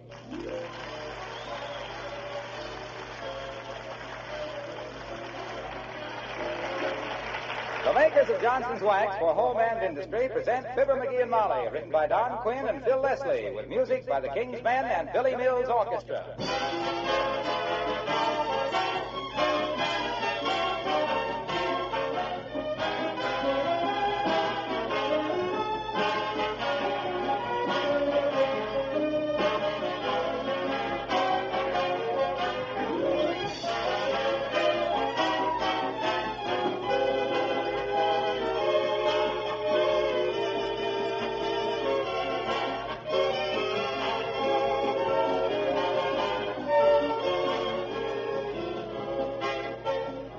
When a dog bites a man, it's no news. But when a woman gets mad enough to bite a dog for running across the kitchen floor every day with his muddy feet, there's only one answer, Johnson's self-polishing glow coat to protect the linoleum and keep it clean and beautiful. Floors that are protected with glow coat are easy to keep clean. The pup's muddy footprints are easily removed. Spilled things are quickly wiped up with a damp cloth. The regular use of glow coat makes linoleum last 6 to 10 times longer, besides saving you so much work. Glow coat, as you know, is self-polishing. It needs no rubbing or buffing. Dries in 20 minutes to a beautiful, sparkling polish. For old or new linoleum, there's really nothing so helpful as Johnson's self-polishing glow coat.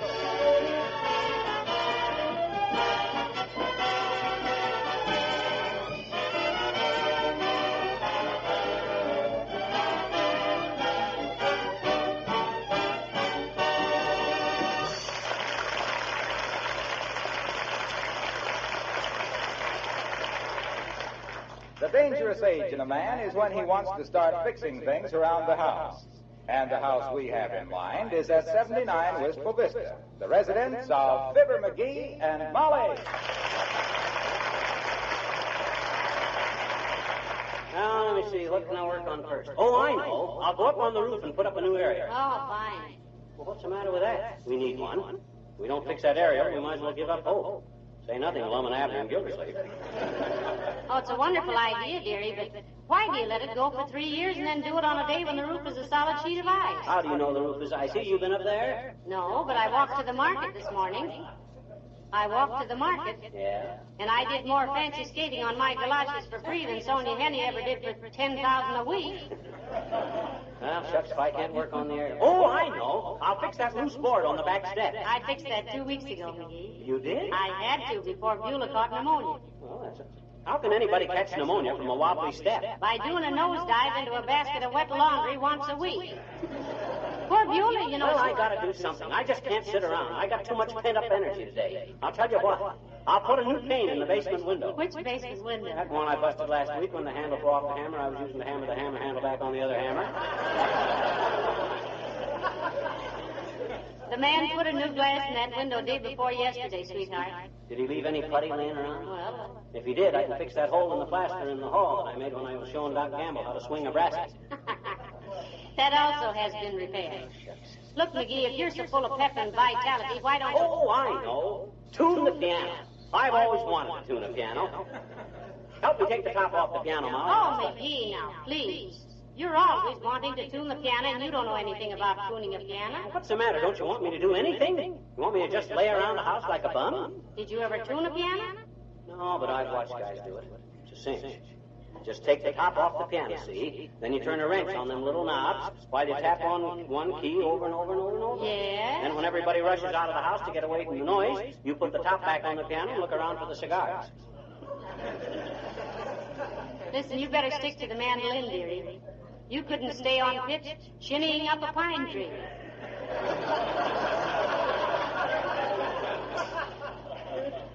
Well, doggone it, I gotta have an outlet for all this energy. I got an urge to do something constructive. I want to build something for somebody.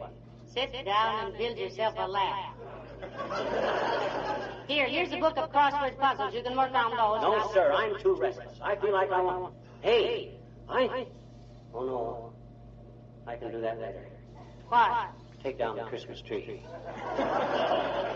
Now, don't be hasty about that, McGee. It's only the 23rd of January. We can tie some cherries on it and throw Washington's birthday party. Well, isn't there anything I can fix or build for anybody around here? I want to do something. I can't think of anything, dearie. Maybe Beulah needs something done. Oh, Beulah! Beulah! Somebody fall for Beulah?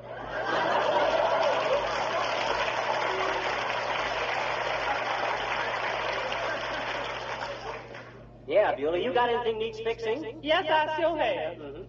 My crystal needs a new wristwatch. You mean your wristwatch needs a new crystal, Beulah? No, ma'am. I dropped it in the snow this morning, ma'am, and all I could find of it was a crystal. My gosh, that's too bad, Beulah. Was it valuable? No, sir, not awful valuable anyway.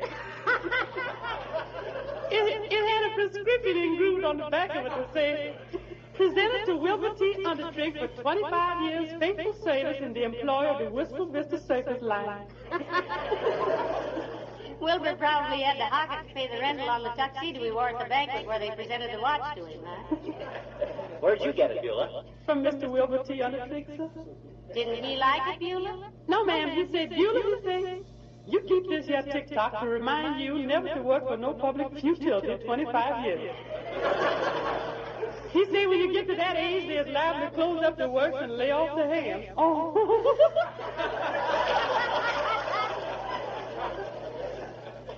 Well, I was just wondering if there was any odd jobs around the house I could do, Beulah. I'm full of energy today. Got a lot of pep. Muscles are jumping around like a bag full of frogs. You got something for him to spend all that ambition on, Beulah?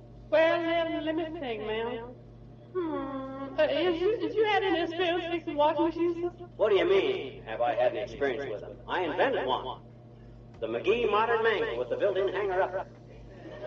With the built-in what? Hanger-up.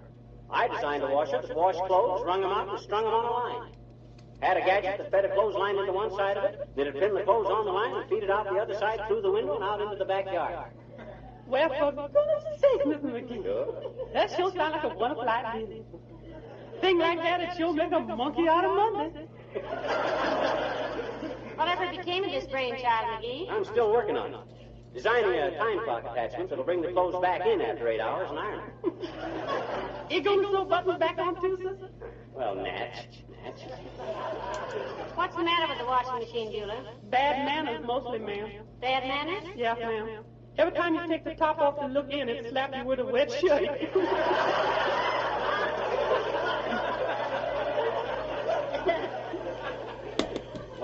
can't be blamed for that, Beulah. That's the only way a washing machine can wave its arms. And why should a washing machine wave its arms, Mr. Bones? Well, my gosh. If you'd been frozen as long as washing machines have, you'd be pretty cold yourself. Yes, she's been frozen like a washing machine.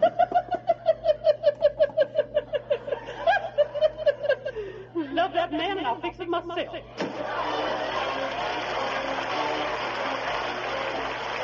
Billy Mills in the orchestra and Broadway Rhythm.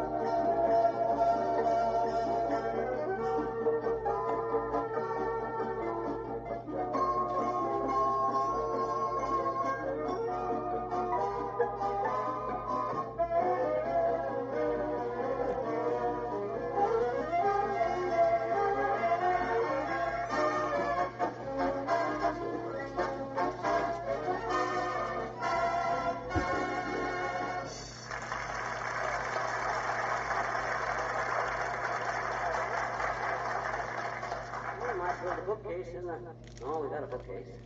I might tear out one wall of the dining room and build in a built-in china cabinet. No, not china. Now, let's see, I might... For goodness sakes, dearie, stop pacing up and down. You got me as nervous as a 20-mule team with a Republican driver. I can't help it, Molly. I got too much energy today. I'm trying to think of something constructive to do. Why don't you clean out the hall closet? I can't. Why? My mandolin's got a busted G-string. Well, what's that got to do with it? Everything. Whenever I clean out that hall closet, I come across my mandolin. Yeah? Naturally, I sit down a few minutes and tear off a few selections. Yeah? Like Pretty Red Wing, Rachmaninoff off the Prelude. Sounds awful, no G-string. Did you ever hear Rachmaninoff off the Prelude without a... Oh, I'm afraid that's not a proper question. I'm afraid you're right. Look, why don't you go shovel the snow off? Oh, hello, Alice. Hello, Mr. McGee. Hello, Mr. McGee. Oh, hi, Alice. Hey, you got any odd jobs of work you need done, kid? Something requiring superhuman energy, a clean intelligence, and a mass of muscle? Such as sharpening a pencil, Alice, or winding a clock? Well, I can't think of a thing, Mr. McGee, unless you want to put a hook on the inside of my bathroom door to hang a bathrobe on. Why, McGee, you promised to do that a year ago. I never noticed that he hadn't done it, Alice. Completely slipped my mind, girls. Completely. Where do you hang your bathrobe now? On the doorknob, but it drags on the floor that way. Oh, my gosh, I can fix that easy enough. Bring me your bathrobe and a pair of scissors. See, the doorknob's about 36 inches from the floor. I'll cut 37 inches off your robe and it'll hang an inch clear. I don't know why you women can't fix these things. It just takes a little imagination. Wouldn't it be simpler just to lower the bathroom floor about 3 feet? Oh, no, Mrs. McGee. If the floor was lowered 3 feet, the cord of the ceiling light would be too high to reach. Yes, that's true, Alice. Of course, you could carry a flashlight, but it's awful hard to get batteries. Oh, gee, I'm sorry to be so much trouble, Mr. McGee. Oh, not at all, Alice, not at all. Happy to do anything to make you comfortable here. How's that north window of yours since I fixed it? Have any more trouble getting it open? Oh, not a bit, Mr. McGee. That's nice. But now I can't get it closed. Huh? Oh. Maybe I'd better put that hook on the bathroom door myself. Listen, I'll do it, Alice. Don't you worry about it. Well, anyway, that isn't the kind of a trivial little job I'm looking for right now. I want to do something big, constructive, something that will last. Well, why don't you bake a cake, Mr. McGee? The other one you made lasted for weeks. Oh. He wants to do something muscular, Alice. Oh, I have just the thing. Are you strong in the shoulders and arms, Mr. McGee? Why, Alice? What have you got that calls for simple brute force? Pure peasant strength. My fountain pen. I can't get the cap off. I'll run up and get it.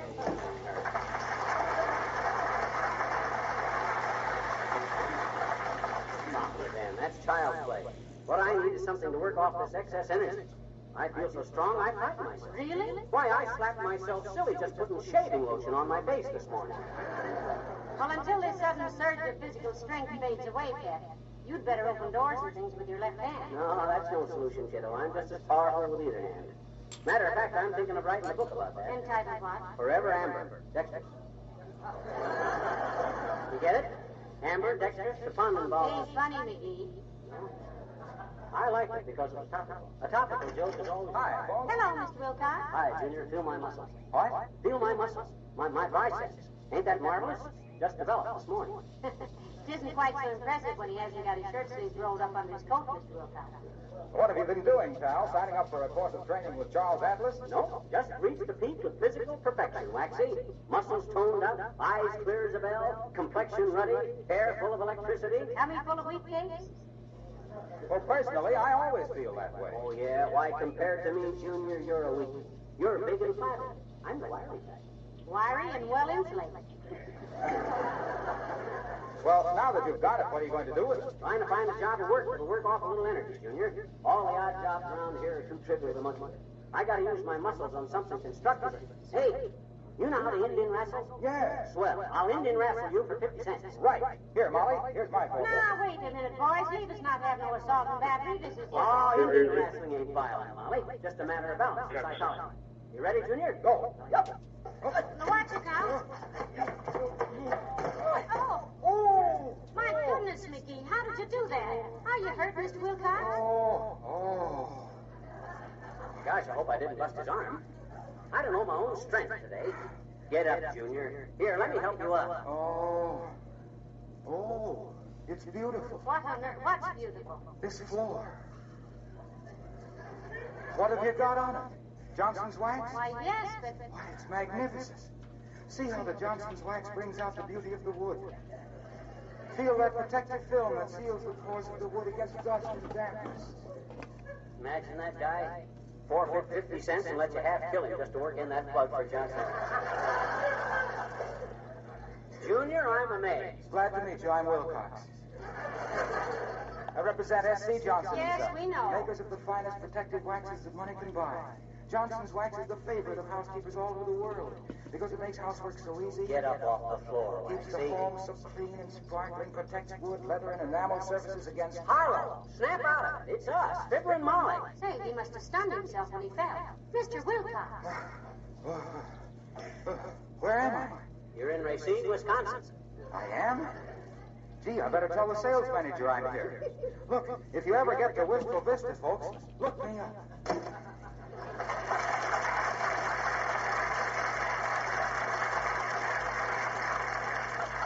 For goodness sakes, did you throw him down that hard, McGee? Nah, he was faking. That big lunkhead let me throw him on purpose. Where's his 50 cents? Well, he absent-mindedly took it out of my hand when he left. Absent-mindedly, my clavicle. And that sharpshooter never left... Come in.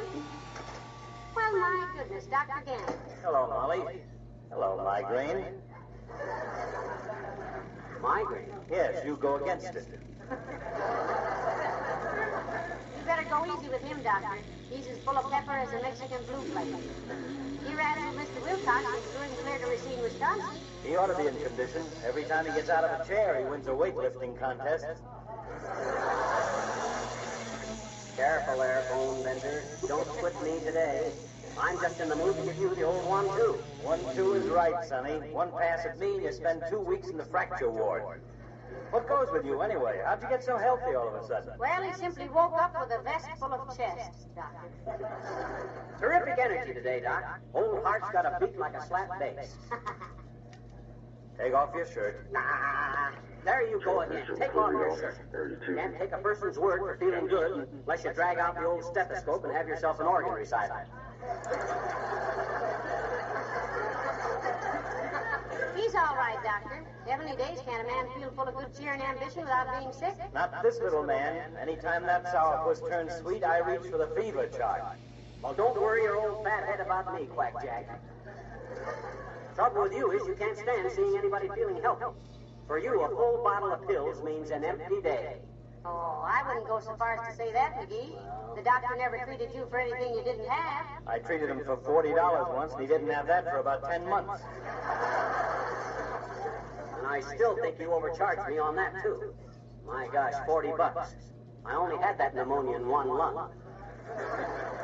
And what a wonderful patient you were, too. The whole staff at the hospital hated to see you leave when you did. Did they really, Doctor? Yes, they wanted to toss him out on his gluteus maximus 10 days sooner. Now look, muscle-bound, just what are you planning to do to work off this magnificent burst of vitality? I don't know, kid. Been trying to find some job around here that'd really be constructive. I'm in the mood to build something, to try and, well, something that would... Hey, did I ever show you the plans I drew up for a jet-propelled bicycle? You never even showed me, McGee. Well, where are they? Why, they're right here in the hall.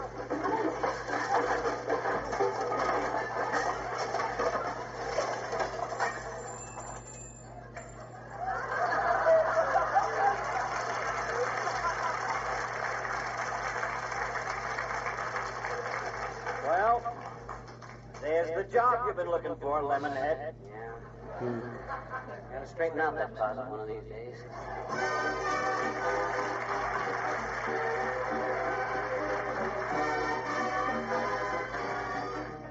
The King's Men and the Oceana Roll.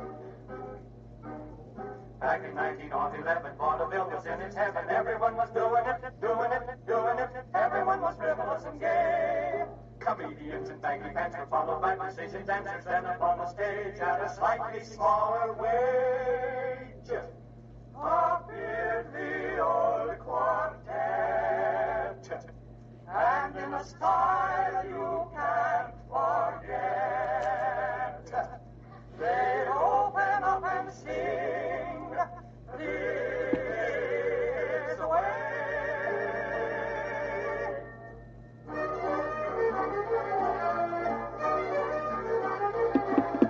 Billy McCoy was a musical boy on the cruiser Alabama. He was there on that piano like a fish down in the sea.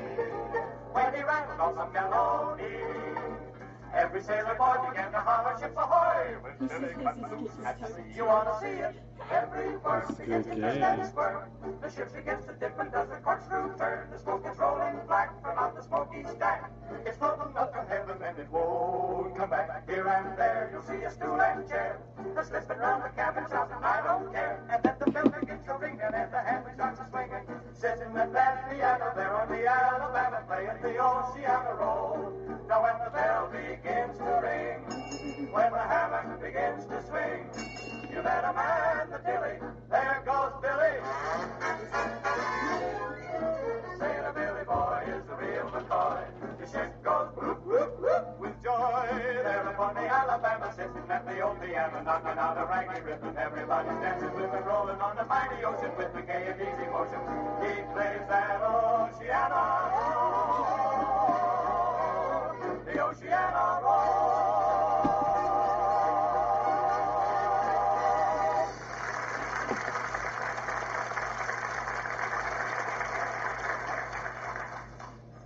McGee, did you straighten out the hall plaza? No, I just kicked the stuff back in. I didn't want to waste all this energy on a simple job like that. Well, while you dream up something constructive to batter your biceps against, I'll go upstairs and do some mending. Okay. If you hear me scream, just ignore it. There's a hole in my thimble. Ah, there goes a good kid. There isn't another wife in the world that put up with me, even if it was legal. The way she goes along with my little moves is one of the most... Come in, come in, come in. Hi, mister. Oh, hello there, Teeny. To what do we owe the pleasure of this visit to our humble abode? What's an abode, mister? An abode is a house, sis. We call it that because it's a boat half paid for. That's a joke. It was a pun, I bet you. A pun? So what? You one of them highbrows that sneers at a pun because you didn't think of it yourself? No, but my daddy says a pun is the lowest form of humor. No, he doesn't. Well, he's probably one of them guys that thinks a hot foot is a priceless bit of wit. But you didn't answer my question, sis. Why aren't you in school? Oh, school's closed on account of an epidemic of measles, I bet you. Not epidermis, sis. Epidemic. Epidermis is skin. Where do you think you get the measles, mister? Touche. I says touche, sis. That's a Spanish word meaning you got me, pal. Well, why aren't you out playing? It's a wonderful day. Well, gee, mister, I couldn't find any of the kids, and the playground stuff is all put away for the winter, and I guess I didn't want to go see anybody in particular, so I came to see you. Well, that's a very... Hey! You say the playground stuff is all put away for the winter? Mm-hmm. You like to play on trapezes and swingses and turning poles and stuff? Gee, I love it, mister, but in the winter you can't... Sis, I think you were sent here by Providence. I was not a bitch. It was my own idea. I mean, you're the answer I've been looking for. You got a big basement? No, but my daddy says when I get to be middle-aged, I'll have... No.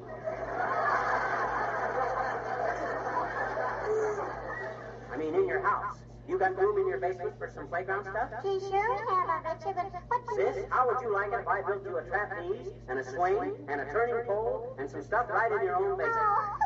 Oh, gee, mister, that'd be super. Finally, when you gonna do it, mister? When? Right now, sis. Stand by while I gather up a load of tools. Now, let's see now. I'll need a hammer and a rope and some buckets.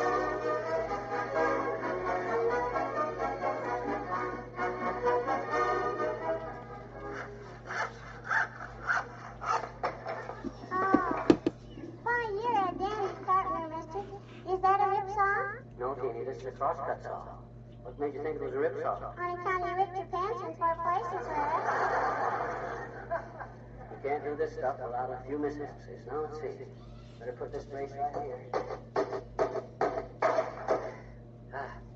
Phew. Now, one more brace on this swing and it'll be all finished. Yeah? Better 3 hours work I never did in my life. You were just wonderful to do it, mister. I take back everything my daddy ever said about you. Believe me, these things are built in here to stay. You couldn't drag them out of here with a bulldozer. Now, let's see. Hey, mister. Look what I can do. Huh? Looky, I can hang by my knees. Well, that's very good, sis. I had a distant relative once that learned to hang by his neck. For fun, mister? No, for stealing a horse. Now, there you are, Teeny. It's all finished. You now got a set of athletic equipment that ought to last you till you're 82. Oh, gee, thanks ever so much, mister. Why are you so nice to me, Oh, I don't know. I guess it's because you kind of remind me of my wife. Oh? Besides, it was a privilege, sis. All day long I've been looking for a good constructive job like this. Something to use up my energy. And believe me, I did. I've used up my energy for the next 7 weeks. Boy, am I tired. Your shirt is wringing wet, mister. Yeah, I know. Really worked up a sweat, didn't I? Oh, you mustn't say that, mister. That is nice. Huh? My teacher says, horses sweat, men perspire, and women blow. You tell your teacher that when a man works like a horse, he can sweat if he wants to. Help me gather up these tools, will you? Sure. Oh, boy, that was really quite a story. I hope you enjoy using the trapeze and the swing and stuff. Oh, gee, I will, I bet you. I'm gonna ask my daddy if I can stay up late tonight and play down here. Oh, you don't have to do that, sis. You'll have plenty of time to use it. This stuff is built to last. It'll be here a long, long time. Yes, but we won't, I bet you. Huh? We're moving tomorrow. Oh, whoops, you dropped your screwdriver, mister.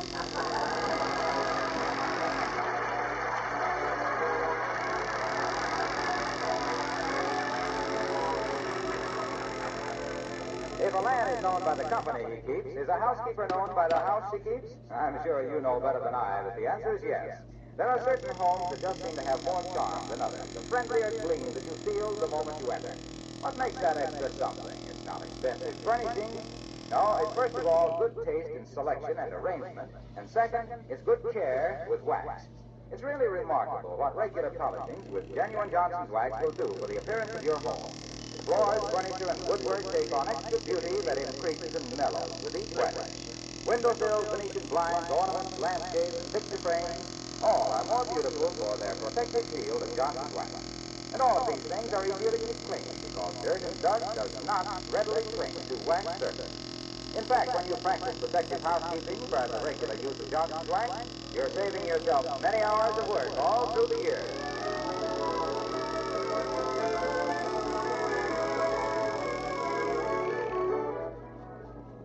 and gentlemen, the March of Dimes is on. Your dimes, all the dimes you can spare, from 1 to 1,000,000, are desperately needed to fight infantile paralysis.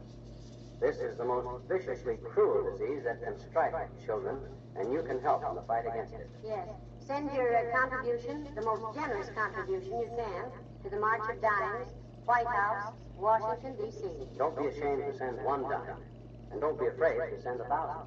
When you get out of bed in the morning, think of the children who can. Good night. Good night.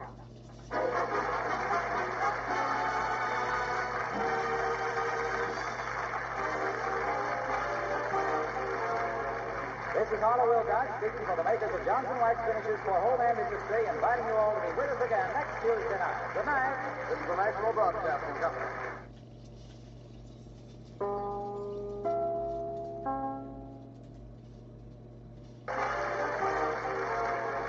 This is Oliver Wilcox speaking for the makers of Johnson Wax Finishes for Home and Industry, inviting you all to be with us again next Tuesday night. Good night.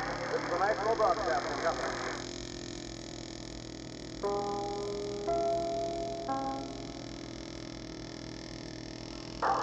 Respectfully dedicated tonight to the United States Marine, the Johnson Wax Program with Fibber McGee and Molly.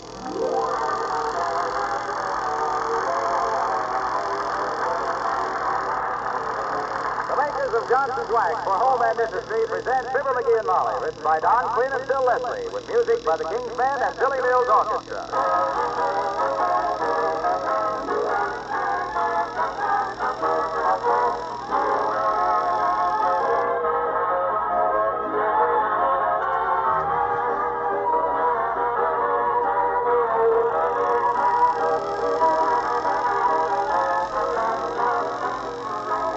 Don't you wish you could live in a world where there wasn't any dirt? Think how much time and work and money you could save. But we do have dirt, so the sensible thing is to figure how to get rid of it with the least possible effort. One way, of course, is with the regular use of Johnson's Wax on your floors, furniture, woodwork, and other surfaces. Here's an important thing to remember. Both Johnson's liquid wax and cream wax clean as they polish. The dirt comes off when you apply the wax. When you polish the surface, it becomes immaculately clean and beautiful. The film of Johnson's Wax itself is invisible, but it protects against moisture and wear and can be renewed when necessary to make that protection last indefinitely. If you haven't been using Johnson's liquid wax or the cream wax, try them, especially on your furniture, woodwork, and accessories. You'll know what we mean when we say the wax cleans as it polishes.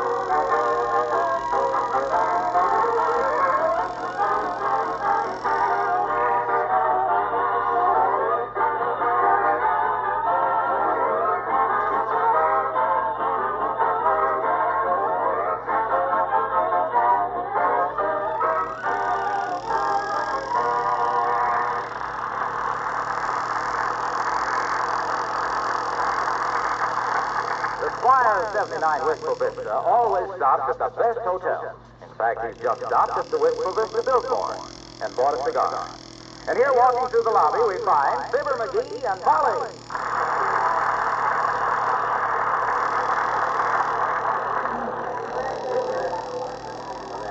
Wise guy. What's the matter? Oh, that cigar clerk. I asked him if he would sell me an El Ropo Caballo, and he says yes. I can sell you one, but don't light it in here. Well, my goodness. Heavenly days, look at that crowd around that hotel desk, you see. Bunch of unfounded rumors trying to find a place to lay their weary luggage. They just turned away that gray-haired man with all the gold braid. Say, what's the 4 gold stripes on a Navy sleeve mean? Oh, he's the officer in charge of distributing pinup pictures. They call him a petty officer. Ah? Petty is the fellow that draws. Oh, look, McGee. What Look at? over there. Huh? That's Bailey, sitting on the suitcase. He looks so discouraged. Oh, no wonder. He's sitting on the lock. He ought to turn it up on in. Nice looking lad, isn't he? Maybe we could do something for him. I don't know what, but it won't do any harm to give him a kind word. Come on. Hi there, sailor. What? Oh, how do you do? Anything bothering you, son? Except that? I'm glad you spoke to me, ma'am. I was so lonesome I was about to go out and shoot myself. What? Game of billiards. Oh.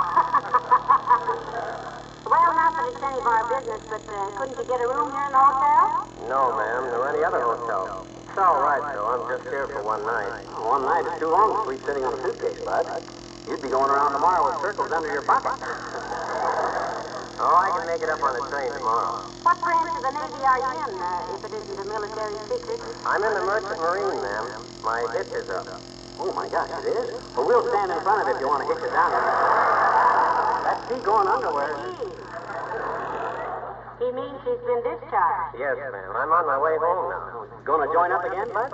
I don't know, sir. I might. And then again, I might try to get established with some shore job. Well, that's a very natural impulse, I'm sure. On the other hand, do you think there's any more important shore job than making sure we win the war? Don't worry. I'm going to think it over before I do anything. Look, do you folks know of any place in town where I could sleep tonight? Not fussy, just someplace that's dark, warm, and horizontal. Well, let me think, Bud. Maybe the Elks Club. No, they're redecorating. McGee, Huh? maybe we, I mean, it might be possible to, You mean, why not? Oh, very good question. Look, son, I'm Mr. McGee, and this is my wife, Mrs. McGee. Oh, well, I'm glad to meet you. I'm Tommy Davis. How do you do, I'm sure. Look, Mr. Davis.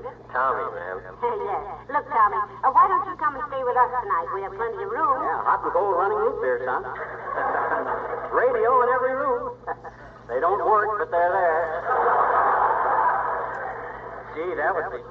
Well, no, thanks very much. I'll just... Now, come on, Tommy. You won't be a bit of trouble. Oh, it's very kind of you, ma'am, but I don't think I'd better. My train leaves very early. Bud, us seafaring men have got to stick together, see? Were you a sea, sir? Was he? He still is. Had my own boat on the Illinois River, son. 32-footer.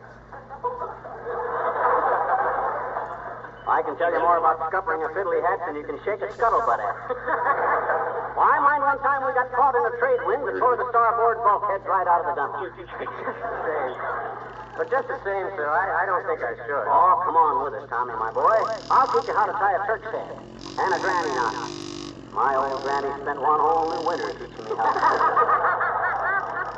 It's very nice of you, sir, but I think it'd be better. I'll bet Alice will enjoy talking to you, too, Tommy. Oh, I know, but... Alice? She boards with us, Tommy. Works in an airplane plant. Well... Of course, she may have a date for tonight. You know, she's so popular. That's because she's so beautiful. That wonderful blonde hair, those blue eyes, and that smile. That chick's got a smile that would make Himmler follow her into a Russian restaurant. However, Tommy, if you don't feel like this... Now, ma'am, I've changed my mind. Let's go. Well, right this way, Tommy. No, Molly, don't you carry that suitcase. It's too heavy. Oh, sure, let me carry it, please. Yeah, sure, let Tommy carry it. Let's go this way, Tommy. Wait till I pick up my plate. We grab a bus.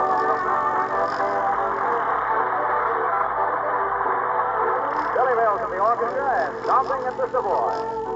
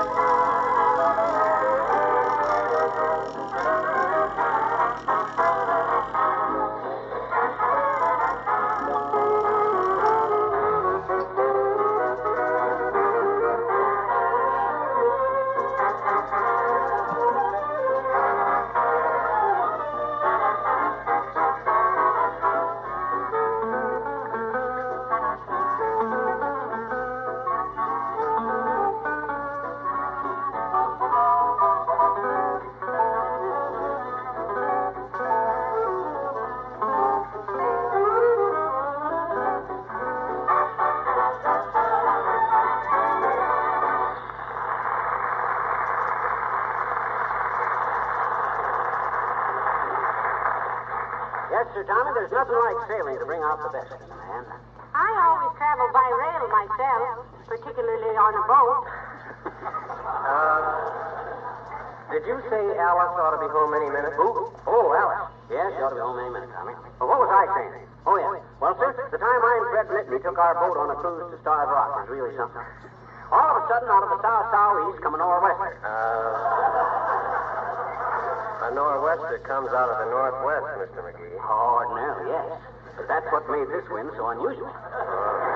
It was a freak storm, an 80-mile gale.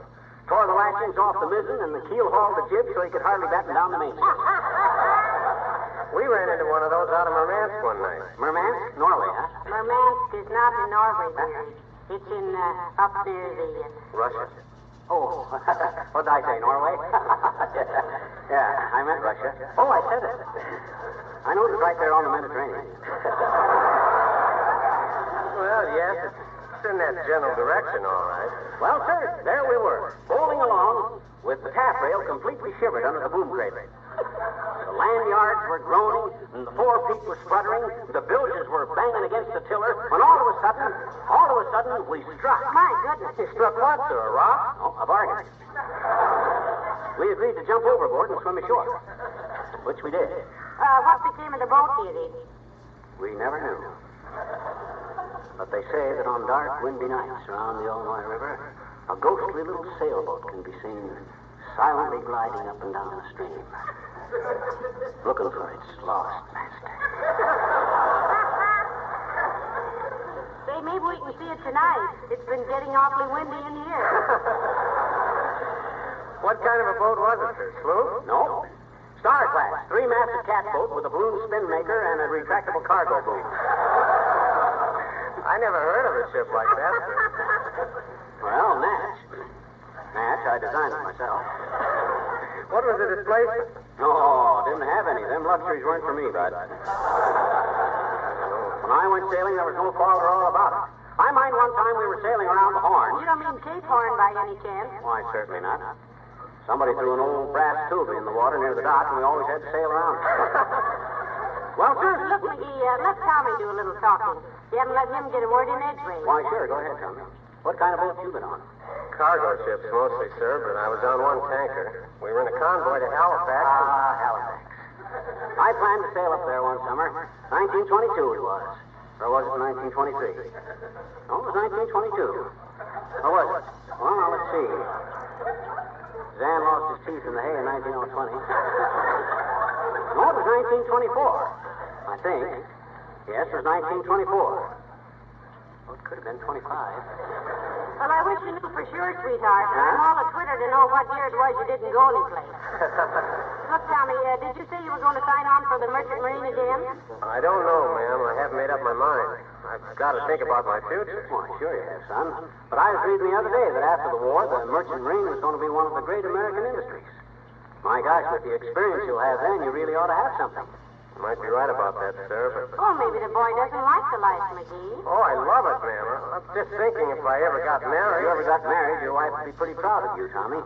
Holding down a good job with a big steamship line and knowing you did the job you were trained for all through the war. Incidentally, I wonder if they take me. Oh, sure. Why, you get seasick crossing the gutter on a rainy day. But, Tommy, why don't you...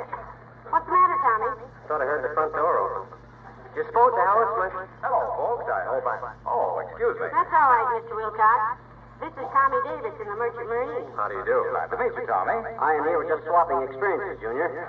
Nautical stuff. Sit down and listen if you want, but you won't understand much of it.